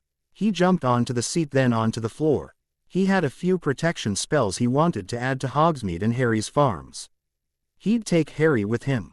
He was making his way to the door when Harry asked a question. By the way, has anybody talked to the centaurs? Asked the teenager, making everyone stop short. So, you're a bully. Chapter 12. So, you're a bully. Thanks for reading and reviewing. Yes, indeed, we do know of the centaurs, Flitwick said, sadly, looking at Pomona. They settled down at the table again. They have turned, well, feral is not the word, but more towards their animal form. They are more horse-like than they are human, he said, looking around the table to see how the news was taken. Hagrid brought us the news shortly after the virus spread. They want nothing to do with us more so than before, Sprout stated, settling in her chair. She was more upset with it than Flitwick was. He could really care less what he centaurs did as long as it didn't affect the school. Are they still the caretakers of the forest? Andy asked, wondering if they would still guard the Forbidden Forest. That might help if the school was attacked, more so than before, in that they have embraced their human side, Phileas stated, thinking that horses were not territorial. However, humans can be. They would prevent anyone coming from that side of the castle. The school was safe in that respect. They have eradicated the Acromantula colony. Hagrid is not happy with them, he added, knowing that there might be repercussions to come from it. The gentle giant was beside himself with grief over the loss of his friends, but he understood that the Acromantula did need to go. They had become more and more restless over the days since the virus. The disease had destroyed most of the nest, and they had become hungrier. Aragog had died and the nest had turned its sights to the castle and the herd. The centaurs had hunted them down to the last one and killed them all. There was not a spider left in the forest. It might be for the best, Tonks said, never having liked the giant spiders being in the forest. She had learned about them when she became an Auror. She had been shocked and upset that the old headmaster had allowed them to reside there. It was one of the many things she held against the old man.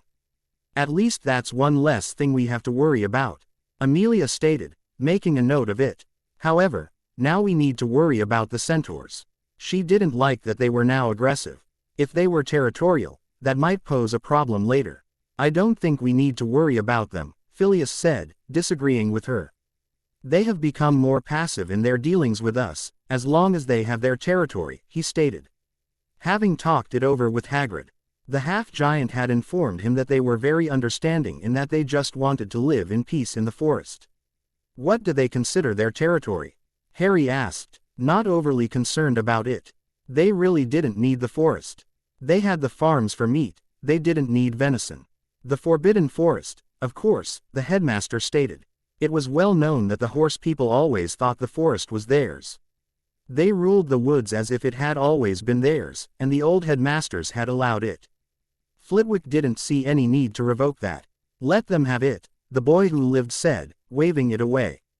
We don't need it. Just ask for hunting rights in the Thestrals' feeding grounds, he said. Few acres wouldn't be too much to ask. Hagrid had always been allowed to hunt there before, he didn't think they'd forbid it now. Even if they couldn't negotiate those rights, they could feed the Thestrals cow meat. I think we can bargain that, Phileas said, agreeing with him. You would just give in to them, Andy said, not sure if that was a good thing. They might need that land later. We have much more to worry about than the forest, Phileas said, thinking just the opposite. He was more than willing to work with the centaurs. They would be great allies later. I agree, Amelia said, with Pomona and Sirius agreeing with her. They needed to fortify the castle and the town and not worry about the forest. Besides, the goodwill of the centaurs might be needed later. It's settled then. I think that's all we need to talk about for now, Phileas said brightly, once more hopping down from his chair. The rest of the adults got up to leave as well. Sirius, can we talk? Harry asked, turning to his godfather. He wanted to get this done now. It would just fester if they let it linger. Sure, Huck, Sirius said, knowing that it was going to be a bad one. They had touched on the subject before this meeting, but they had decided to wait until they had more time. Do you two need a referee? Tonks asked, looking between the two of them. She didn't want it to get out of control.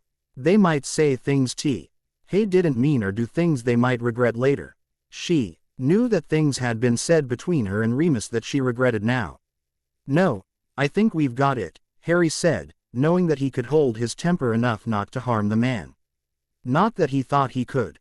Sirius was a much more experienced wizard than he was.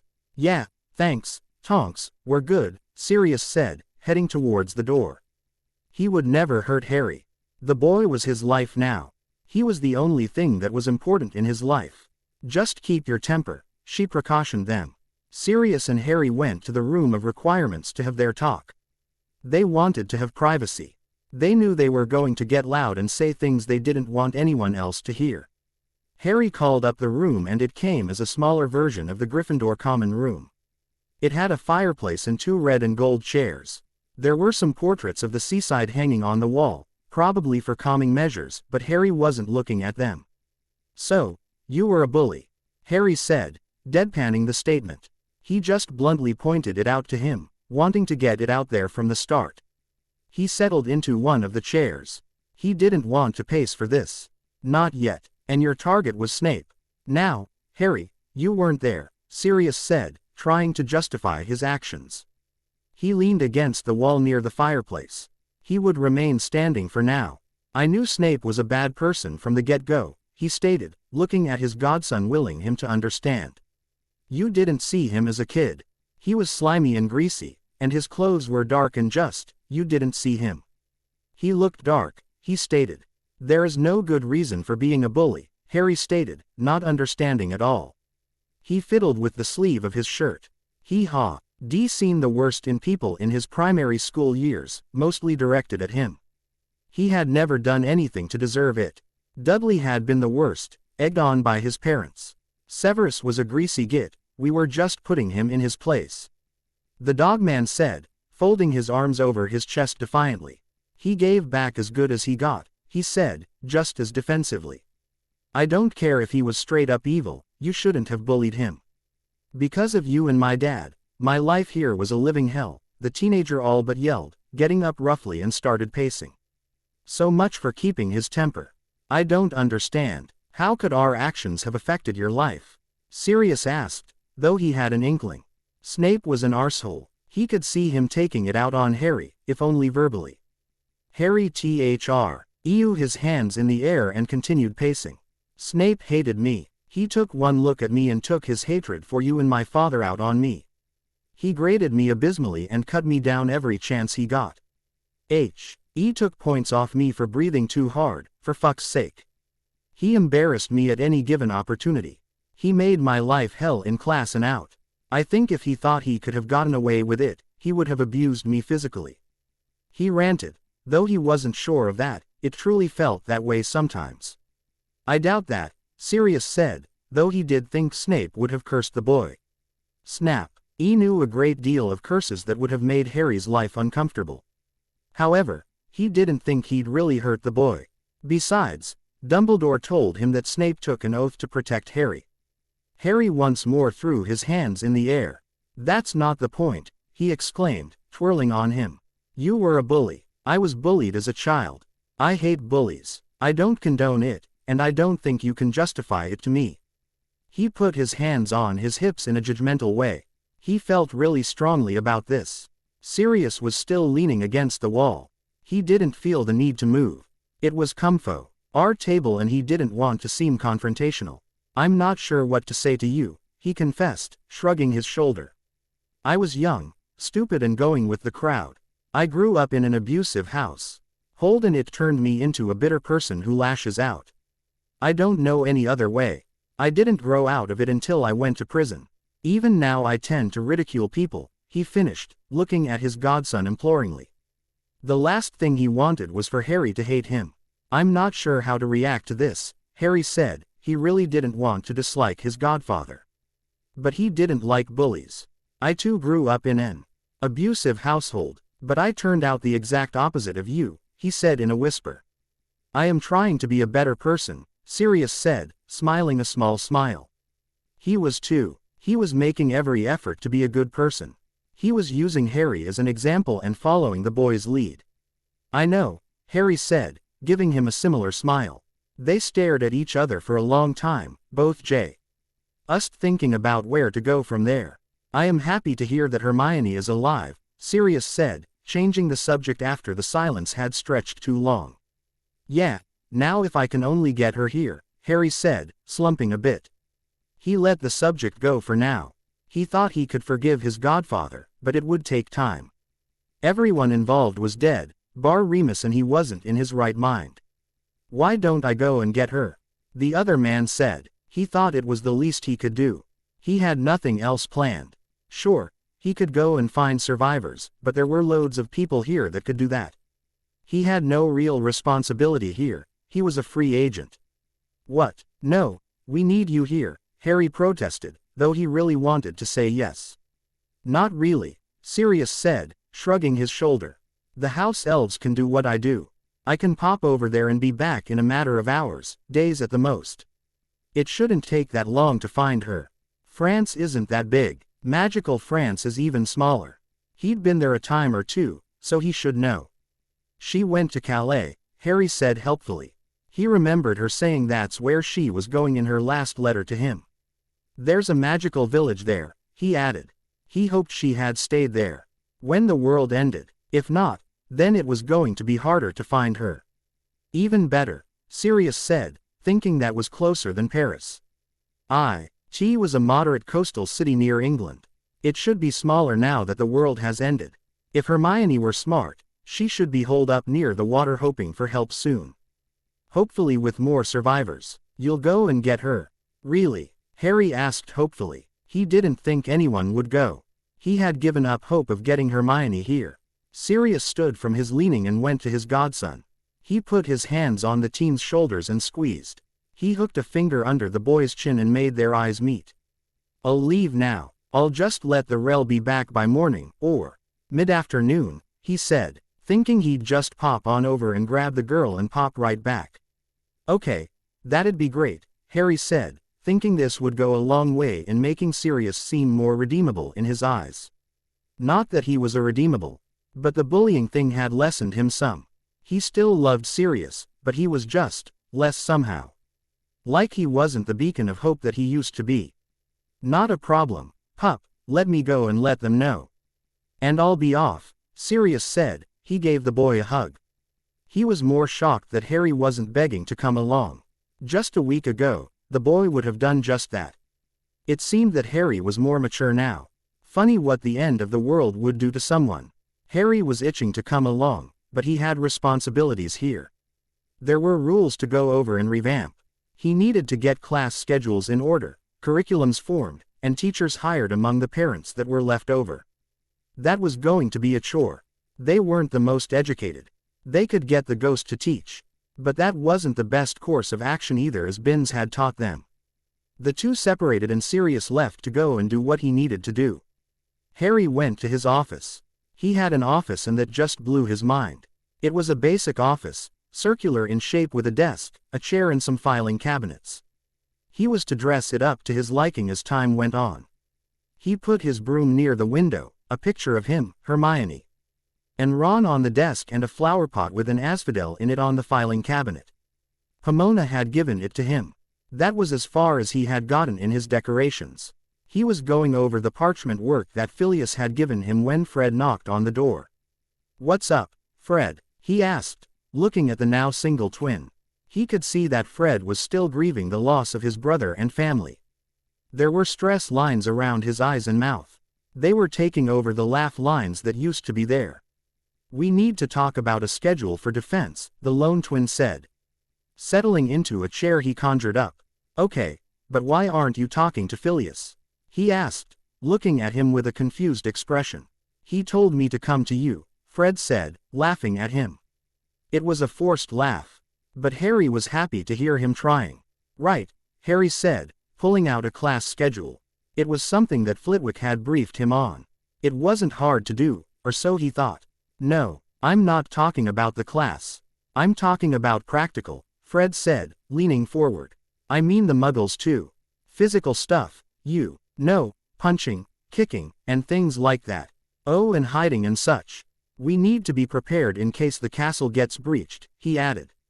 "I was talking with Neville and Luna, and they are just as concerned as I am." "Do you think that's possible?" Harry asked, knowing that it was indeed possible, but highly improbable. The war wards were near on impenetrable. That's why they were called war wards. "You know it is," the other man said, giving him a knowing look. He had looked into it, and while they were good, they weren't 100%. "Okay, we need to get some classes set up for the Muggle kids anyway. Let's set up a nightly class for self-defense. We'll make it mandatory," Harry said, writing that down. He made it a proposal that had to be signed by all the adults in charge. He couldn't unilaterally make the decision. "We'll run it, Pa, Saint the other faculty members and see what they say, but I don't see them passing on it. I think we might get some pushback from Sprout, but she can be talked around," Weasley stated, thoughtfully. "She didn't like the kids fighting when it was first brought up." "You may be correct," Harry said, jotting down a quick note to talk it over that evening with the rest of the staff. "We need to talk about Hagrid. He was a staff member before the world ended, now he's been reduced to groundskeeper again. He might feel that he's being shafted. Someone needs to talk to him," Fred said, looking pointed. Lee at Harry like he was the only man for the job. If McGonagall was alive, it would have been up to her. "What am I supposed to say to him? I wasn't the one to reduce his status," Harry said, getting indignant. "Explain to him that he is more needed on the grounds than in the castle. That he is more experienced there than here," Fred said in a gentle manner. "I'll do my best," Harry said with a sigh. "That's all we can ask," Fred said, getting up and leaving the room. Harry sighed again and went to go and do what he didn't want to do. He went to talk to Hagrid. He went down to the hut and knocked on the door. "Hagrid, can I come in?" he asked when the gentle giant opened the door. "Sure, Harry," Hagrid said, hefting the door open even further. "What can I be doing for ya? I wanted to talk to you about why you are not a teacher anymore," Harry said, being blunt once more.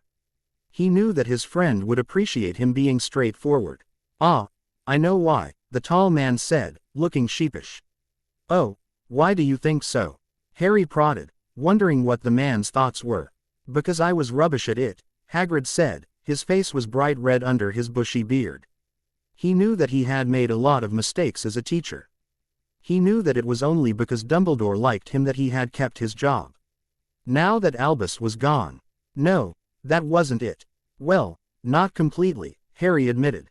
"It's because there isn't a class to teach, and we need you more in the farm than in the classroom," he stated, putting his smaller hand on the older man's larger arm.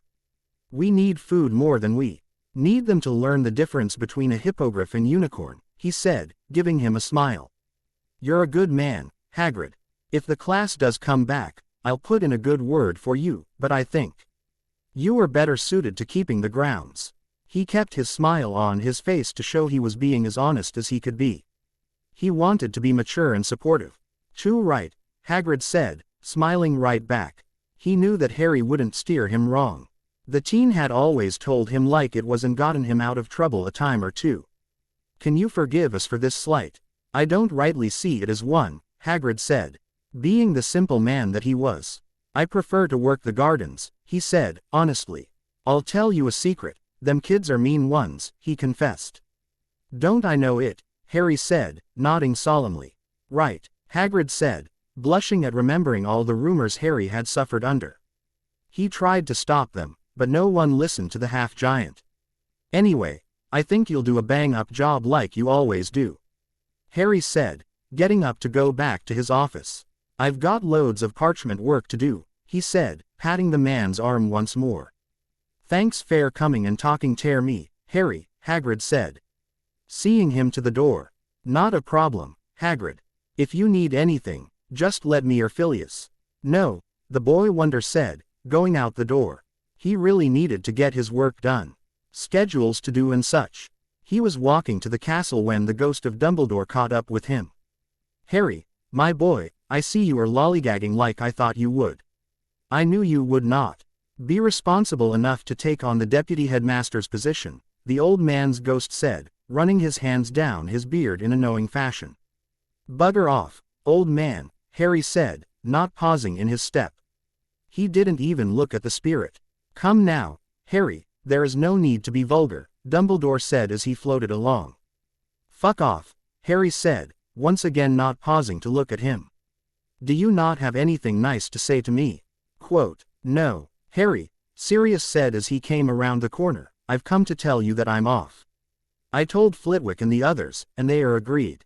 He saw Dumbledore there and whipped out his wand and said, bugger off, old man. What have they agreed to? Dumbledore asked, looking at him with apprehension. Be gone, or I'll banish you, was all the answer he got. Why not banish him now? Harry asked snidely. I want to torment him later, Sirius said, sneering at the ghost. To bullying, Harry warned. He didn't want his godfather to bully the ghost, any more than he wanted him to bully Snape. Is it really? Sirius asked, considering. He thought about it for a moment then swished his wand and banished the ghost. Dumbledore would no longer haunt the halls of Hogwarts.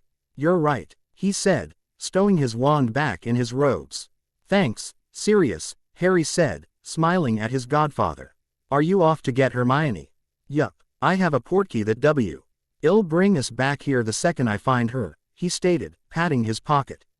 To him it would be a quick trip. Easy in, easy out. That's great, Harry said, almost jumping on his toes with joy. He really missed his best friend. That and he was awfully worried over her. He just hoped she was okay. She was alive, that much he knew.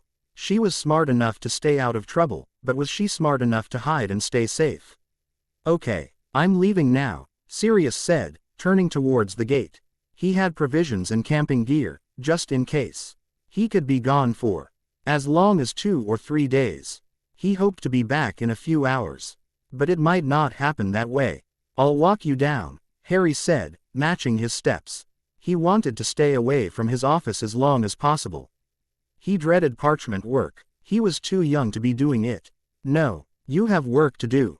I'm a big boy and can see myself off, the dogman said, waving him away.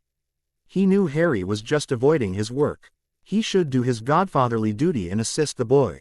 But he really wanted to show some maturity. Fine, Harry said, pouting that he couldn't get out of parchment work a little while longer. Go on, you are the one that said we need to be responsible. Fine, have a safe trip. I will. Don't worry, I'll bring her home safe, Sirius promised, turning the boy around and gently pushing him towards the castle. Fine, I'll go and do my work.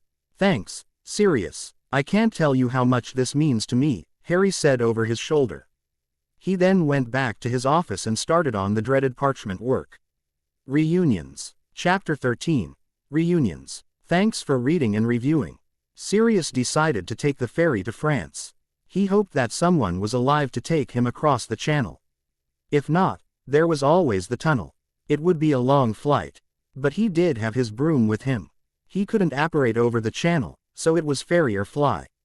He apparated to the water and went to where he knew where the ferry was and was surprised to see there was indeed one still in operation. The man there was asking for food and not coin. "What kind of food do you need?"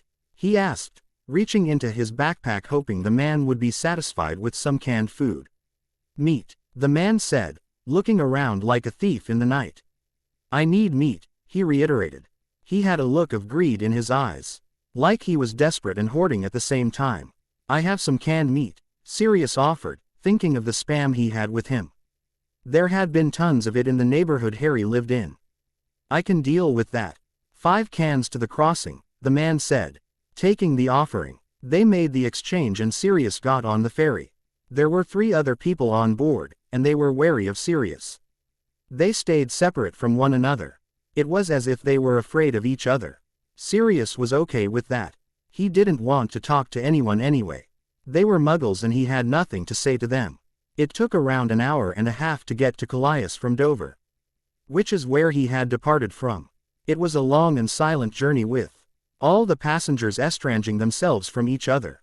Sirius stayed starboard and watched the small number of seagulls playing in the surf. It seemed that the virus had affected birds and fish as well as humans. When they landed, everyone went their separate ways. Sirius stood on the shore and let the salty air play with his hair for a few minutes and just relished in the moment. He whipped out his wand and used a point me spell to find Hermione. It pointed to the north, so he headed off in that direction. Using his wand as a guide he wound his way through the city. It was long, winding and empty. There was very little to see. If there were people around, they were hiding. The shops weren't open, but they weren't boarded up either. There were no looters raiding the stores, so something was going on. There had to be some sort of community happening. However, they weren't sharing with the outsiders. He finally came to the hidden entrance to the magical part of town. It was a flower shop that held a hidden doorway in the back. He went to the doorway, which was open, and went into the portal and followed his wand's pull. There was still little to see here as well. It was quite depressing not to see the magic that was usually displayed in this alley. Usually there were actors, artists, and other people showing off their wares and magic. There were things to buy, see, and just admire. Now it was barren. There was garbage blowing in the gutters and the stores were boarded or broken. The looters had come here and raided the place. Not that there was much of use for them. There was no food to be had here, bar the few cafes. He would have taken anything left, but there was nothing on the shelves. At least the goblins had not taken over. The French must have a better relationship with them than the British.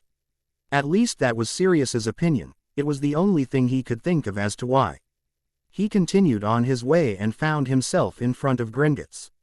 He knocked on the door and it was answered soon enough. "What do you want, human?" the goblin asked, his face twisted in a feral grin. He stood there dressed in armor and holding a spear. "I followed a spell here to find a girl," Sirius said, indicating his wand, which was indeed pointing inside the bank. "Her name?" the goblin asked, not letting him in. His whole body covered the narrow gap he held the door open. "Hermione Granger." The door slammed shut and Sirius was left outside.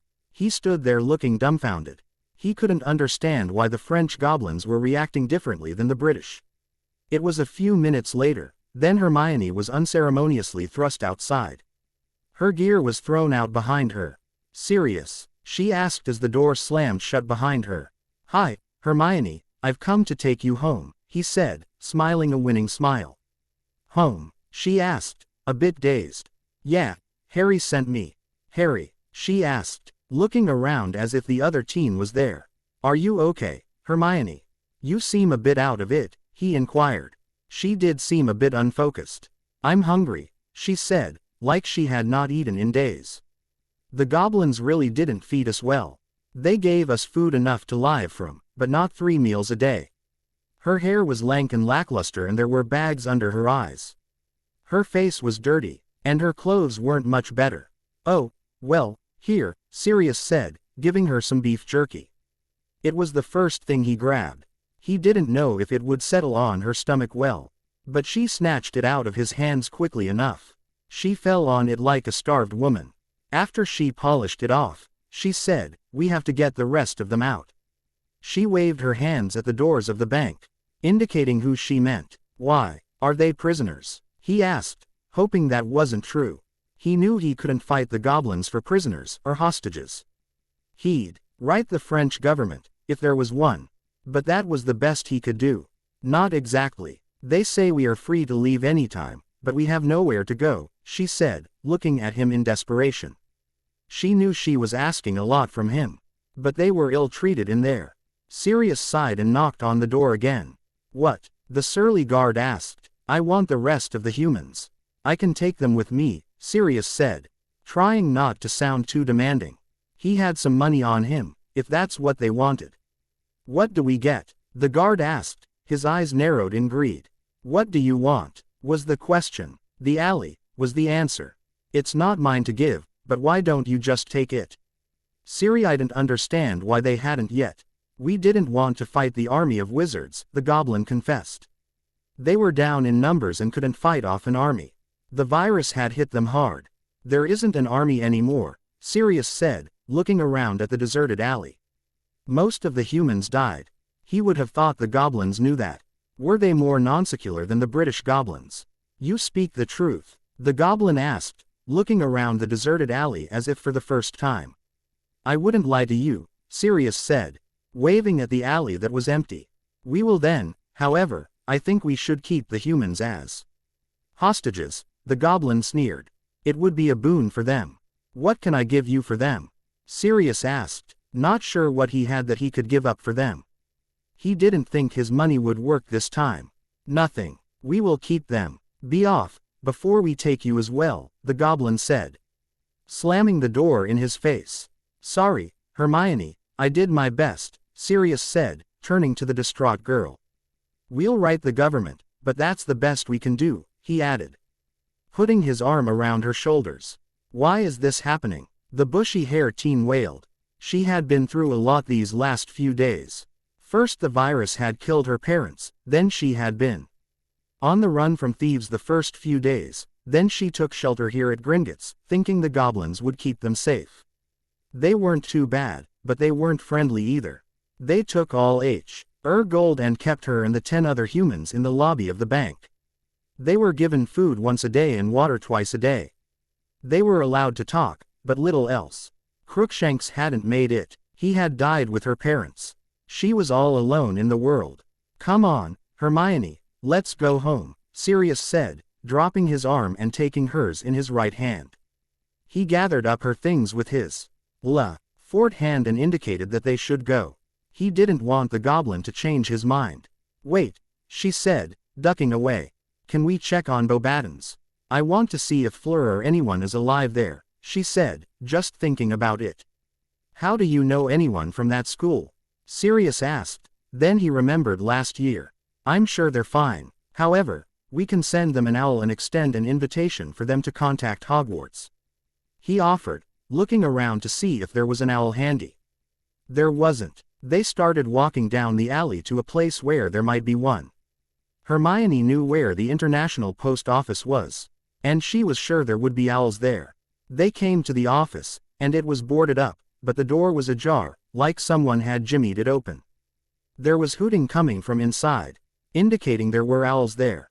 Sirius jotted down a quick note for the highest-ranking person to contact Flitwick and sent it off with the healthiest owl he could find.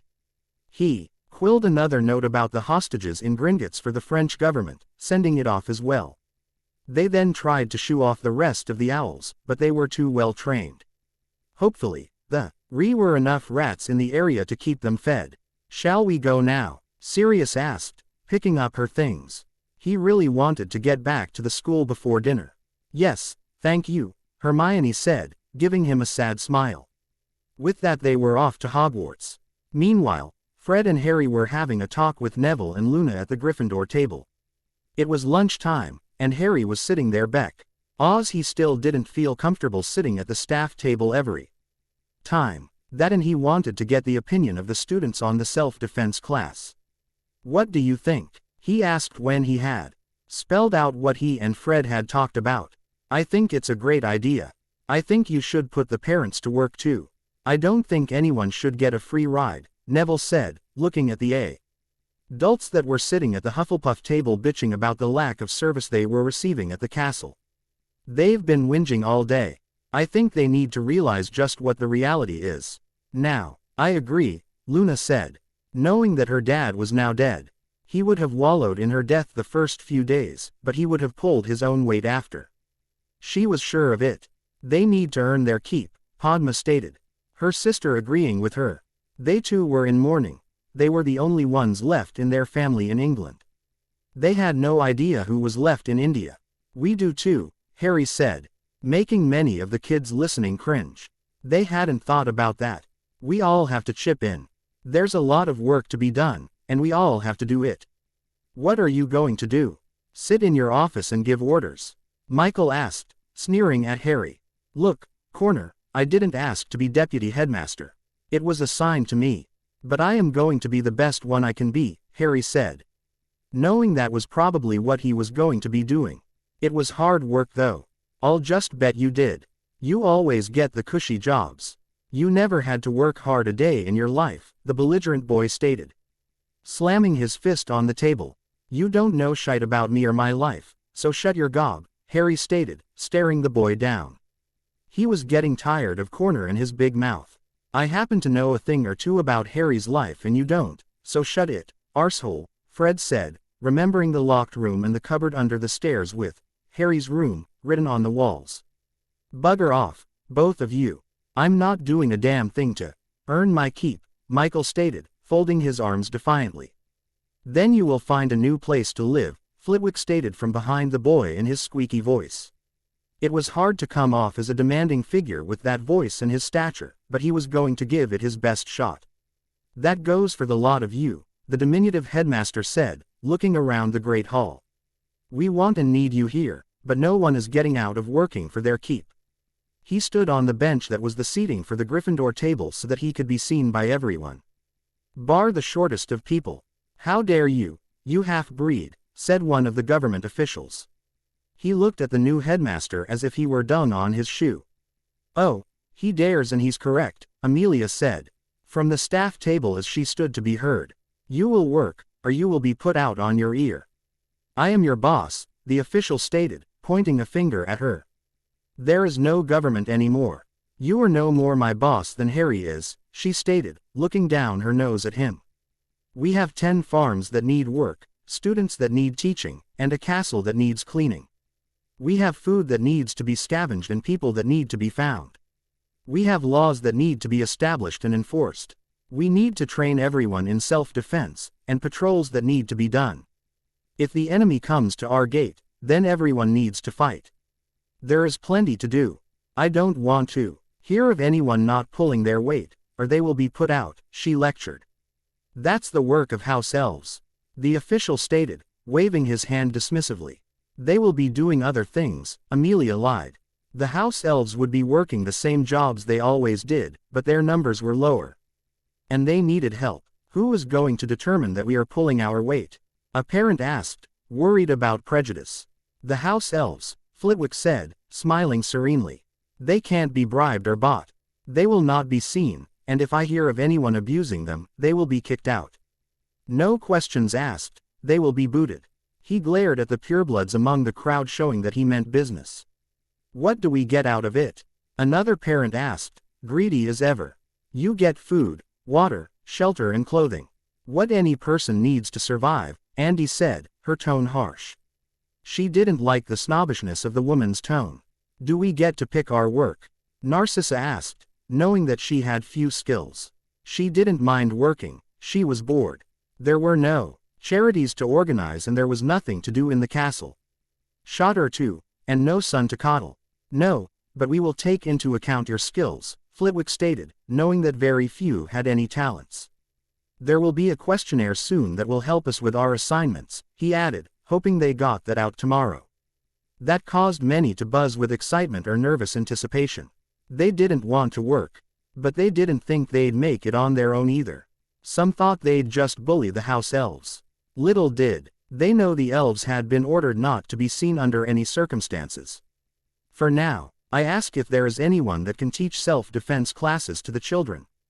Both magical and muggle, Flitwick asked, going back to his chair, so that he could be seen. There were 5 hands in the air, and he asked if they would join him in his office after dinner.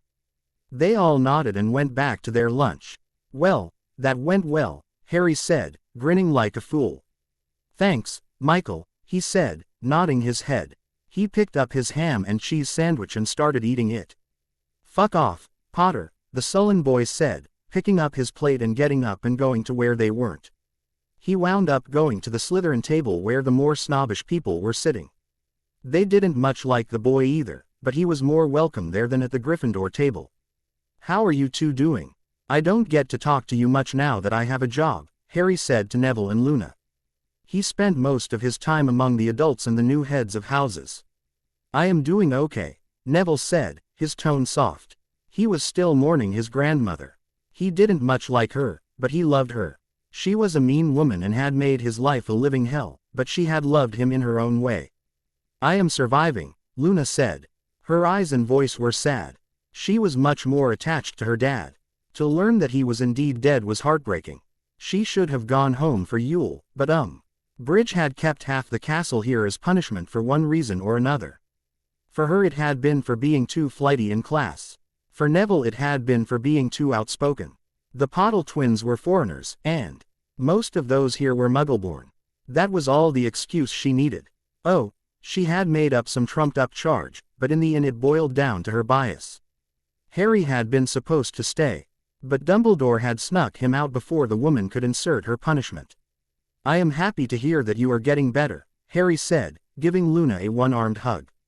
He knew it was hard on her, but he couldn't really empathize. He didn't have a family member to mourn like she did. He had the Weasleys, but they were friends, not family. It was about then that the doors opened and in walked Percy Weasley with Bill and Fleur at his side. They looked worn, clean, but worn. Percy, Bill, Fred said, standing and all but flying to their side. He grabbed them into a hug and held on tightly. Fred, they both said, holding on just as tightly. They were all crying tears of joy. Fleur stood off to the side, crying. She would never have this kind of reunion, or at least she didn't think she would. Her parents were dead, and she didn't know the fate of her sister. Harry went to her side with Neville and Luna joining him. Fleur, it is good to see you, he said, taking her hands and kissing both of her cheeks. Ari, it's good to see you as well, she proclaimed, returning the gesture. Tears were still running down her face, but there was a smile there now. How did you come to be with the Weasleys? He asked, watching the brothers reunite. I was with Bill when the goblins rebelled. We ran and got to the ministry. We ran into Percy and ran from Zir as well. We did not like what Zay was doing, so we ran. Now we are, she said, gesturing to the Great Hall. You should have stuck with the government, you could have been here days ago, Harry said with a chuckle. But you're here now, that's all that matters. How did you survive? He wanted to know. Bill's very resourceful, Fleur stated in a respectful and sultry manner. I'll bet he is, Neville said, mumbling under his breath. Harry elbowed him, and smiled at Fleur. I am sure that he is, he told her. Come, let's go talk to Headmaster Flitwick, he said, touching Fred on the arm.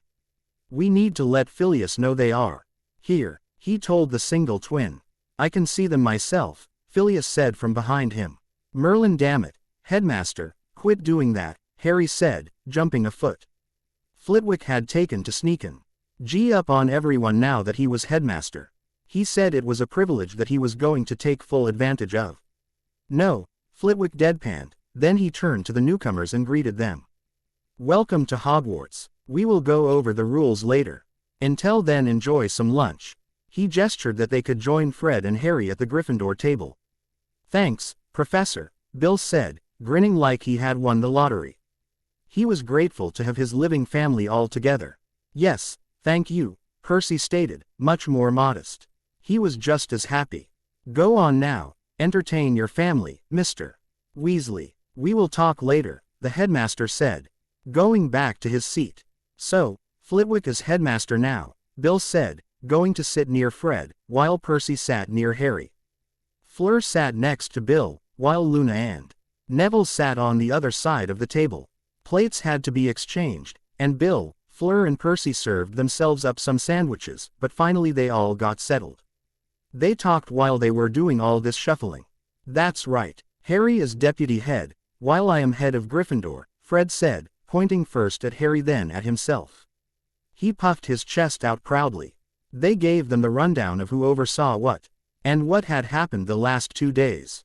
The 2 Weasley men listened in with bated breath, wanting to learn more about what was going on in the only civilized place they had seen since the world ended. Wow, you lot have gotten a lot done in the last few days, Bill said, shaking his head. We've been hiding for a week now, hoping to get here. We waited until we could get past the goblins. We were hiding in Diagon Alley. We had to sneak out, he explained, since they had been hiding in Percy's flat. We got out 3 days ago, he stated, looking at Fleur. We first went to the burrow to see if anyone was there. Fred had told us that everyone was dead, but I wanted to make sure. I saw the clock and he was right, even Charlie is dead. That had been devastating news. To see all those hands pointing to deceased. He had cried for hours. I told you, Fred grumbled. He should know, he saw most of the family die in St. Mungo's. He didn't understand why Bill needed more confirmation. I just had to make sure on Charlie. You didn't see him die, Bill said, putting a hand on his shoulder. Fred just nodded his head. We then went to Fleur's house in France to see if anyone was there. But only her dead parents were there. We buried them and came here. Bobadensis locked down. No visitors, he explained, looking up at the staff table. He'd have to talk to the headmaster about that. That is news, Harry said, making a mental note to include Bill and Fleur in the meeting tonight. They might add some things to the meeting about what was going on in the world. He lifted his head when the doors opened again. His smile formed on his face when he saw a bushy-haired witch walk into the Great Hall. Hermione's Homecoming. Chapter 14. Hermione's Homecoming. Thanks for reading and reviewing. Harry, Hermione cried as she ran to his arms, dropping her things on the floor as she did. Hermione, Harry yelled as he ran to her arms, making those around him move out of his way. The 2 of them met in the middle of the Great Hall and hugged each other with such ferocity that they slammed into each other and almost fell to the floor. Everybody who had any type of emotions was in tears to see such a reunion between such good friends. Fred, Neville, and Luna got up and met the 2 and created a group hug. They all hung on to one another for a long time. Sirius went to the staff table and joined kids have their reunion. He wasn't needed here. He would tell Harry all about his trip later. He didn't need to bask in the air of accomplishment. Harry could thank him later. Hermione, it is so good to see you, said Harry, picking up her things and taking her hand in his. I've been so worried about you. I couldn't get a hold of you by owl or any other means of communication. Where have you been? He asked, his concern showing on his face. I was at Gringotts in France, she cried, her tears streaming down her face. The hand in his was in a death grip. Oh, it was horrible. They barely fed us. My parents died, Crookshanks died, everybody died. People were dying all around me. I didn't know what to do. And then the thieves came, and they tried to take my money. And I had to run. And then I ran to the bank and then the goblins took all my money to let me stay there. And then I had nowhere else to go and I couldn't get in touch with you. And I didn't know what else to do. And it's been just such a horrible thing. And I just didn't know what to do. And I had nowhere to go. And then Sirius showed up and he took me here, and it was oh, Harry, I just didn't know what to do. She was near hysterical in her rant. It had been a very bad week and a half for her. Her usual logical mind was a mess, and she was not thinking clearly. She was more than happy to be home though. She took a few deep breaths and started to calm down. She clamped harder onto Harry and took refuge in the fact that she was with at least one of her friends. She saw Fred but didn't see Ron. She looked around and started having a bad feeling. Well, you're here safe now. And you don't have to worry about money. Money has no value anymore. We'll take care of you, Harry said, brushing her hair back from her face. It was so lanky, he knew she would want a shower soon. He was more than willing to let her have one. Harry, where's Ron? She asked, tentatively. She didn't want to. No, it was too much. Why was this happening? Couldn't she have both of her friends? Was that too much to ask? Fred and Harry shared a look, Then they both looked at the floor. Then they looked at Hermione and shook their heads. She broke out into tears again and hugged them both. They cried for a few minutes and soon broke apart. "I'm so sorry to hear that," she said, looking at Fred first then Harry. She wiped the tears from her eyes with the sleeve of her blouse, and frowned at the ceiling like it was to blame for her problems. "It's all right, Hermione," Harry said, sadly. He felt bad for her. She had suffered more loss than he had. "Well, it's not all right, but we've had some time to deal with it. Bill and Percy are here now. They only got here today, strangely," Fred said, looking fondly at his remaining family, who were still sitting at the Gryffindor table. "A lot has happened these last few days," Harry said, squeezing her hand. "We have loads to tell you," he said, beaming at her. He was hoping that by catching her up, he'd get her mind off all the loss. "Yeah, Hermione, Harry is now the deputy headmaster of the school," Fred said, slapping Harry on the back in pride. "I'm head of Gryffindor," he added, puffing out his chest. "Deputy headmaster, how did that happen?" she asked, looking at Harry with a questioning look. She ignored Fred's accomplishment for now. She'd address that later. She had to concentrate on Harry. He was much too young for that position. Besides, what happened to Professor McGonagall? Was she dead? It's a long story, and we'll tell you all about it after we've given you something to eat. "You look like you haven't eaten in days," Harry said, leading her to the Gryffindor table. "Sirius gave me some beef jerky," she said, then her tummy grumbled, making her blush. It hadn't been near enough after days of so little to eat. "That's not enough. Come, lunch is almost over, but I'm sure there's still some food on the table," Neville said, following them to the table. With that the five of them went and sat down and gave Hermione some food. She fell on it like a ravaged dog and ate as much as she could without getting sick. People were staring at her because that was not something Hermione usually did. She was shoveling it down as fast as she could without spilling it on her lap. That took talent. Harry just beamed at her. He was just so happy that she was around that he didn't care how she ate. "Slow down, Hermione, it's not going anywhere," he said good-naturedly. "I know, I'm just so hungry," she said. But she slowed down and showed some decorum. "You're going to make yourself sick if you eat like that," said Luna, smiling at her to take the bite out of the words. She could tell the other girl had had it rough. The only person who had had more loss than her in their group was Fred. "I'm all right," said Hermione. She looked up and saw Percy, Bill and Fleur sitting at the table. "Fleur, I'm glad to see that you're okay," she said between bites of food. "I wanted Sirius to go check on Bobaddon's, but he said that we would send a letter there instead." She then explained what they had done and how they had found the post office and sent the letter to the school. "It's locked down, I am sure," said Fleur, nodding at her description. "It probably is," agreed Hermione, still eating some soup. "Then it would have done no good for you to go there," the French woman said, leaning against Bill. She was worried about her friends there, wondering who was still alive and who was dead. She was very concerned about her sister, who was at her grandparents' house. Gabriel had been there for Yule and her parents were going to be there the next day, but they had died. She had no idea if her sister or grandparents were alive or not. "That's what Sirius thought, so we sent a letter and hopefully they will get in contact with Headmaster Dumbledore soon," Hermione said. Sirius hadn't told her about the head change. They hadn't talked much. They had just sent the letters off and portkeyed here. "Hermione, Dumbledore is dead," Fred said, looking at her sadly. Not that he was sad the man was dead, but he knew she looked up to the man. He still didn't know what the old man had done to Harry, but that had put him off the ex-headmaster. He just hoped that it didn't set a rift between Harry and Hermione.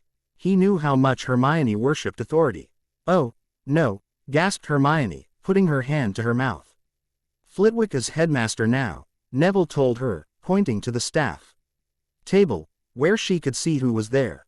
Flitwick was sitting in the headmaster's chair and no one was sitting in the deputy's chair.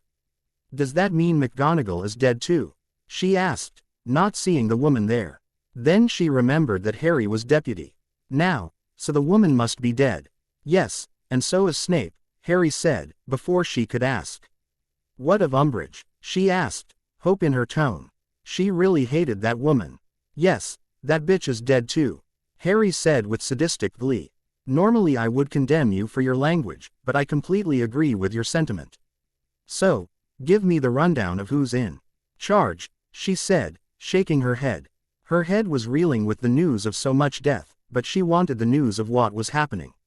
She grabbed some dessert and started in on some apple pie. So, they gave her the lowdown of who's in charge of what and who was left alive and how everybody came into being at the school.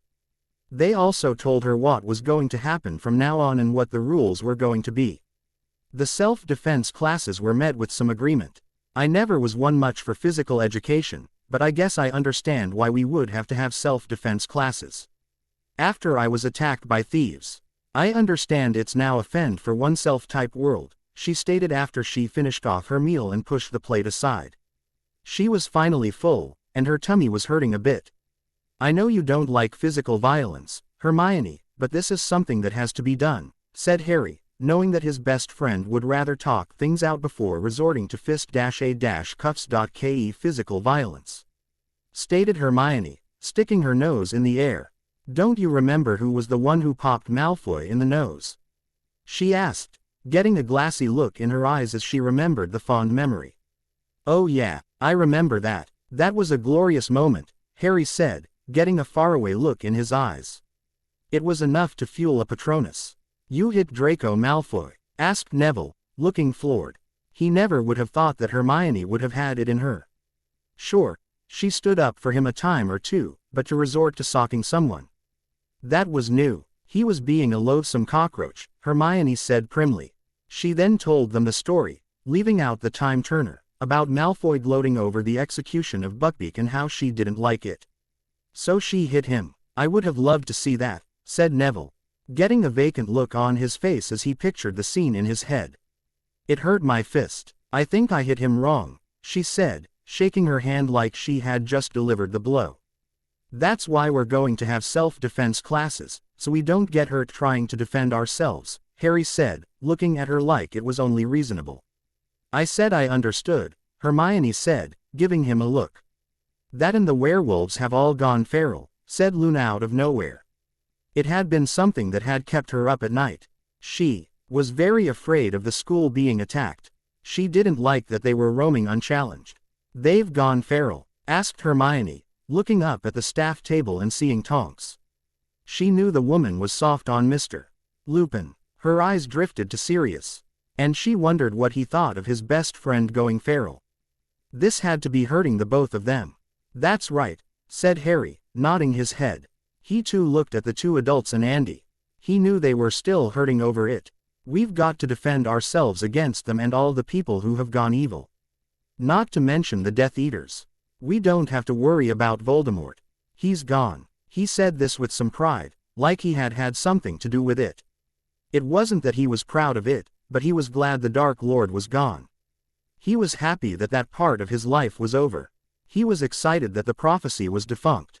That he didn't have to hunt down the Horcruxes. Are you sure he's gone? Hermione inquired. She was nervous about it. It had been reported that the man was dead in the past and that report was wrong. She didn't want him popping up when it was least convenient. Yes, I'm sure, Harry said, very certain. How can you be certain? She asked, tilting her head to the side. Dumbledore's ghost said he saw him in the afterlife. He said like that was a normal thing, which in the wizarding world, it was. Dumbledore's ghost is around, she asked, getting excited again. She would love to talk to the deceased headmaster. There were so many questions she could ask him.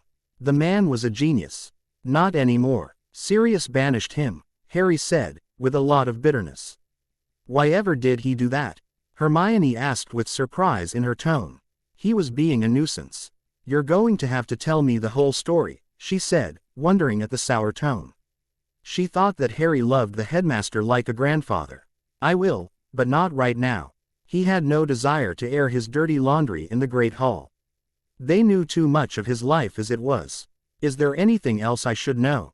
She asked, looking around like they would tell her everything. No, I think we've just about covered everything, Harry said, looking at his watch. He had been here too long. I've got to go. I've got parchment work I've got to get done. He didn't want to go, but he really needed to learn all this stuff. Flitwick was a harsh taskmaster.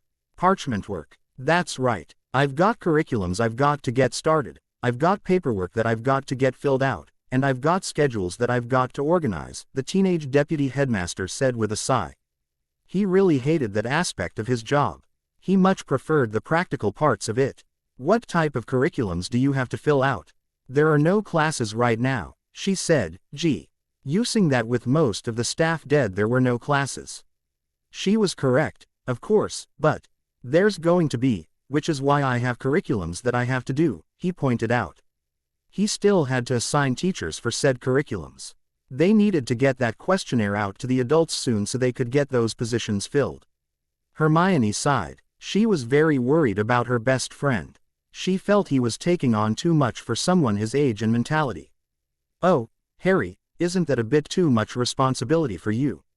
You've never been trained for anything like this. He wasn't a bad student. But he wasn't the most studious either. Flitwick's teaching me, he said, defensively. He had been working hard since he had been picked. But, Harry, you're only a 15-year-old boy. You're not nearly old enough to take on this type of responsibility, she protested again. She felt someone with her maturity might be able to handle it, but Harry, well, he was more likely to mess it up. Hence the word, teaching me. Have some faith, Hermione, Harry said, a bit hurt that she didn't believe in him. I still don't think you should be responsible for any of this, she said, laying a hand on his arm. Harry laughed and patted her hand. Don't take it up with me, take it up with Hogwarts. She's the one who assigned it to me, he said, waving at the room in general. Oh, that's rubbish. It's only a castle. A castle can't assign you anything, she said, not believing for a moment that the castle was sentient. Not even in the world of magic would a building have a conscience. Hogwarts is sentient, Harry debated. Looking at her queerly, he would have thought she would have been curious about that aspect of the castle. I've never heard of such nonsense in my entire life. A castle can't be sentient, she denied. It's magic, Hermione, he argued, wondering why she was fighting about this. Was she stressed? Usually, she didn't dismiss something like this so ferociously. She was usually more open-minded than this. Wasn't she? I'll believe it when I see it, she said, knowing that she was being pig-headed, but she just couldn't seem to help herself. Harry just sighed in frustration. I'm not going to argue semantics with you. You can either believe me or don't. I'm telling you, Hogwarts assigned me to be deputy headmaster, and I've got responsibilities that I need to take care of. He really needed to get going. Flitwick was looking at him like he was loitering. Do you need any help? She offered, thinking she would see what he was doing and perhaps prove that he was in over his head. No, thank you. I've got Professor Flitwick to help me out, and Professor Sprout is also helping me where she can, Harry said, looking at her like he knew what she was thinking. What am I to do while you're doing that? She asked, looking around the room like she had not seen it before. There were no classes, so she had no homework to keep her busy. You can do what the rest of the students do and go to the library or help clean the castle or do whatever it is they're doing. I'm not sure what that is. Most of them are studying random things, I think, he said, looking at Luna and Neville. Yeah, Hermione, most of us are studying.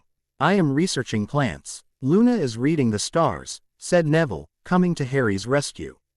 He wondered what had gotten into Hermione. She was being obstinate. It was as if she was trying to pick a fight. Perhaps she was tired. I think I'd like that after this last couple of days of doing nothing but running and hiding, Hermione said. Thinking a good study session might be what the doctor ordered. She might study up on self-preservation, or self-defense. Anything that would help them survive in this new world. All right, then I'm going to go do what I have to do.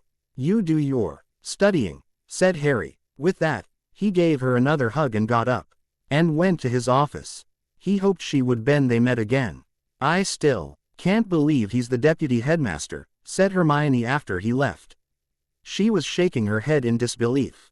She still didn't believe that the school had anything to do with it. I think he makes an excellent deputy headmaster, said Luna in that wispy tone of hers. He's already gotten so much done, she said, smiling her quirky smile. Oh, Really? Like what? Asked Hermione, not sure if she believed it. Well, he's already organized the elves into farm groups. Without them we wouldn't have food, Luna stated dreamily. That wasn't quite true. They had all the scavenged food, but Harry's elves and farms would keep them in fresh food. But that's slave labor, protested Hermione. She was still on that crusade. Not even the end of the world would stop that. No, it is not. Everybody has to work to earn a living now. They get paid the same as we're going to get paid, in food, shelter and board. Not to mention their magic, said Neville. He had never been on board with her cause. He was a pureblood, and he didn't agree with her point of view on the house elves. He thought they got paid with equal exchange. They got magic for their work. They got to live. Without the bond they would die. Didn't she understand that? That's right, said Luna. She was the same as Neville. She understood the bond better than Hermione did. Everybody's going to have to work for the same thing. Well, we survive without the bond. But we need to work for food and such. Don't look at it as slave labor, said Bill, who also understood the relationship between the humans and house elves. Think of it as earning your keep. It's not the same as the one between the house elves, but everyone here is going to have to pull their weight. The house elves will continue the way they always have, he added. Knowing they were going to have to sit her down and explain it all in greater detail. It's the way of the world, said Fleur, nodding her head in agreement with the rest of the table. I don't like it, said Hermione. Not one to back down even with so much hardship. She had been faced with this before. She would stand up for those she thought were being repressed. You're not going to make it long here then, said Luna, pointedly. She didn't want to sound harsh, but she didn't want Hermione to think that she was going to skate along either. And according to Professor Flitwick, if you don't pull your weight, you're not going to stay. Harry won't let them throw me out, the bushy-haired witch said.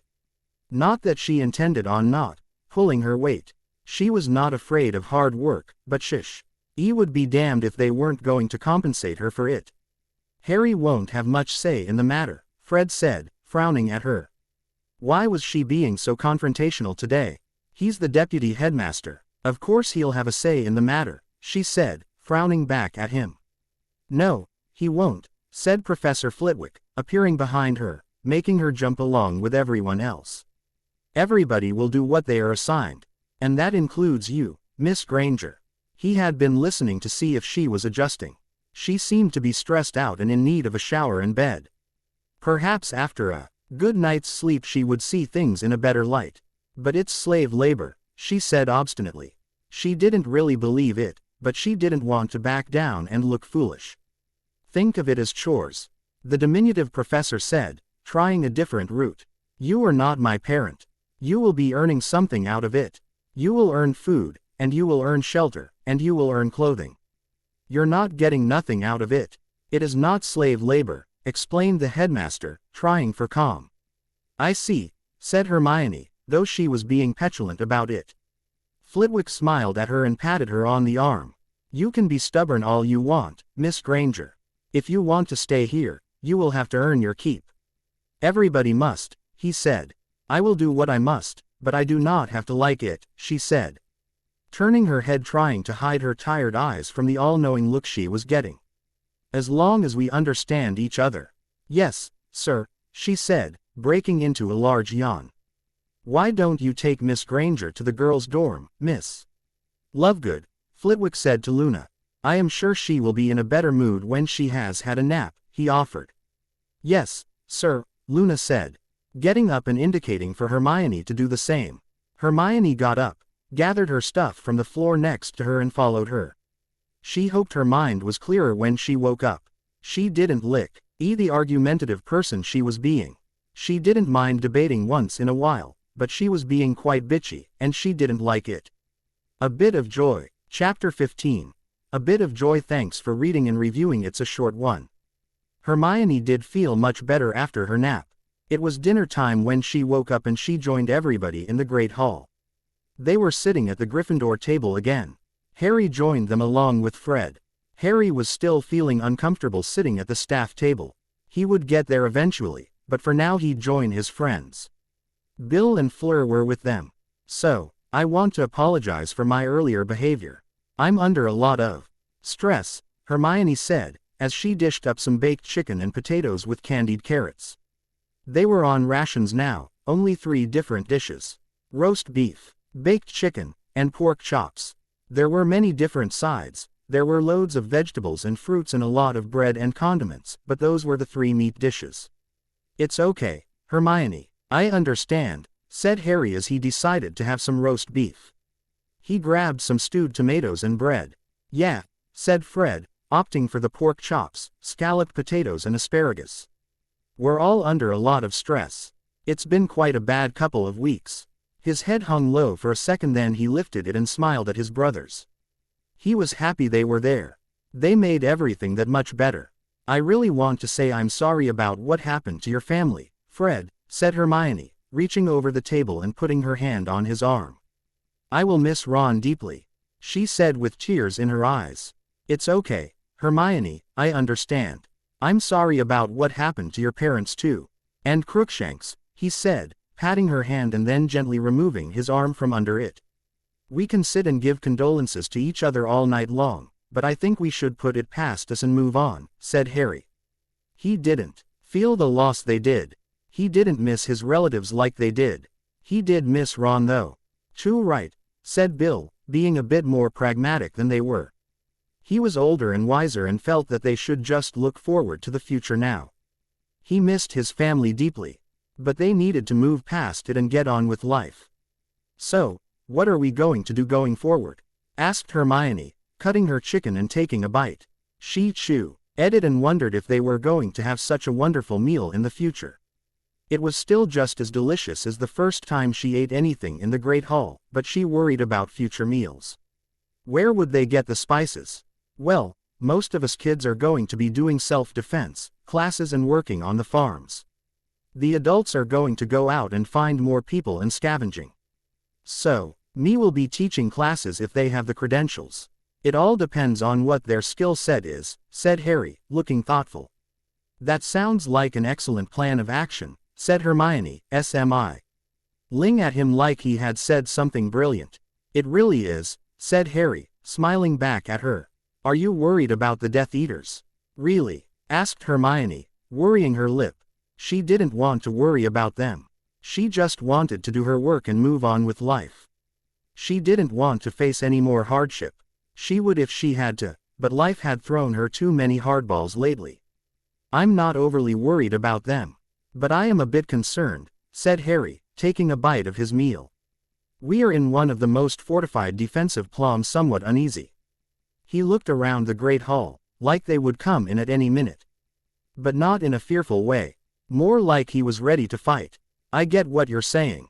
They might come after Hogwarts just for a place to hole up, she said, sighing a great sigh.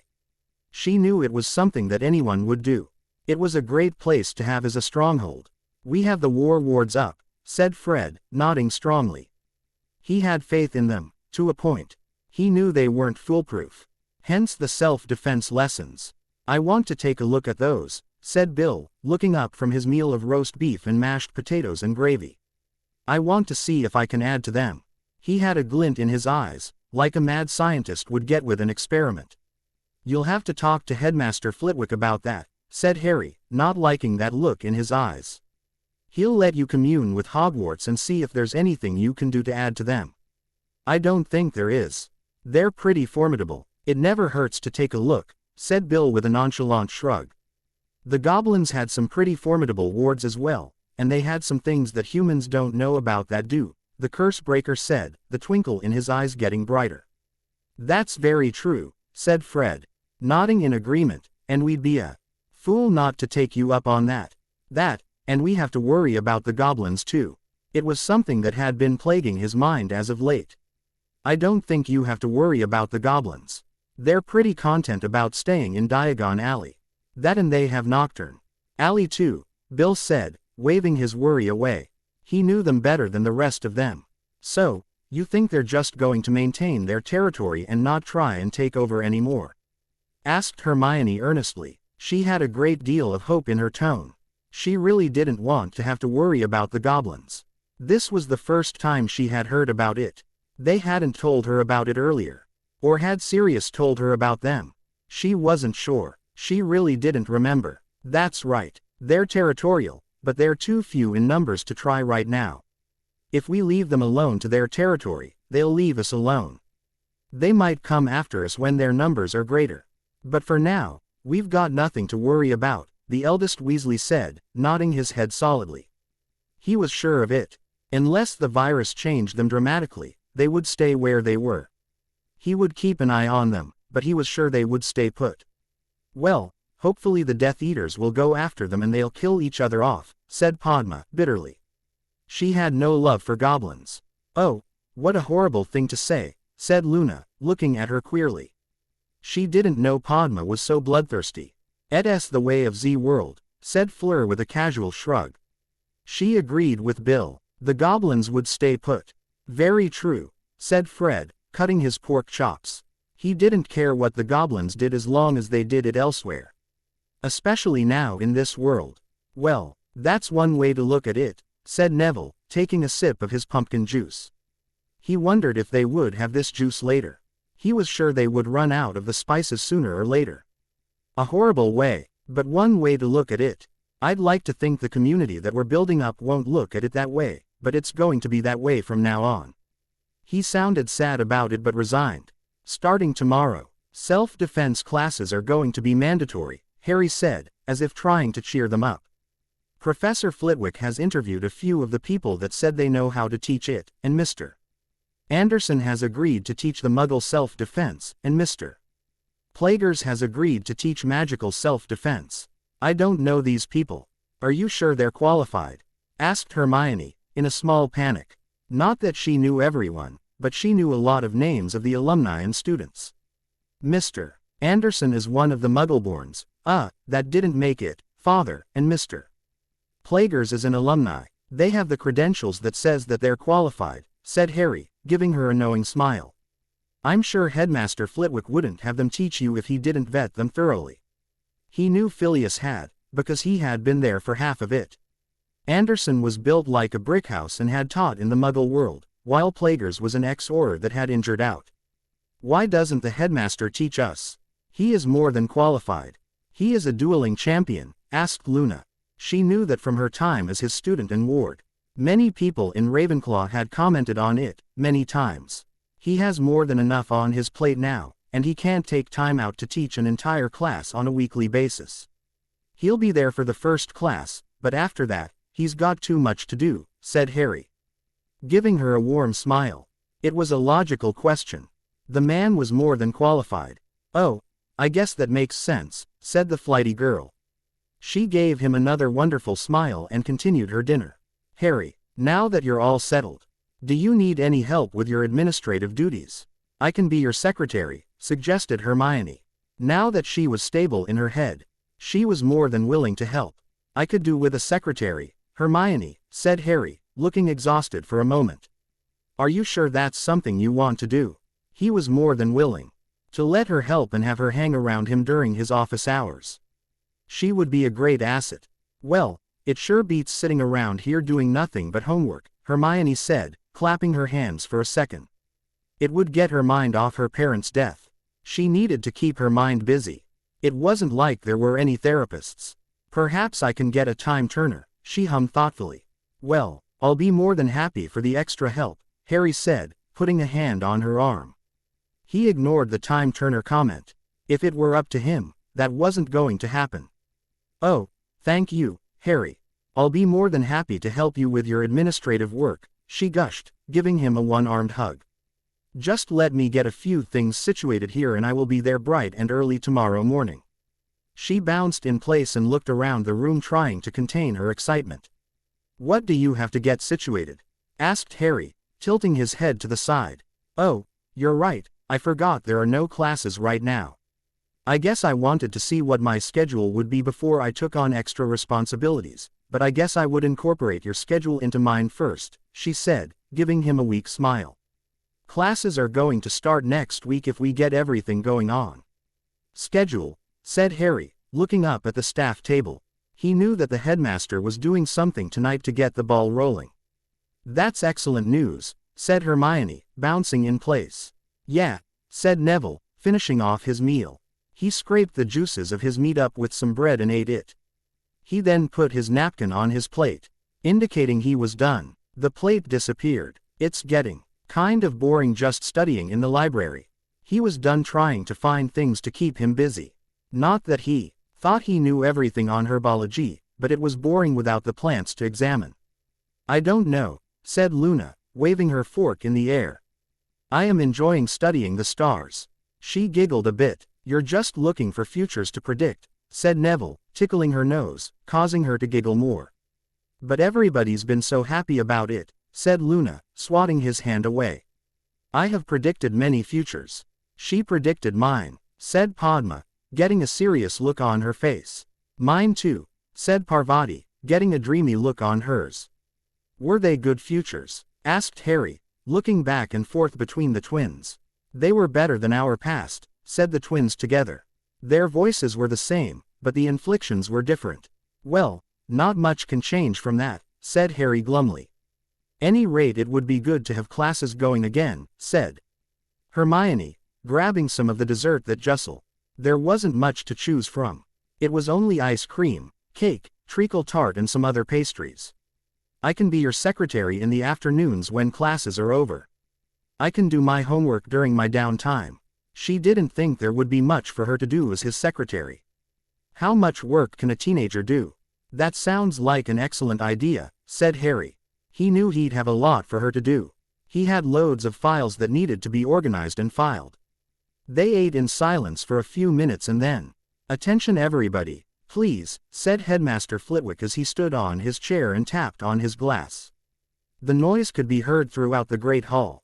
At any second now, the house elves are going to put in front of you a questionnaire. On that questionnaire, you will be asked a series of questions about your talents and hobbies. I would like to ask that you answer these to the best of your abilities and with complete truthfulness. Doing so will put you in the best possible location and vocation. That set off a lot of whispering. Some were excited and others were grumbling. If you do not answer truthfully, he continued, quieting everyone down, you will not be happy with what you were assigned when you were given your allocation for work. If you are put in such a situation where you are not happy, that will be your own undoing for you not being truthful on this questionnaire. I cannot guarantee that everybody will be put where they are most agreeable, however. We will do our best to situate everybody where they are best needed. Thank you. And with that, he sat back down. A few seconds later, a parchment sat in front of everybody on clean plates. The rest of the plates having disappeared, ink and quills manifested themselves in the middle of the tables as the dessert dishes had disappeared. For the next few minutes, nothing but the sound of ink and parchment scratching together was heard. There was a bunch of mumbling, a lot of discontent was heard throughout the great hall. What do you mean, do I like shrubbery? Fred asked as he scratched his head. How could they possibly want to know if I know how many days there is in between the full moons? Neville wondered as he wrote the answer. E=mc². Luna questioned with a twinkle in her eyes as she scribbled away.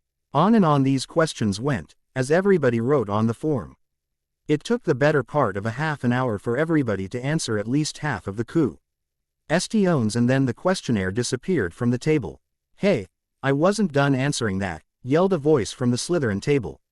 It doesn't matter whether you finish the questionnaire or not. We just wanted to get a general idea of what you knew in the matter of time we gave you to answer, Flitwick said, making placating gestures.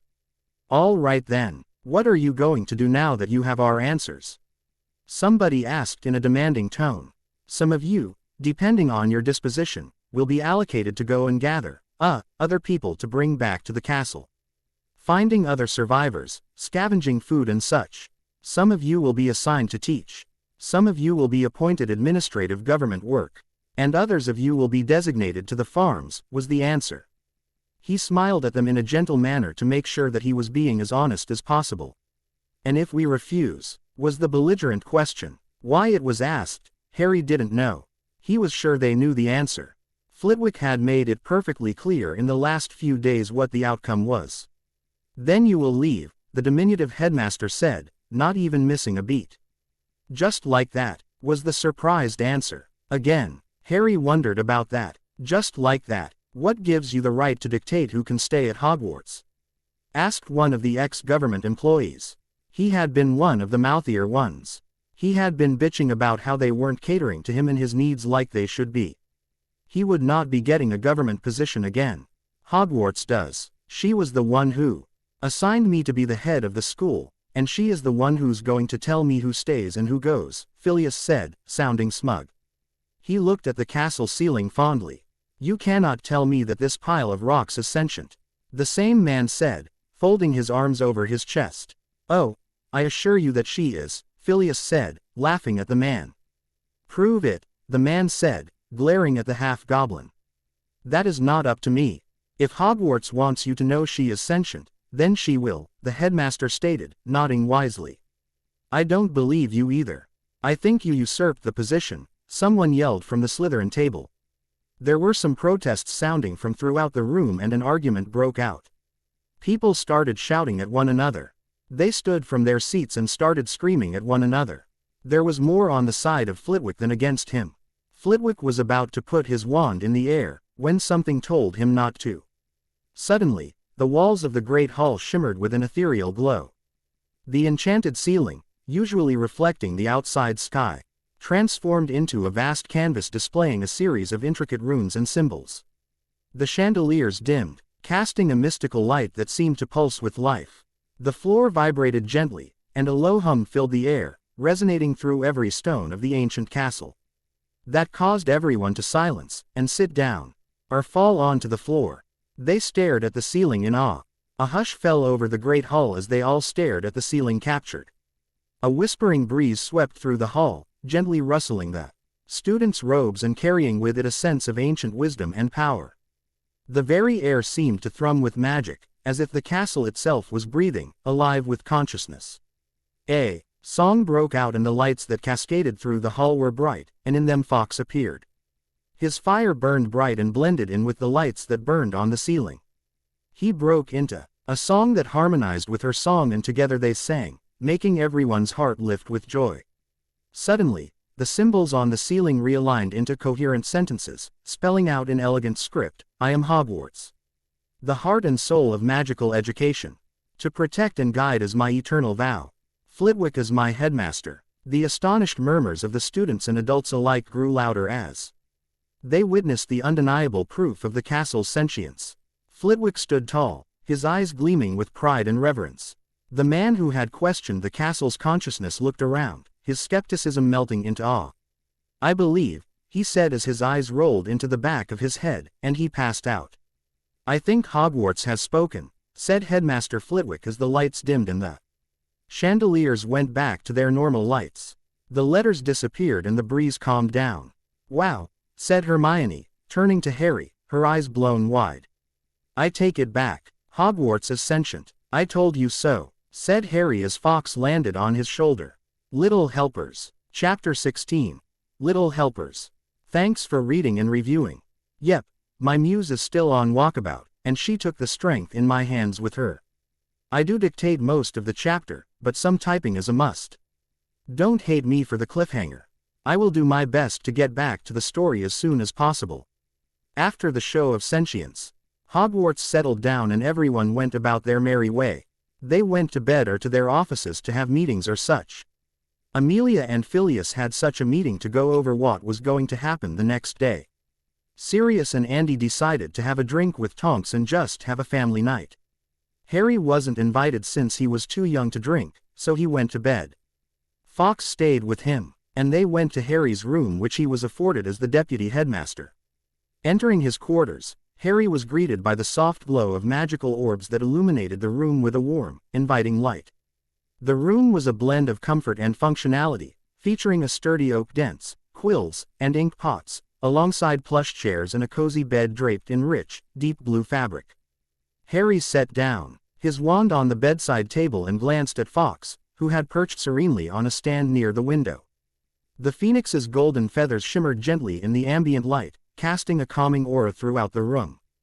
Time for bed, Fawkes, Harry murmured, his voice quiet yet filled with affection. He knew the phoenix understood, even if their Communication was more emotional than verbal. He knew the bird was depressed over the death of his last companion, and that he wanted to bond with Harry. That was all he got from Fox at that time. Fox responded with a soft, melodious trill, conveying a sense of peace and companionship. Harry could feel the bird's lingering sadness over the loss of Dumbledore, but there was also a burgeoning bond between them, one that promised healing and mutual support. Fox could feel that Harry didn't share his feelings about Dumbledore, and while he didn't agree, he understood. He was a pragmatic bird. Harry changed into his nightclothes, the simple yet comfortable attire offering a reprieve from the formalities of his daytime responsibilities. He climbed into bed, pulled the covers up to his chest, and glanced once more at Fox, who had settled down for the night. Together the two settled down for a good night's sleep. They were more than willing to take on the world the next day. Early the next morning, before breakfast, Harry was in his office, with the Phoenix. Fox took himself to a stand that was off to the side. It was a golden stand that was placed there last night. It matched his feathers and was comfortable for him. Hermione was there, looking bright-eyed and bushy-tailed. She had done up her hair in a bun and put on some makeup. She was wearing a nice woman's suit that was deep green in color, and sensible shoes. It looked like she was going all out to be the secretary. "Good morning, Harry," she chirped, taking a quill and posing to take notes. She had taken many already and was in the middle of making more. "Morning, Hermione," Harry said, moving past her to his own desk, which was located at the end of the office. The office was spacious, with two desks strategically placed to allow for efficient workflow. Harry's desk, at the end of the room, was large and mahogany, cluttered with parchments, quills, and ink pots. It exuded an air of authority and responsibility, befitting his role as deputy headmaster. Across from Harry's desk, near the entrance, was Hermione's desk. It was smaller but equally functional, made of sturdy oak. It was empty at the moment, but it exuded an air of organization. The walls were adorned with portraits of esteemed wizards, adding to the sense of history and tradition that permeated the space. There were filing cabinets that lined up the walls on one side, with bookcases on the other. The books there were the ones that Flitwick had given Harry to read up on, and many others that were needed to see that the school ran proficiently. There were scrolls aplenty, and books were scattered on every surface. "What are we going to do today?" Hermione asked, moving to his desk and propping her hip on the corner. There wasn't much room there, but she managed to find a space. She was scribbling away in her notebook on things she thought they needed to get done. "Well, the first thing I'd like to do is get all these files separated and put into the filing cabinet," said Harry, waving his hand to indicate the many files around the room. There were piles of them everywhere. They were as plentiful as the books.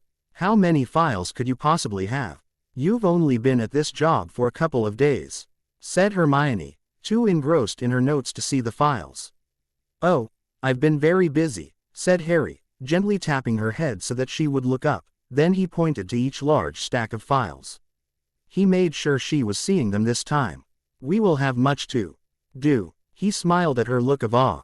"Oh my," she said, looking up from her parchment and seeing just what she had gotten herself into. "That was a lot of work. Did McGonagall let things slide her last year here?" "We've had to revamp the entire system," said Harry as way of an explanation. "They had pulled all the files and skimmed through them and reorganized them. Headmaster Flitwick and I have overhauled the entire curriculum. We wanted to make sure that everybody got the correct education for this type of situation.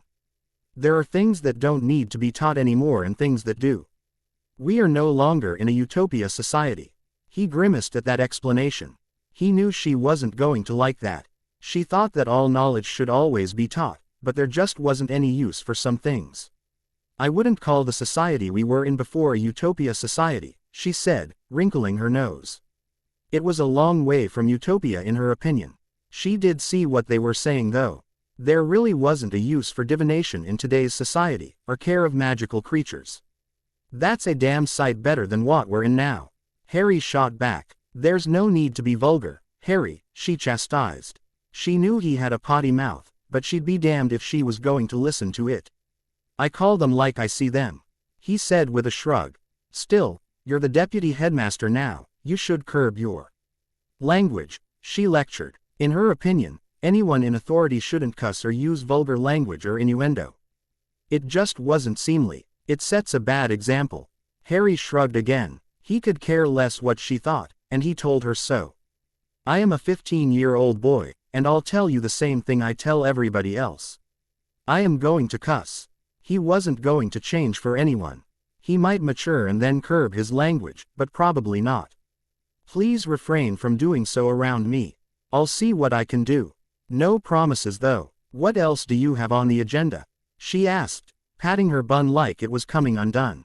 It wasn't. Magic was keeping it in place. She had learned ages ago to use magic to tame her wild hair. Being made fun of had taught her that. Not that she really cared what people thought of her, but she didn't like to hear the teasing all the time. She was going to miss Lavender Brown. Sadly, she didn't make it. Well, after we're done with the filing, there are some dictations that needs to be done. How good are you at shorthand? He asked, looking at her like he didn't think she knew any. She was a 16-year-old girl after all. When would she have learned any? Oh, Harry, that's what dictaquills are for, she said as she giggled into her hands. He was so silly sometimes. Oh, that's right, Harry said, slapping his hand on his forehead. He forgot that they used magic to take notes. He'd seen Flitwick do it 100 times, so why didn't he think he could do so? Sometimes it's hard to remember that we are in a society full of magic. I understand that. I'm Muggleborn too, remember? She said as she giggled again.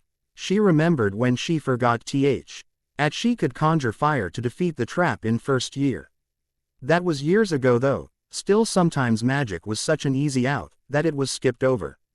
Well, I just came back from the Muggle world, so I forget. Harry said with a shrug. He didn't use magic for many things. He was too used to using his hands to get things done. I understand, she said. After we get the dictation done and the filing done, we should be done for the day, he said, getting back on track. Well, she was. He still had loads of work to do. Don't you think we should go down to breakfast first? She asked as her tummy grumbled. She had come here first thing. No, we'll eat here. We've got too much work to do, Harry said, getting ready to call a house elf to bring them something to eat. If you say so, she said with disappointment in her voice. Oh, did you want to eat with the rest of the students? He asked, tilting his head in question. He thought she was as gung-ho as he was. I was looking forward to eating with everybody, yes, she said, nodding her head, acting with all the other students when she had been held in the bank. She wanted to eat with Fred and Neville. Even Luna was welcome company, flighty though she was. Well, you can go down and eat with everybody, but I've got a lot of work that I have to do, Harry said, dismissively. He knew he was being brass, but he'd been putting off this work for far too long. And it needed to be done. She had volunteered and she needed to put up or shut up. It's okay, Harry, I can stay here and help you, she said, smiling at him as if she knew what he was thinking. He thought she was going to abandon him like everyone else had. She would never do that. All right then, let's get cracking, he said, giving her a smile back. He should have known better than to think that of Hermione. She would never abandon him. She had been by his side through thick and thin all these years. With that, Harry called for breakfast, which was pancakes with syrup, and as they ate, the two of them started on the filing. They had to be careful not to get the syrup on the files, but with magic it was easy. In short order and with a lot of magic, they got it done. That done, they then started dictating the letters that Harry needed to get done, mostly to the people who were not complying with the rules. These people were being reprimanded and told if did not comply with the rules and they were going to be booted. This would be their first and their last written warning. Flitwick wasn't playing around anymore. Are you really sending Michael Corner a written warning? Hermione asked, not sure how she felt about that. He was the only student getting such a warning. Yes, he is one of the only students that's getting one, at this time. Most of these are going to the parents and the ex-government workers, Harry said, sighing as if he knew what she was thinking. Why do you think he's being so obtuse? She asked, wondering if the boy had flipped because of the end of the world. It had done a number on her. She could see it changing Michael for the worse. I don't know, I think he's just being obstinate just to fuck with me. I mean, he really wants to see me be brought down. Harry said with bitterness and a snicker. He wasn't as upset with it as he could be. He'd put up with worse with just his family. Corner was a mild annoyance compared to them. Language, Harry, and I don't think it has anything to do with you, Hermione said, brushing that thought away. Harry was always putting the burden on himself. He would blame the fact that there was no air in space on himself if he could. We're just going to have to disagree with that, Harry said, a bit sharply. She disagreed too quickly for his taste. You didn't hear him when you were gone.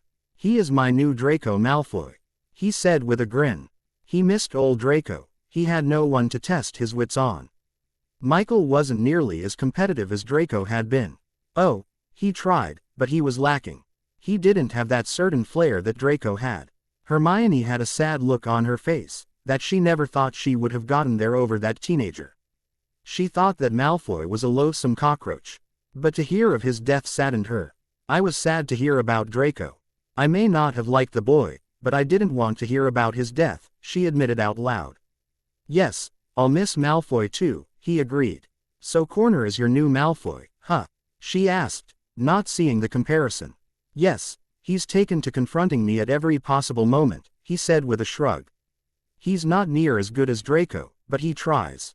He added, I wonder what brought this on. He used to be such a nice boy, she said, tapping her chin in thought. She knew Corner from before, and while he had been a bit of a stuck-up git, he wasn't an arsehole. Harry shrugged again and said, I don't know, but he blames me for the death of his family. Though, how I had anything to do with the virus, I have no clue, he said, shaking his head sadly. Sometimes that's part of being a hero. They seem to think that you should be able to save everybody, Hermione said, though she didn't believe that for one moment. She knew others did. Well, I'm not going to take his shite, Harry said, slashing his hand in the air. I'm not responsible for the death of anybody. He got up and started pacing the room, which caused Fox to trill at him. He was sick and tired of people wanting things from him that he couldn't or wouldn't give. He gave the bird a look that said he was thankful for the effort. Language, Harry, Hermione said, once more chastising him. And no, you're not responsible for the death of anybody that was caused by this virus. Thank you, Hermione. Well, I'll see that these letters are sent off by Owl. Are we done here? It's almost time for lunch, she asked, her tummy grumbling, breakfast having been done ages ago.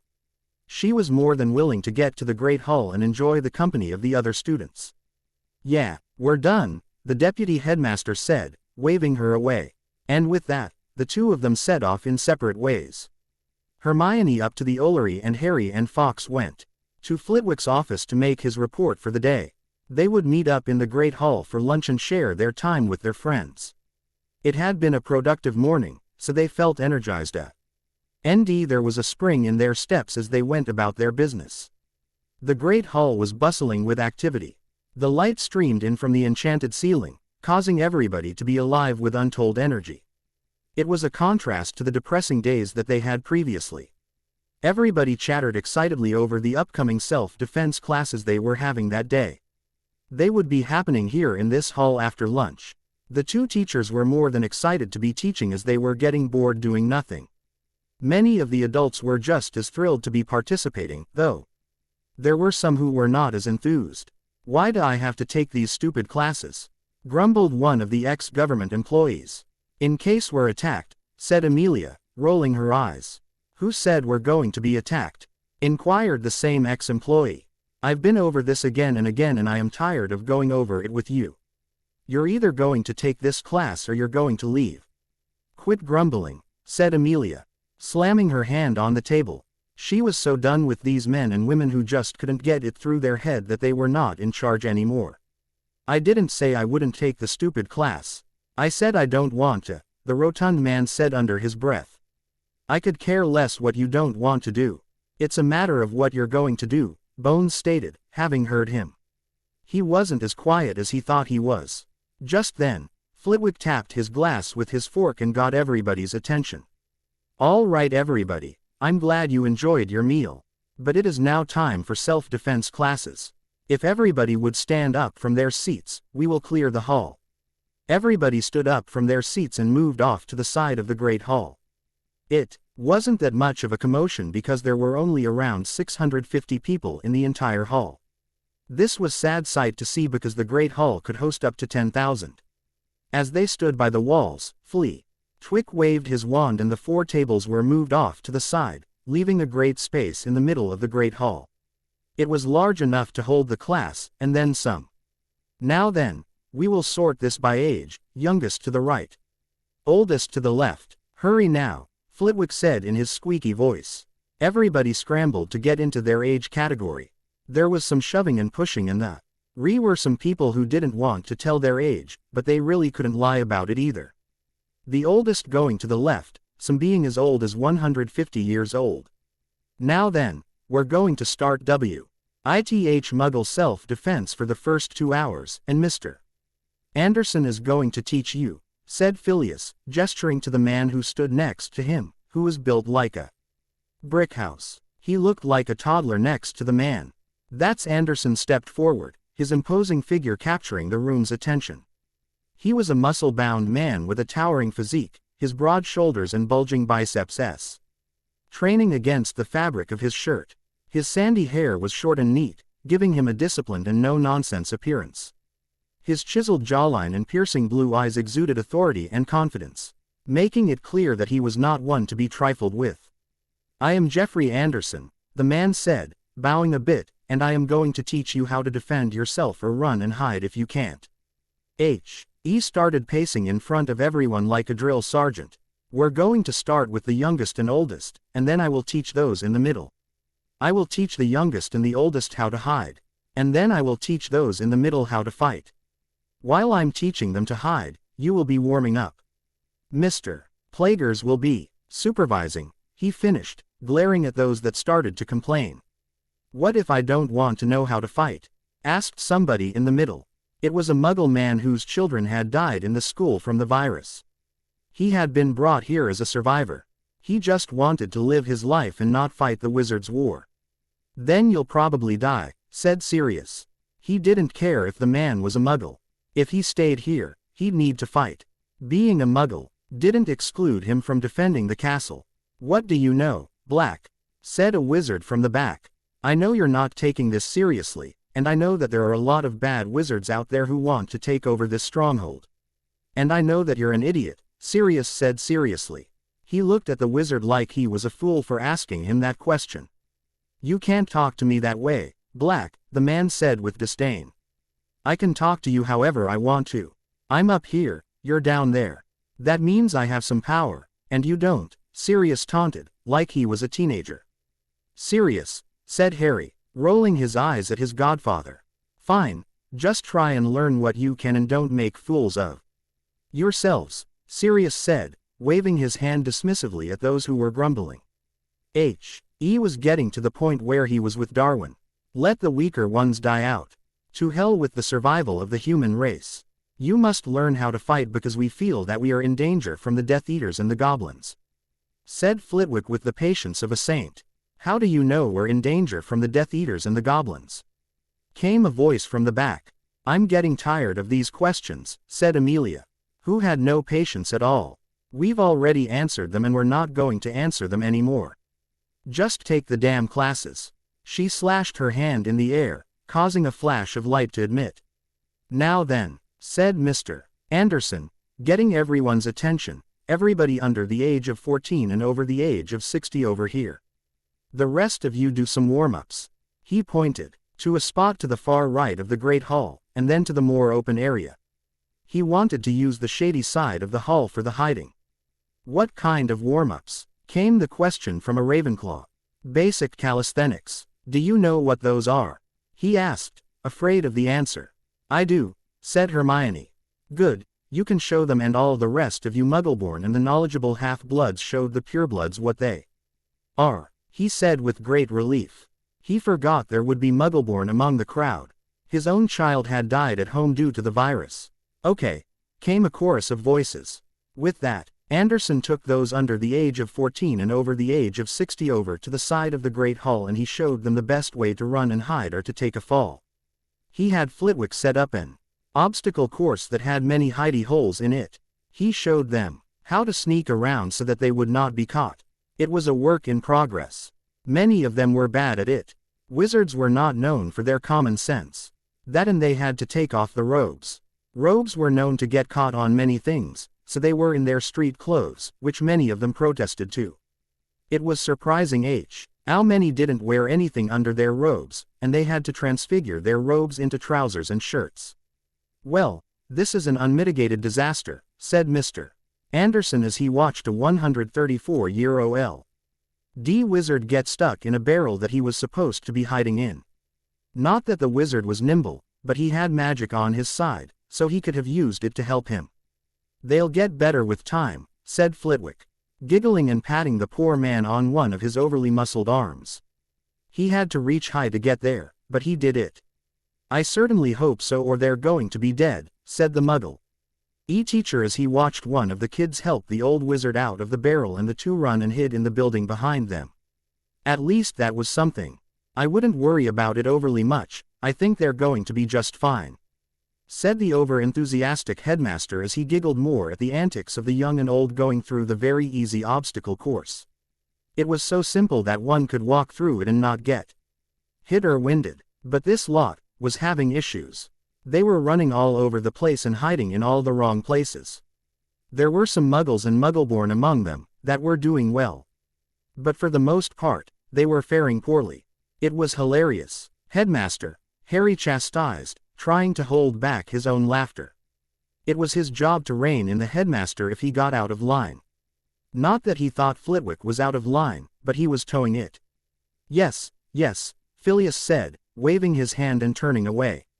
He went to where the others were warming up. They were doing star jumps and push-ups. They would be quite limber when Anderson was ready for them. At least they had stopped complaining. He was sure that it would not last. "We'd better put meat and carbs on the dinner table tonight," Harry said, looking at all those exercising. "Oh," Phileas asked, not sure why that was. "They'll need the calories," Harry said, nodding his head to the group doing the star jumps. "I'll take your word for it," the diminutive man said, with a smile. He was just glad they were cooperating. Suddenly the enchanted ceiling darkened, and a gong sounded. Chandeliers dimmed and the great hall doors slammed shut. The walls glowed and dimmed with a golden light, like an alarm going off. Hogwarts was under attack. The debate. Chapter 17. The debate. "Thanks for reading and reviewing, Fox," Harry called, holding out his hand. He grabbed a hold of Flitwick's hand, and then when the phoenix landed on his shoulder, he said, "To the Astrology Tower." Awkes flamed them to the tower, and the two of them landed and looked towards the front of the school. There was a group of werewolves howling and banging on the gates. Flitwick's eyes widened with alarm as he surveyed the scene. "Damn it, I was hoping for more time," he said, looking at the werewolves attempting to take the wards down by sheer will alone. "Me too," Harry said, staring down at the half-crazed animals. He felt sorry for them. They didn't know what they were doing. Fox let out a soothing trill, his feathers glowing in the dim light. Below them, the werewolves' howls grew louder, echoing through the night like a sinister symphony. "It's a good thing we have the war wards up," he said, looking at the wards burn the werewolves as they threw themselves at them. They would throw themselves at them and howl when they were burned and then back off. Then do it again. It was as if they had lost all reasoning. They were terrifying in their half-wolf forms. Their elongated snouts and large teeth would keep just about anyone away from them. Their broad hairy shoulders, which were sans shirt, showed just how strong they were. The rest of them were human. It was as if they were stuck mid-transformation. "Why do you think they are here?" Flitwick asked, narrowing his eyes at the wolves. They didn't seem to want the castle for its fortification. He knew many things. He was of a inner thinking of a werewolf was not one of them. "I don't know," Harry said, just as much at a loss as the headmaster. They heard a noise on the staircase and whirled around. "We're prey," said Bill, coming up from behind them. "They want to kill us, plain and simple." "Shite," Harry said, shaking his head. Do you think the wards will hold? He asked the curse breaker. I haven't had a look at them, but they should hold for now. If they bombard them long enough, they will fall. But we're talking about weeks of them doing what they are doing, if not months. Still, I'd like to add to them, Bill said, looking at the werewolves with pity. He knew most of them didn't ask for the life they were leading now. He knew they wouldn't stop until they got what they wanted, which was what was inside the castle. I think that's a brilliant idea, Phileas said, turning and leading the way to the ward room. Harry following behind. The ward room was a secretive and arcane chamber hidden deep within the bowels of Hogwarts. Accessible only to those with the knowledge and permission of the headmaster. As they descended the spiraling staircase, the walls began to hum softly with ancient magic, the air growing cooler and more charged with energy. When they reached the bottom, Harry found himself facing a heavy wooden door adorned with intricate runes and symbols. Flitwick waved his wand with practiced ease, and the door creaked open, revealing the ward room. It was a circular room, its walls lined with countless glowing crystals and enchanted objects. In the center stood a large, stone pedestal that held the heart of the castle's protective wards, a pulsating orb of light that shifted in color and intensity. Bill moved forward, his eyes scanning the intricate network of magical threads that connected the wards. He took out his wand and began to mutter incantations, his movements precise and deliberate. With each flick and swish, he added new layers of protection, strengthening the sting wards and weaving in new spells to counter the relentless assault of the werewolves. Harry watched in awe as the light from the orb grew brighter and more stable, the hum of magic reaching a crescendo. Bill's face was a mask of concentration, his brow furrowed as he worked. Finally, he stepped back, a satisfied look on his face. There, he said, turning to Harry and Flitwick, the wards are reinforced. They should hold out longer against the werewolves' attacks. It's a good thing they are thinking like animals and not like wizards. If they were using spells, we would be in a bit more trouble. The wards would hold, but for a shorter amount of time, he explained. Flitwick nodded appreciatively, his eyes twinkling. Excellent work, Bill. Let's hope this buys us enough time to find a more permanent solution. Harry felt a surge of gratitude and relief. They were safe, for now, but he knew the battle was far from over. As they stood there and contemplated their fate, the echoes of he werewolves' howls reminded him of the danger still lurking outside the castle walls. There were more than werewolves to worry about, though they were the immediate danger. Let's get back to the saint of the castle and let them know that they are safe for now. They should know that those self-defense classes are important now, Phileas stated, turning and leaving the ward room. Why did we have to do them outside last time? Harry asked, looking at the headmaster with confusion. We needed to be close to the ley lines, the diminutive man said, explaining it in a manner he would to anyone. This was done by a professional. He didn't need the ley lines to get it done. He led the way up the stairs.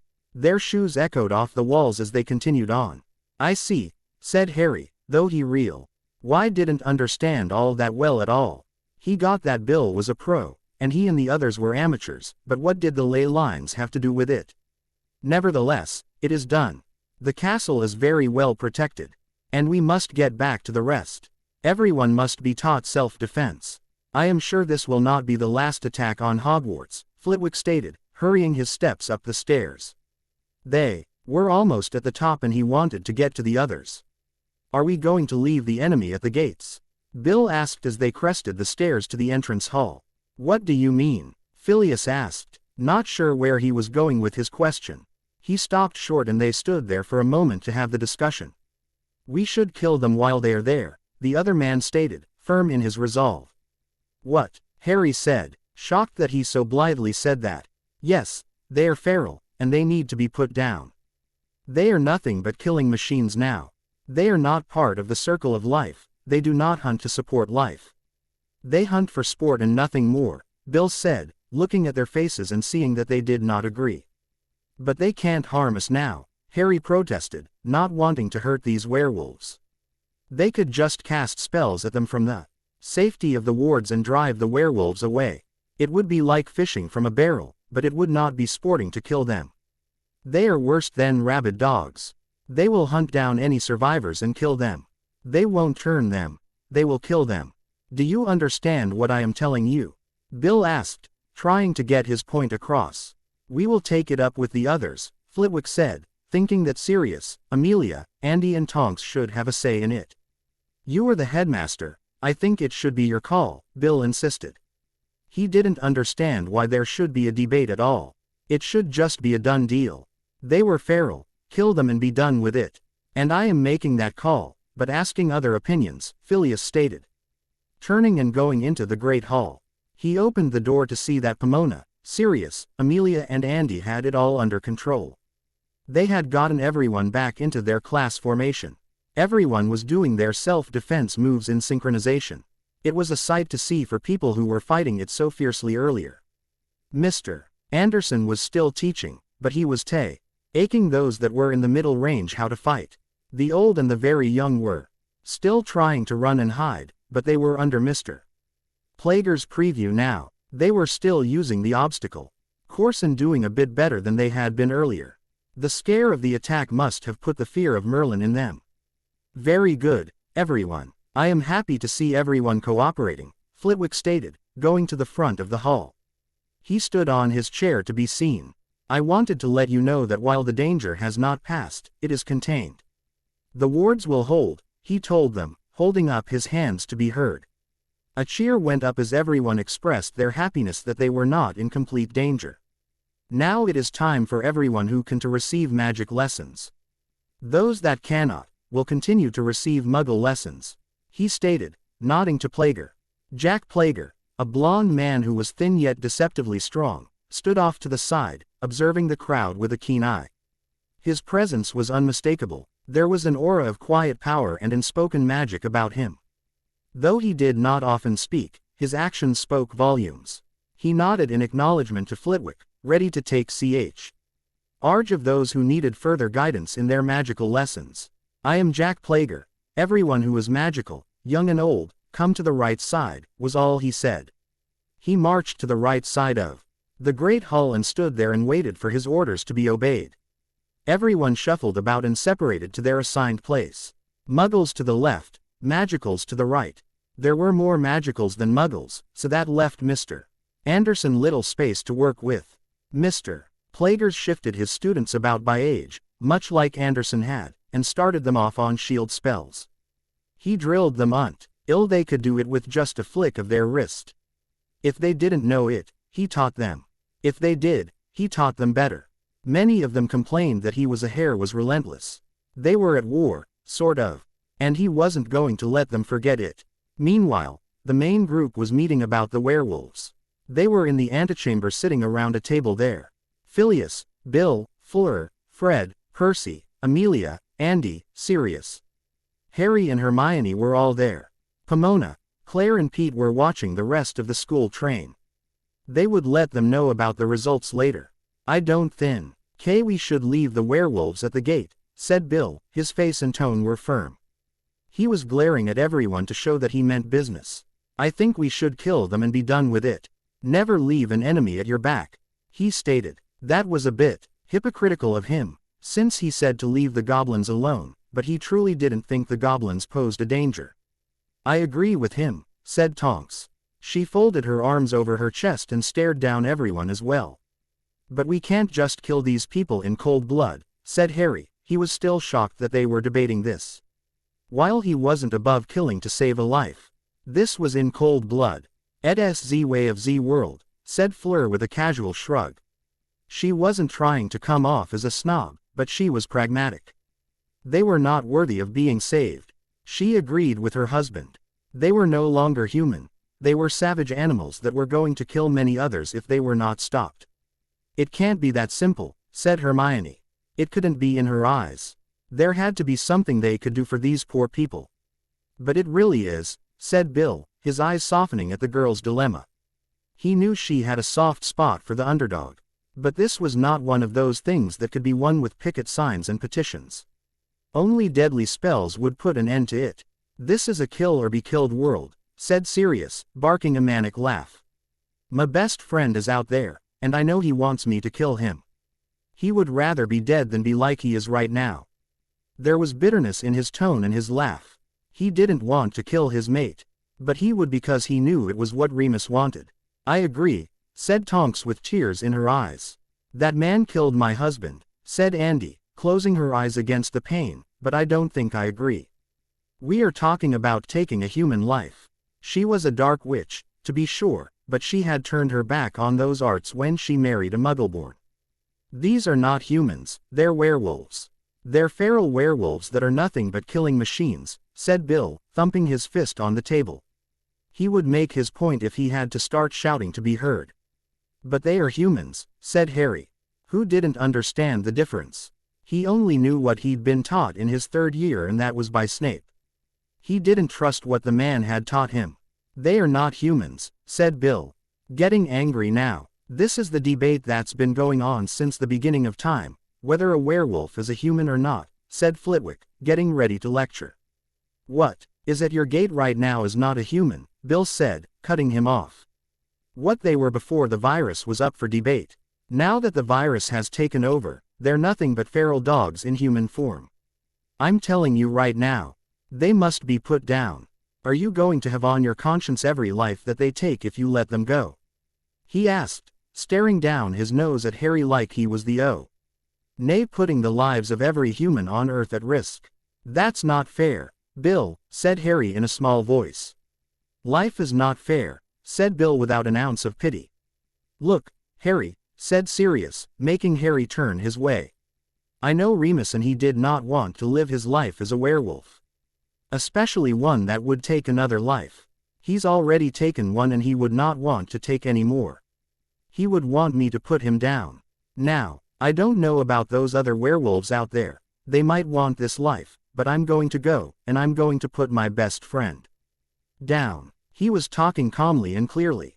He wanted Harry to understand that this was the way it had to be. I get that, I really do, Sirius, but we're talking about taking a life, Harry said, though he was leaning towards their way of thinking. It's just something you're going to have to get used to. This is a kill or be killed world, Sirius reiterated. I don't know if I can live like that, the teenager said, shrugging his shoulders a bit. It's the only way you're going to survive, Sirius said, tilting his head a bit as if to say that it was a given. But we've got this castle and it's fortified, Harry pointed out. And every Tom, Dick and Harry out there is going to want to take it from us. Are you going to fight to keep it? You've been telling people here that they're going to have to fight to keep this castle. That means you're going to have to kill, his godfather pointed out. I'm more than willing to fight to keep this castle, and I will kill to do it. However, you are talking about cold-blooded murder, Harry stated once again. Kill or be killed world. I don't know how many times I'm going to have to repeat this. But I will until it gets into your head, Sirius said, trying not to sound cold, but realistic. That's not fair, Sirius, said Hermione, trying to be firm, but there was trembling in her tone.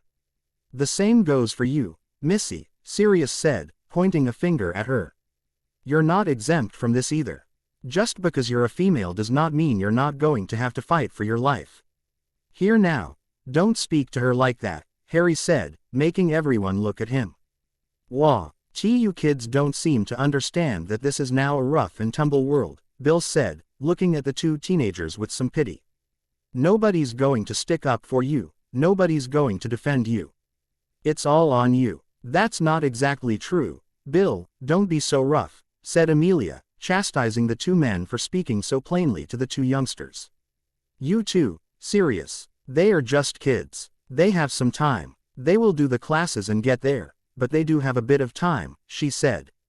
You haven't chimed in on this statement yet. What do you think, Amelia? Should we go and kill the werewolves? Asked Bill, looking at her askingly. As an Auror, I feel that we should not kill them, she said, tapping her finger on the table and thinking hard. However, in this society we live in right now and knowing that they are feral, I think that they should be put down like the feral dogs that they are. She didn't want to be responsible for any of the lives those animals took when, or if, they left Hogwarts. Majority rules. We put them down, Bill said, slamming his hand on the table in victory. Hey, you didn't ask my opinion, said Fred in mock indignation. What's your opinion, brother of mine? Bill said, bowing his head to him. I agree with you, the single twin said. I think we should put them down. And you, Percy? I'm with you, Bill. Like I said, majority rules. Only Harry, Andy and Hermione think that we should do this humanely, the oldest Weasley stated, giving the three a piteous look. Isn't there a way we can still do it humanely and put them down at the same time? Like, can't we put them to sleep? Like they do in animal shelters? Hermione asked. There were tears in her eyes. She knew it was going to happen, but she didn't want it to be something gory. The killing curse is a lot like that. It's a quick and easy way to put somebody to death, Amelia said, trying to ease her worries. Besides, it's the only thing that will go through the wards, she added. Who among us can cast the killing curse? Flitwick asked, looking around the table. I can, said Bill, looking at his wife. And me, said Fleur, nodding in agreement. I can, said Amelia, raising her hand. I am able to, said Flitwick, squeaking out his answer. Count me in, said Sirius, reluctantly. Me too, said Andy in a small voice. Not me, said Fred, sounding disappointed. I think that's all of us, said Harry, looking at all the blank faces. I think that's all we'll need, said Bill, sadly. He didn't take joy werewolves. It needed to be done, but there was no pleasure in it. So, we do this from safely behind the wards. Or do we go out and face them like men? Sorry, women too, asked Sirius. I think the most humane way to do it is from behind the wards, said Bill. He would prefer to do it safely. He didn't want to put anyone in danger. He'd been saying it from the beginning. They were feral, they would be fighting like animals. There would be no fair fight. Well, I know I don't want to get bit. So I'm doing it behind the wards whether you guys say anything or not, said Sirius. He might be an immature fool, but he wasn't that big of one. The wards are not coming down anyway. So that was a moot question. Do we ask for volunteers among the rest of the adults? Asked Flitwick, wondering if they should get Pomona or the other heads. No, I think we should keep this among ourselves. The rest of the adults aren't ready to face werewolves, said Bill. He'd rather keep it small and sweet. Let the rest of them practice their self-defense. That's probably a good idea, said Sirius. Having seen what they were up against.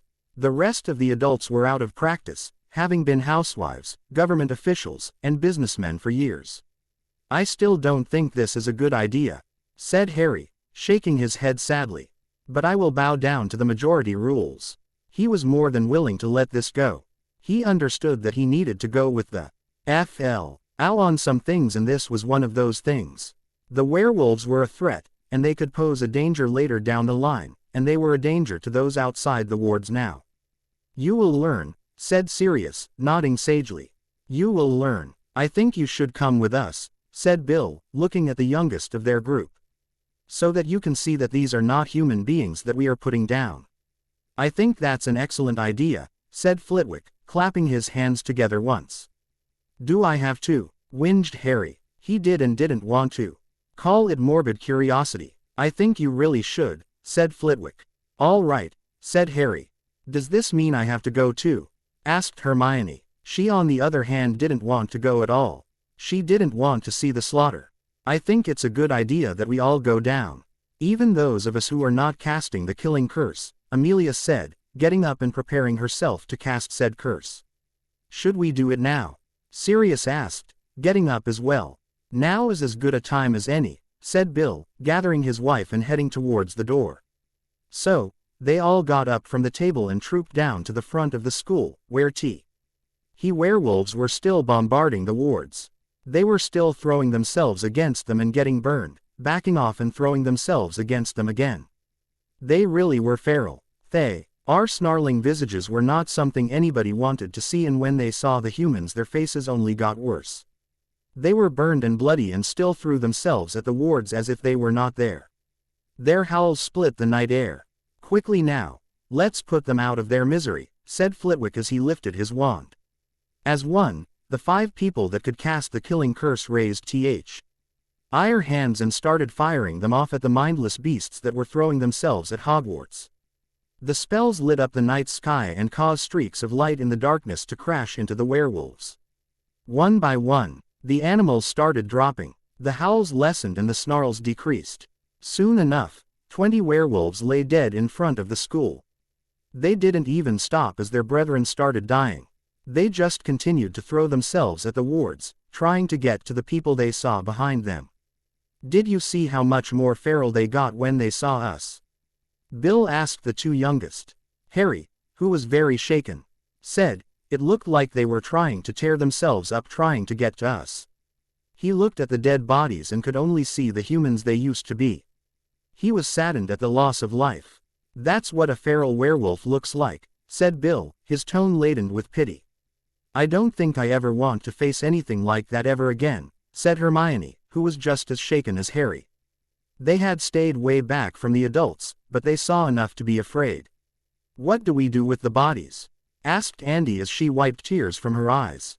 Moving towards the gates, Tonks said, I know what I want to do with one of them.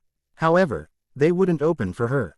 Sadly, we cannot leave the wards, said Flitwick, shaking his head at her. Tonks got mad and started rattling the gates and then she kicked them. You mean we have to leave the bodies out there? She asked. Unfortunately, said Flitwick, nodding his head. That did not please her. She twirled on him and demanded. What will happen to them? Wild animals, more than likely, said Bill in a low tone. He didn't like it. They deserved more than that. They had been human once, for all he was for putting them out of their misery. He didn't want to leave them to the scavengers. I don't want Remus to be eaten by a wild animal, said Sirius, who was letting his tears flow freely down his face. We cannot leave the wards, said Flitwick one more time. He felt bad for them, he really did, but he would not break the wards for one dead man. And we can't bring them in? Asked Harry. He was having a hard time seeing his godfather cry. No, we cannot bring them in, was the answer. This is very sad, said Hermione, brushing away her own tears. Yes, it's very sad indeed, said Harry. I'm very sorry, but there is nothing I can do. The only curses that can go through the wards are the unforgivables. I would put them to rest, but, the headmaster said, hanging his head slightly to show he was indeed mournful. But not enough to lower the wards. It can't be helped, Sirius said, stiffening his upper lip. We'll just have to accept it, he said, putting his arm around Tonks and guiding her away. Let this be a sign that Hogwarts will stand up for herself, said Flitwick, sadly looking at the pile of bodies at her gates. A sad sign indeed. That's what portkeys are for. Chapter 18. That's what portkeys are for. Thanks for reading and reviewing. Suddenly Tonks broke off and twirled about facing Flitwick. Wait, what about the house elves? She asked, remembering that they could get through the wards. They were being used for the farms after all. Yes, Flitwick said, snapping his fingers and calling one of the beings. He would use them to bury the werewolves. They wouldn't mind. If they did, he could have them move their bodies to the forest at the very least. They would be off the road and not on display, and that would appease everyone. What can Tibby be doing for you today? The elf asked as he appeared. He was happy to be called by the headmaster. He seemed to not call upon the elves very often anymore. It was as if he didn't want to burden them. He knew that iron numbers had been reduced by the virus, but the house elves still lived to serve. Tibby, those werewolves need to be buried, the headmaster stated, pointing to the bodies.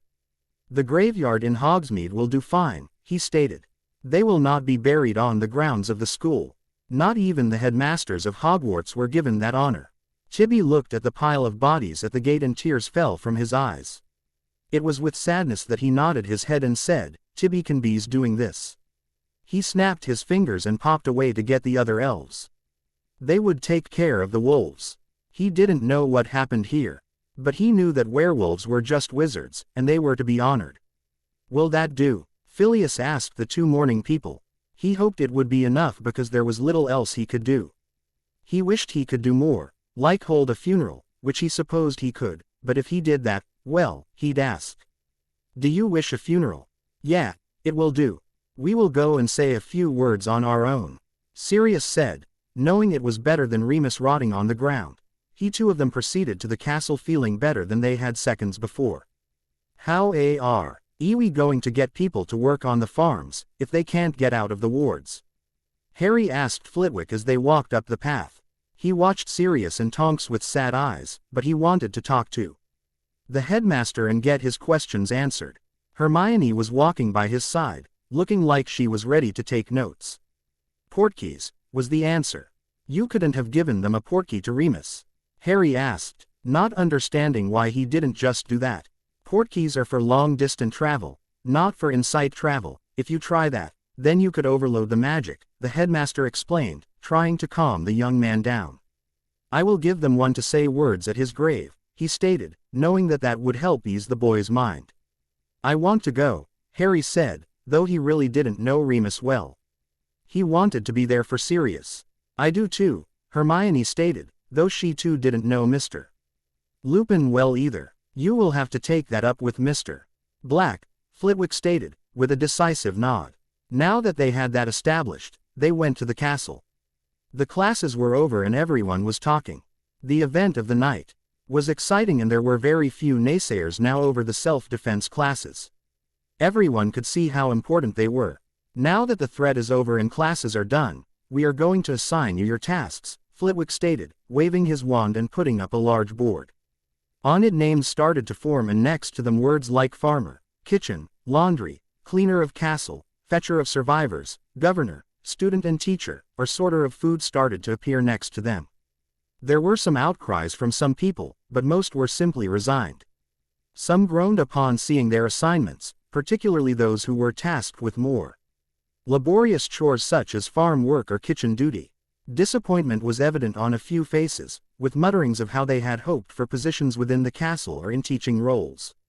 A handful of students openly protested, their voices rising in frustration as they pleaded for reassignment or questioned the fairness of the distribution. Flitwick, maintaining his composure, patiently explained the necessity of each task and assured them that their contributions were vital to the community's survival.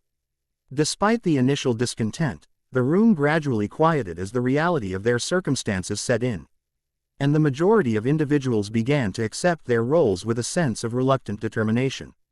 Flitwick, sensing the need for further clarification, stood on his chair before the assembled group and raised his hand for silence. "I understand that many of you are unhappy with your assignments," he began, his voice steady and reassuring. "However, each of these tasks has been fully chosen to ensure the well-being and sustainability of our community. The farm work is crucial for providing food, the kitchen duties maintain nourishment, and the governmental roles aid in organizing our efforts and addressing any issues that arise." He paused, allowing his words to sink in. "Every single one of you plays a vital role in this endeavor. Without the farmers, we would not have the provisions needed to survive. Without the cooks, our meals would lack the care and quality required for our health. Those assigned to the castle will ensure that our living spaces are maintained and secure, while the teachers among you will impart knowledge to the younger members, preparing them for the challenges ahead." "What about the house elves?" came a voice of discontent. "They are few in number and require help in their task, hence these assignments," Phileas explained. "I see," the man said, not seeing at all. All his life a house elf had done the work of 5 people. Surely he could maintain most of the work of the castle. There was no need for them to work. They were just doing this to keep them busy. He was sure of it. He would keep his peace for now. Seeing a few nods and murmurs of agreement, Flitwick continued with greater conviction. "I promise you, these assignments are not arbitrary. They are based on careful consideration of our needs and your individual skills and strengths. I ask you to embrace your roles with the understanding that you are contributing to something far greater than any one of us. Together, we will rebuild and thrive." With that, he stepped back and allowed the students and community members to absorb the gravity of their situation. "We'll do it, but I protest," one of the ex-governors stated. He had been one of the ones who had been bitching from the beginning. He had been assigned to the farms, and not a government position. "Complain all you wish," Amelia said, tired of the old man's complaining, "as long as you do the work." There was much grumbling, but they could see that it would get them nowhere. The crowd dispersed and everyone was soon going to bed, tired and sore from their exercise. They will be doing the same thing tomorrow, with the addition of their new assignment. They hopefully would be grateful for the fact that they had a roof over their head and food in their bellies. The next morning, Sirius, Tonks, Hermione and Harry went to Remus's grave and held a small funeral. The forest around them was still and quiet, as if the very trees were mourning the loss of their friend. They had chosen a secluded spot near the edge of Hogsmeade, where Remus had often found solace from his inner turmoil. They looked down on the grave and each thought their own thoughts. Tonks, her hair a muted shade of black, stood silently with tears streaming down her face. She held a bouquet of wildflowers, which she gently placed on the freshly dug mound of earth. Sirius, standing beside her, felt a pang of sorrow deep in his chest as he remembered the kind and courageous man who had been a brother to him. Harry was there, a silent supporter of both of them, reminding them that they had people in the world to help them through this hard time. Hermione was there to support her friend and because she thought of Remus as a great teacher. Sirius, his face etched with grief, stepped forward to speak. Remus was more than a friend, he was a brother. He fought valiantly in the First War, even when the odds were against him. I promised him I would not let him suffer and that I would never let him kill in his wolf form. I am sorry that I had to keep that promise. He was a good friend that touched all our lives. His spirit will live on in each of us, guiding us in these dark times. He stepped back and stood MNLY in the dampness that was that morning, remembering the friend that he had. Not the feral wolf that was, but the fun-loving jokester that roamed the school with him and the humble man that he had become. As his words faded into the stillness, the four of them bowed their heads in a moment of silence, each lost in their own memories of Remus. A soft breeze rustled through the leaves, and for a brief moment, it felt as if he was there with them, offering his quiet strength and unwavering support. Tonks stepped forward, her voice trembling but resolute. Remus was the love of my life. He was kind, gentle, and incredibly brave. Despite his inner battles, he always found a way to bring light into the darkest of times. He taught me that true strength lies not in physical power, but in the courage to stand up for what is right and to love unconditionally. I will forever cherish the moments we shared, the laughter, the tears, and the love that binds us even now. He fought our love at first but loved me in the end. I chose to remember the man I loved and not the wolf that killed my father. She started crying in earnest and Sirius hugged her tight. He led her to the end of the grave where they stood and mourned. Though he didn't know Remus well, Harry thought he should say a few words. He squeezed Hermione's hand and stepped forward. His voice was steady but filled with emotion as he spoke. Remus was not just a friend. He was my mentor. He taught me one of thons I have ever learned, how to conjure a Patronus. It wasn't just about casting a spell, it was about finding the strength within myself to face my fears. He showed me that no matter how dark the times may be, there's always a spark of hope. The first time I produced a fully formed Patronus, it was because he believed in me. His teachings gave me the courage to stand up against the darkness and fight for what is right. I will always carry his lessons with me. As his words hung in the air, the quiet forest seemed to echo the sentiment. Each of them silently honored the legacy of Remus's unwavering support and guidance. The Patronus, a symbol of hope and resilience, was a testament to the profound impact he had on Harry's life and the lives of many others. Hermione decided not to say anything, she just stood and gave her support to those that were grieving. She held out her hand and Harry gladly took it as they held their head low for another moment of silence. With heavy hearts, they turned away from the grave, knowing that although Remus was gone, his legacy would continue to inspire them in the days to come. He may not have died as he wanted to, but he did die before he killed more than one man. At least they hoped that to be true. They had no idea what he had been up to while he roamed the earth when he was with the pack. They can only hope the pack had the determination to make it to Hogwarts. They were going to live with their belief that Remus's hands were clean. Whether that was true or not, things progressed along the same path for a week. The people did their work, even though some complained. They woke, ate, worked, ate, learned, ate, self-defense, and slept. It was monotonous, but productive. The only people who deviated were Flitwick, Harry, and those who went into the world to find survivors.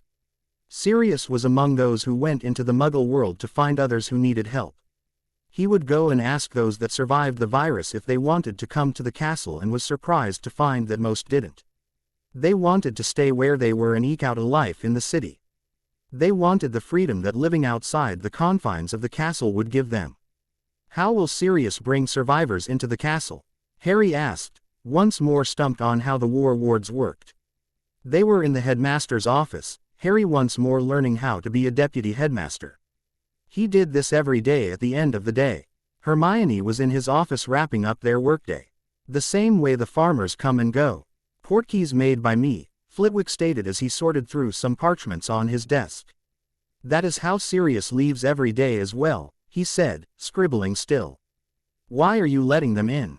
The boy wonder asked. I thought we were keeping people out. He didn't understand. He thought they agreed that there would be no new people. He wanted new people to come. But the others thought it was too risky. The wards won't let anyone with ill intent in, Flitwick said, looking up from his task and peering at Harry with wise eyes. They won't let anyone walk in. Or port in with a portkey that I didn't make. Apparition does not work at Hogwarts, so that is out, he explained, tilting his head. It was discussed and it was the best way. The wards were formidable, with Bill's additions they were more so. What of the centaurs? Are they excluded? Do the wards include the Forbidden Forest? Harry asked, picking at a string on his jeans. He was wearing casual clothing today. He didn't feel the need for robes now that the world had ended. The Forbidden Forest is included, therefore incorporates the centaurs, the headmaster stated. He was glad of this fact. The centaurs were wilder now. But they are an integral part of Hogwarts. They would keep the forest safe. That's good, the teenager said in relief. What of Hogsmeade? Did the werewolves harm anyone there? That had been worrying him since they had killed the pack. He knew they had gone through the town and that there were still people there, but he didn't know if the wards covered the town. We don't think so, Flitwick said, rubbing his chin. He had not received any reports of deaths from the town, so he assumed that they were fine. Can we check? I suppose I can send a Patronus to the bar owners, Sirius said. Readying his wand to do just that. They would know better than anyone, he added. Thank you, Headmaster, Harry said, feeling much better for that. With a determined expression, Flitwick raised his wand before him, casting a silvery, ethereal light from its tip. Concentrating deeply, he summoned a memory of warmth and joy, the first time he successfully performed a charm in front of his peers.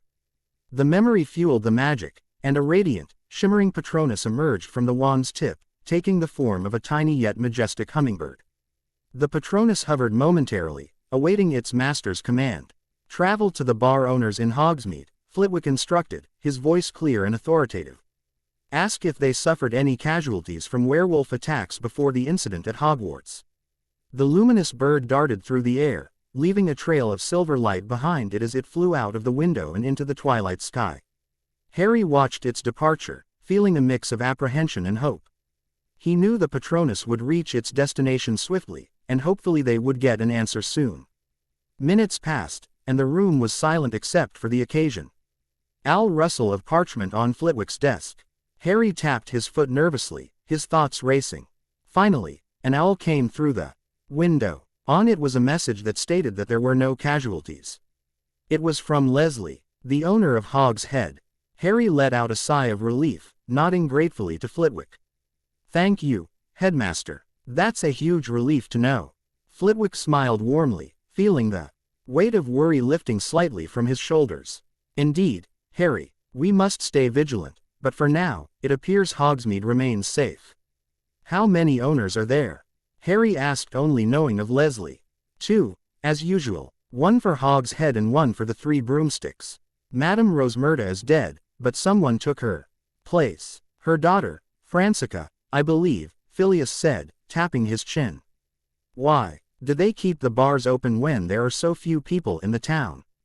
Harry asked, worried that there would be no business for the 2 women.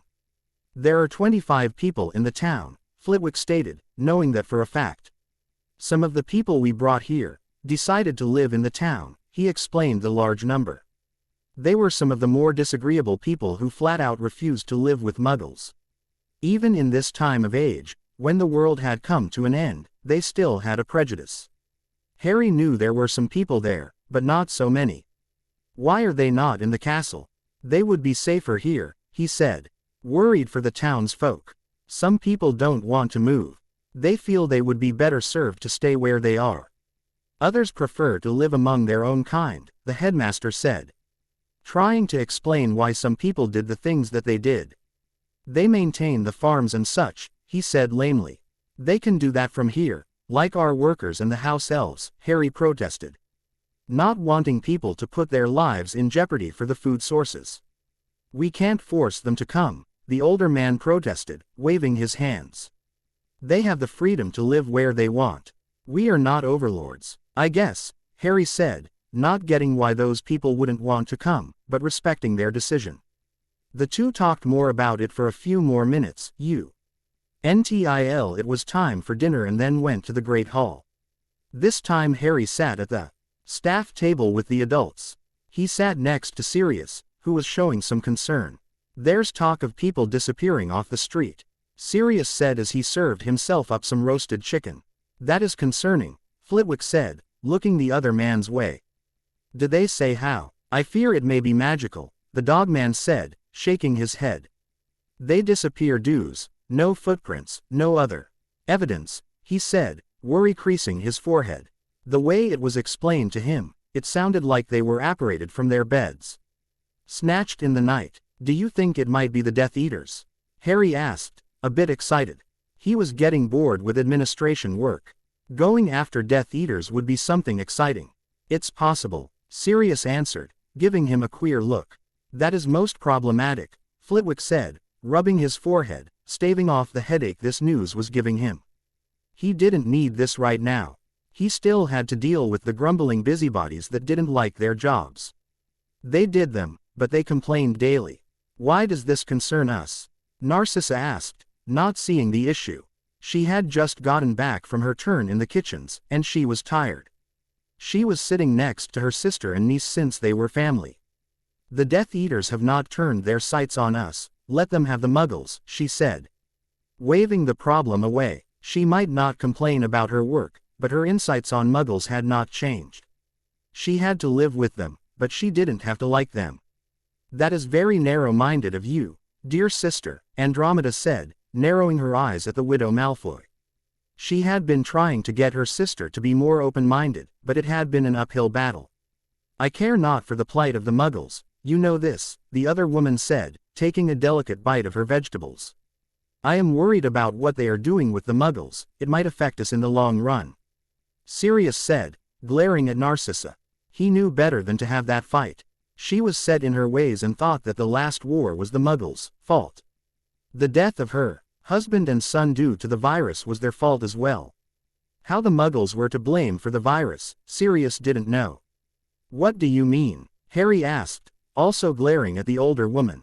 He never liked the Lady Malfoy. She was mean and always had something biting to say.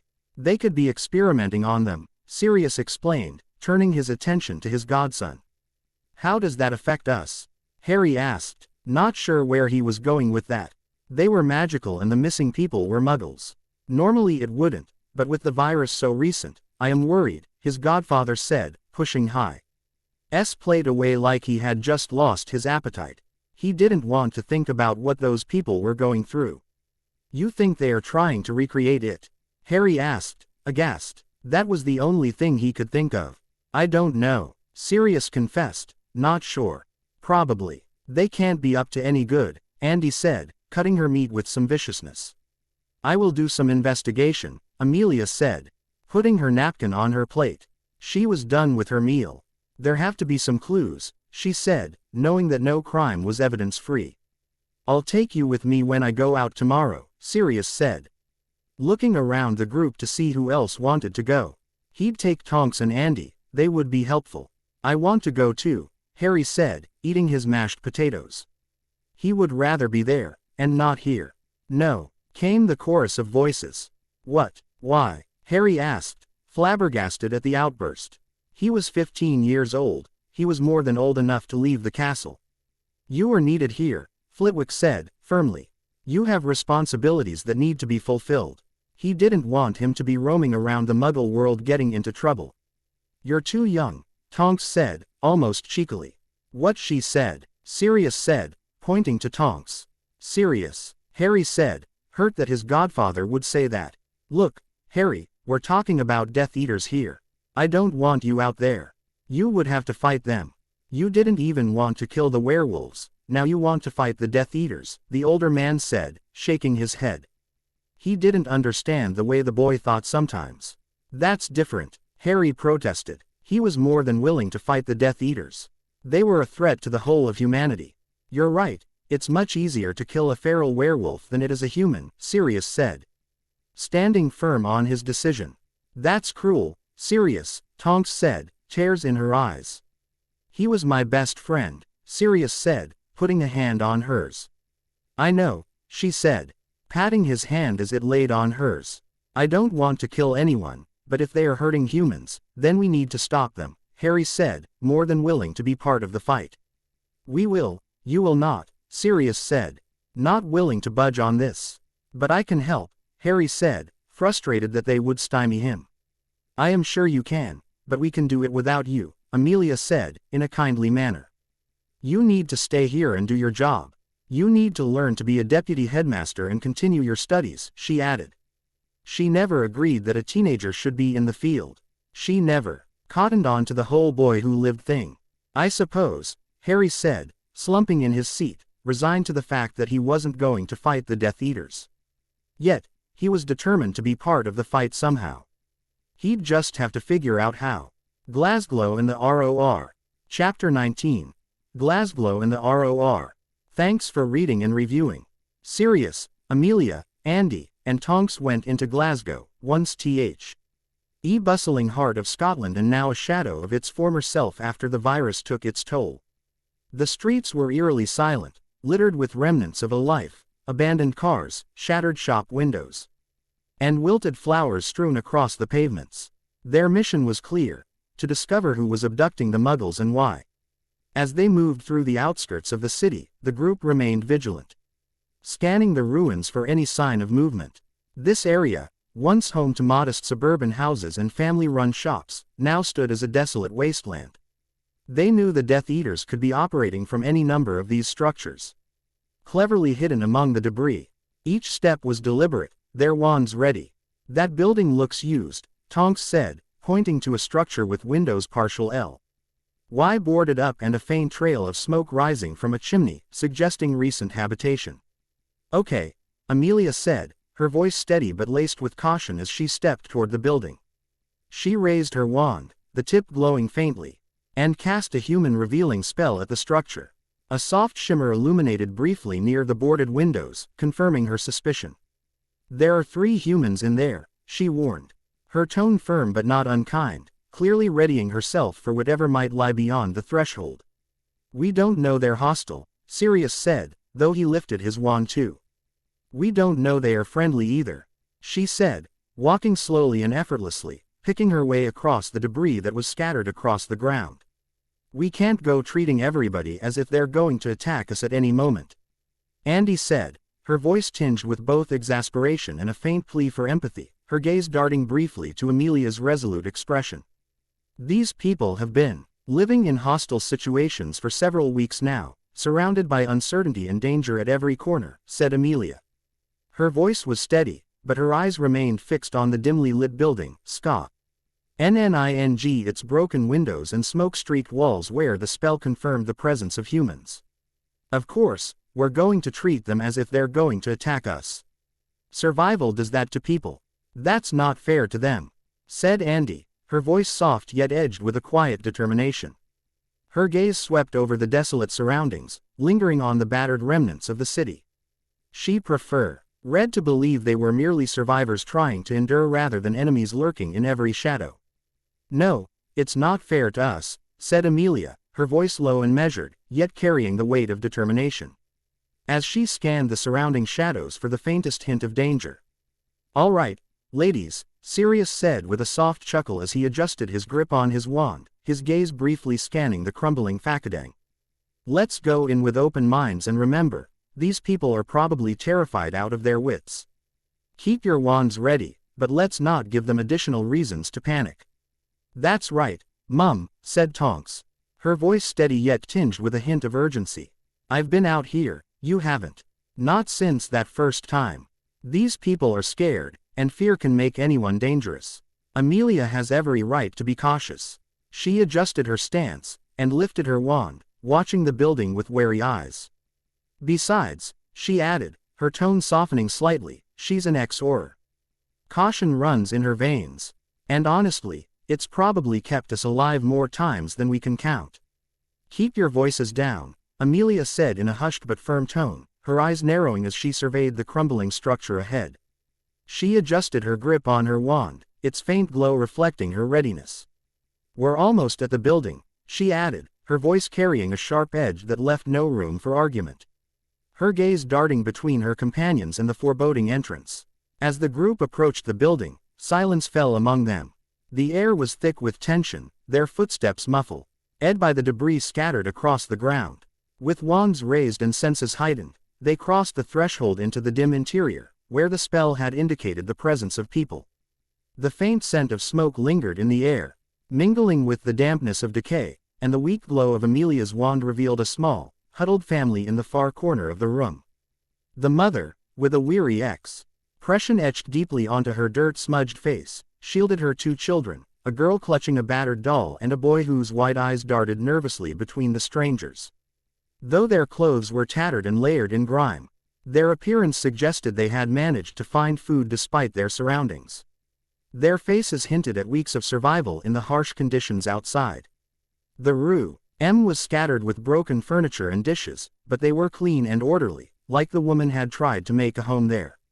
Hello there, Sirius said with a calm and steady tone, his wand lower. Slightly to avoid intimidating them further. Don't be scared, we just came to ask some questions. His eyes softened as he observed the family huddled together, their wary expressions etched with the scars of survival. The mother straightened slightly, her wary eyes narrowing as she took in the group. Her voice, sharp and laden with suspicion, cut through the tense silence. Who are you, and what do you want? Like I said, we just came to ask some questions. There are people gone missing, and we wondered if you've seen anything, Sirius said, his tone patient yet firm, as his gaze swept across the room. Lingering briefly on the children clutching their mother for comfort. We ain't seen nothing, said the woman, her voice sharp and defensive. Her eyes darted between the strangers, rowing with suspicion as her grip tightened protectively on her children's shoulders. You haven't seen any people running around in long cloaks?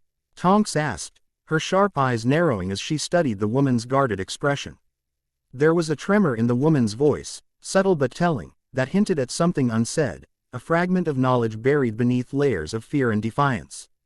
We ain't seen nothing, repeated the woman, her voice trembling slightly despite her defensive tone.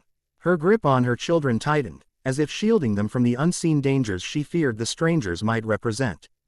But, Mum, what about? Said the little girl, her small voice trembling with both curiosity and fear as she clutched the tattered edge of her mother's skirt, her wide eyes glancing nervously at the strangers.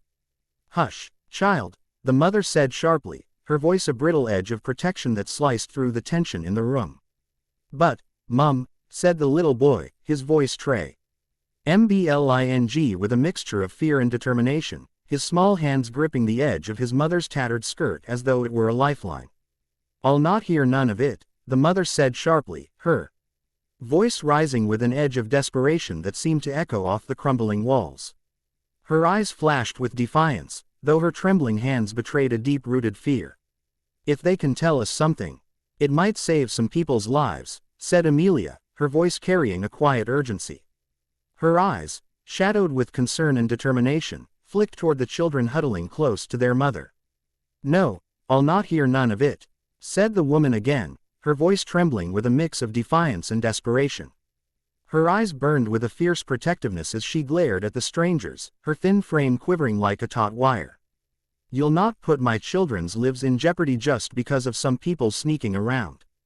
Get out of here, get out of my house. She clutched her children closer, her hands gripping their shoulders as though they were her last anchor in a storm threatening to tear everything apart. This is a public building, not your house, said Tonks, her voice firm but tinged with an edge of weariness. She stepped forward slightly, The tension in the air seemed almost tangible. It used to be a pub before the virus, but now it was this woman's house, according to her. "It's my house now," the woman asserted, her voice trembling yet unyielding. Her gaze swept over the strangers with a mix of defiance and desperation, her thin frame braced as if daring them to challenge her claim. "You can't just go around claiming buildings just because the world has ended," laughed Sirius, his voice tinged with a mix of amusement and incredulity. He'd seen it done numerous times since the virus hit. So she could do it, but he wanted to see her reaction. "It is. I tell you, I claimed it. Get out. Get out," the mother said, her voice rising in a trembling crescendo, each word laced with desperation and defiance. She pushed her children behind her and stepped forward, her eyes blazing with a fierce, protective fire. "All right, we'll leave you be," Sirius said, raising his hands. His voice laced with mock amusement, though his sharp gaze flicked to the trembling children clinging to their mother. "If you're not going to cooperate with us, we've got no business being here." His words dripped with a casual indifference that masked a deeper concern. "Do you want to come with us?" asked Andy, her tone softening as she stepped closer. She put out her hands in a way that was meant to be calming. "We have a warm place for you, with plenty of food and safety. It's a place where your children can laugh, play, and meet other kids. You won't have to keep looking over your shoulder anymore." "What's the catch?" asked the woman, her voice tight with suspicion, her sharp gaze darting between them like a cornered animal searching for an escape route. "Well, you'd have to work," said Sirius with a smirk, his tone carrying a blend of mischief and gravity. She didn't look like someone who shirked work, going by how clean the house was. "What kind of work?" the mother asked, her voice edged with both curiosity and wariness. "Normal work, like cooking meals, tending to the farms, or helping with repairs," Tonks elaborated, her voice calm yet persuasive, as if painting a picture of simplicity. She glanced at the woman, gauging her reaction, then added, "It's nothing beyond what anyone can manage, but it could mean a fresh start." There was a sparkle of hope in her eyes. "I don't rightly know," the woman murmured, her voice faltering as uncertainty flickered across her face. Her hands fidgeted nervously, betraying her inner conflict. "I don't have to do anything now, do I?" she added, her tone wavering between doubt and defiance. "Ah, but you're probably running out of food," said Amelia, her voice calm yet insistent as she stepped closer to the woman, her expression softening to convey genuine concern. "We have plenty of food, and with the farms we've established, there will always be more. Can you truly say the same for yourself? Children could have a secure place to grow, meals every day, and a chance to simply be kids again." "All right, then I'll come with you. I'll even tell you about them." "Weirdos," the woman finally said, her shoulders sagging under the weight of her decision. Her voice tinged with a mix of resignation and determination, as though she had decided to trust these strangers despite the lingering shadows of doubt in her mind. She glanced back at her children, her steadfast gaze silently assuring them that she was doing this for their survival and safety. "Good, but can you tell me more about those weirdos?" Sirius said, leaning forward slightly with a glint of curiosity in his eye, his voice carrying a blend of humor and genuine interest. "They came sneaking around here the other night, moving so silently it was unnerving," the woman began, her voice trembling slightly as she recounted the encounter. "But we were ready. We hid, crouched low behind what little cover we could find. They tried to sniff us out. Those fancy sticks of theirs, waving them all around like they were looking for ghosts. But we didn't give them a chance." "That was very smart of you," Sirius said, knowing that the Death Eater's would have found them anyway with the human revealing spell. Her tone intensified as she continued, her eyes wide and animated. "Then, out of sheer desperation, me and the kids decided to fight back. We ran at them, screaming and hollering like banshees. They didn't know what hit them. We flung ourselves at them with all the strength we had, forcing them to retreat. But it was terrifying. They threw lights at us, bright, dazzling flashes that seemed like bursts of magic. I don't know how they did it, but it was real. It was like something out of a nightmare." "Magic is real," Tonks said, changing her hair color, making the children giggle. The mother nodded as if she accepted that. She continued, her voice dropping as though the memory weighed heavily on her. We dodged those lights, ducking and weaving, determined not to let them hit us. Somehow, we managed to scare them off. They stumbled and ran, scrambled away like frightened rabbits. She finished laughing like a crazed woman. The kids giggling like loons. Sirius and Tonks started laughing with her. Good on you, said Sirius, his voice laced with admiration and the undeniable warmth of his trademark humor. Yeah, good on you, said Tonks, her lips curving into a smile as she leaned against the doorframe. Her voice carried a note of genuine admiration. It was the first time Tonks had laughed since Remus had died, and it felt good. Well, I'm glad you got away, said Amelia, her tone carrying a mix of relief and concern. Her brow furrowed slightly as she considered the implications of the woman's story. Though the informant, Ion, didn't pinpoint where the Death Eaters might be, Amelia couldn't shake the instinct that they were still lurking nearby. She knew they could be anywhere, but her gut told her they were close. Are we sure we want this woman to come to Hogwarts? Asked Andy, her brows knitted in concern. The woman's tale, filled with bizarre encounters and desperate struggles, made her seem both resourceful and unpredictable. She wasn't sure she liked that combination. You're the one who invited her, said Amelia, her voice firm yet tinged with a hint of exasperation as she crossed her arms, her gaze fixed intently on Andy. Yeah, but I'm not sure I wanted her to come now, Andy muttered, her voice barely above a whisper. Her expression darkened slightly, the furrow in her brow deepening as though she wrestled with a sense of foreboding. Her gaze wandered to the woman, whose nervous movements and darting eyes only seemed to amplify Andy's unease. Oh, I'm pretty sure she's harmless, Andy, said Amelia. Her steady tone was traced with amusement, as though trying to lighten the atmosphere of doubt lingering in the room. Her gaze shifted briefly to the woman.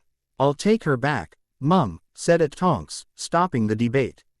Okay, we'll stay here until you get back, said Andy, her tone soft but steady, as she offered her daughter a warm, reassuring smile. Her eyes carried concern, but she belied in Tonks's ability to handle the situation. With a determined expression, Tonks grabbed the return portkey, her wand glinting faintly under the dim light as she helped the anxious woman in her TW. Oh, wide-eyed children, prepare for the journey back to Hogwarts. She returned 5 minutes later, her steps brisk and purposeful. Without wasting a moment, the group moved on to the next building, scanning its shadowy corners with sharp, cautious eyes to see if anyone else might be hiding within. The search turned up empty, and they pressed on, repeating their sweep along the outskirts of Glasgow. Day lengthened into a patchwork of tense silences and brief exchanges as they encountered a handful of others. By the day's end, they had brought back 5 additional individuals. Yet, several others chose to remain in Muggle Scotland. I just don't understand it, Hermione. Why won't they let me go out and help them? Demanded Harry as he was sitting in his office with his best friend. They were doing their daily paperwork, which wasn't much since Harry was not that educated in the ways of being deputy headmaster. Mostly it was reorganizing and revamping of old files. I don't understand it either, Harry. You've done so much for the school, you would think they would recognize that and let you take on this as well, Hermione replied, her tone tinged with both sympathy and frustration. She adjusted her robes with a brisk motion before placing yet another weathered file into the creaking cabinet. The golden light of the late afternoon filtered through the tall windows, casting long, wavering shadows across the office as dust motes floated lazily in the air. Maybe you and I can sneak out and try to uncover what the Death Eaters are plotting, Harry said, his voice low and simmering with determination. He stood abruptly, his chair scraping against the floor, and began pacing across his office with restless energy. Do you really want to go against Sirius's orders like that? Not to mention the headmaster's? She asked, her voice steady but her eyes narrowing slightly, as though weighing the consequences of such a bold decision. It's better than sitting here and being frustrated like this. I am a man of action. I can't stand being cooped up in this office, pushing around parchment and quills like some old office worker, Harry exclaimed, his voice rising with each word. His pacing quickened, his robes swishing with each determined step. Oh, Harry, it's not that bad, said Hermione, her voice carrying a faint note of exasperation, though the crease in her brow betrayed her growing weariness. She shuffled the stack of parchment in front of her, her hands moving with a precision that belied the monotony of their task. Oh, Don't give me that, you're getting bored with it too, said Harry. His voice laced with the faintest edge of a tease, though his sharp gaze caught the way Hermione's fingers hesitated ever so slightly over the stack of parchment. He knew her better than she knew herself, or at least better than she would ever admit. I'll have you know, sir, that I am quite content doing what we are doing now, she said promptly, her tone clipped as she lifted her chin with an air of mock dignity, though the faint twitch at the corner of her mouth hinted at her playful sarcasm. Harry's voice carried a weight of seriousness as he leaned closer to Hermione, his green eyes blazing with determination. You are not, he insisted, his tone unwavering, yet tinged with an edge of frustration. His glasses reflected the light in the room as he mock glared at her. You're right, I'm not, Hermione admitted, her voice trembling slightly as she brushed a stray curl away from her face. Her gaze softened, her brown eyes shimmering with unshed tears. I miss Ron so much. If he were here, he would have already found that car and flown us to Glasgow, she added with a faint, bittersweet smear of friend's carefree recklessness. They were silent for a moment, their thoughts drifting to the memory of their fiery-haired friend, whose reckless spirit had often been the spark for their daring escapades. Then, with a frustrated sigh, Harry broke the silence, his voice cutting through the air like a blade. There's got to be a way we can get out of this castle, he said, his tone tinged with determination and defiance. I just don't know how, the bushy-haired witch said, slamming down the quill she had been playing with, the sound of its clatter echoing sharply in the otherwise quiet room. We could fly. There are brooms at the Quidditch pitch, Harry said half-heartedly, his voice tinged with a wistful note as though the very thought carried an aching yearning for simpler days of daring adventures. But even as the words left his lips, his shoulders sagged slightly. He knew as he spoke it wouldn't work. The war wards are up. They won't let us, Hermione reminded him, her voice low but edged with a quiet urgency. Her eyes darted to the window, where the moonlight streamed in, casting ghostly patterns across the room. I wonder if we can go out through the Chamber of Secrets, Harry said, his voice tinged with a mix of desperation and curiosity as he flopped heavily into his chair, the old wood creaking under his slight weight. Or that one tunnel the twins used that one time. You know, the one that goes underneath Honeydukes. His green eyes glinted with a faint spark of hope, though his furrowed brow betrayed the uncertainty still gnawing at him. Oh, I'd forgotten about that, Hermione said, her forehead furrowing as the gravity of the situation dawned on her. We'd better tell the headmaster about that one. That's a breach of security, she added, her voice firm. Yeah, you're right, I really wish I had my map, Harry muttered, running a hand through his perpetually untidy hair as his gaze drifted to the sparkling sunlight that filtered through the window. Ron had it, and Fred didn't think to grab it when he came from St. Mungo's. It was a trying time, so I don't blame him, he added, his tone laced with a mixture of exasperation and affection. Harry's eyes narrowed slightly as an idea began to take shape. But maybe there's another map somewhere, wait a minute, what about the room of requirement? Her eyes lit up with a spark of cautious optimism, the gears of her mind visibly whirring as she considered the possibilities. You think it could help us find a way out?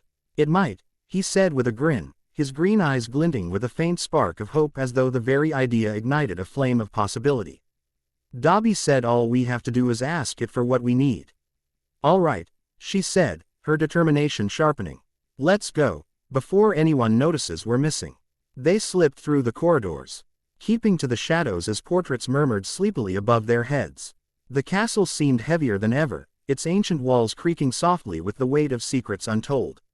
They made sure they were keeping to the unused parts of the castle, which was easy since it was class time, and most of the adults were working on the farms or in the kitchen.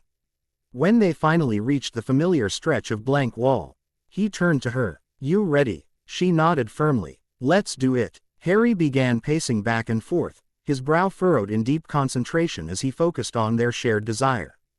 A way out, a means to leave unnoticed, a path to freedom. The tension in the air thickened as the moments stretched, until finally, the wall before them shimmered like the surface of a calm lake kissed by moonlight. Slowly, a door emerged, its dark wood etched with intricate carvings that seemed to hum with latent magic. They exchanged a quick, hopeful glance, their determination mirrored in each other's eyes. Before Harry pushed the door open, Beyond it was a room that felt oddly familiar, its cozy warmth reminiscent of the Gryffindor common room. Soft red and gold tapestries adorned the walls, and a gentle glow emanated from sconces that lined the space. But where the fireplace would have been, there now stood a shimmering portal, its surface rippling like liquid gold. Standing beside it, looking both startled and resolute, was Neville Longbottom. "Hey, Harry." "Hermione," Neville said, his voice carrying a mix of surprise and relief. The warm glow of the portal reflected in his round face, hinting at a mood of cautious curiosity.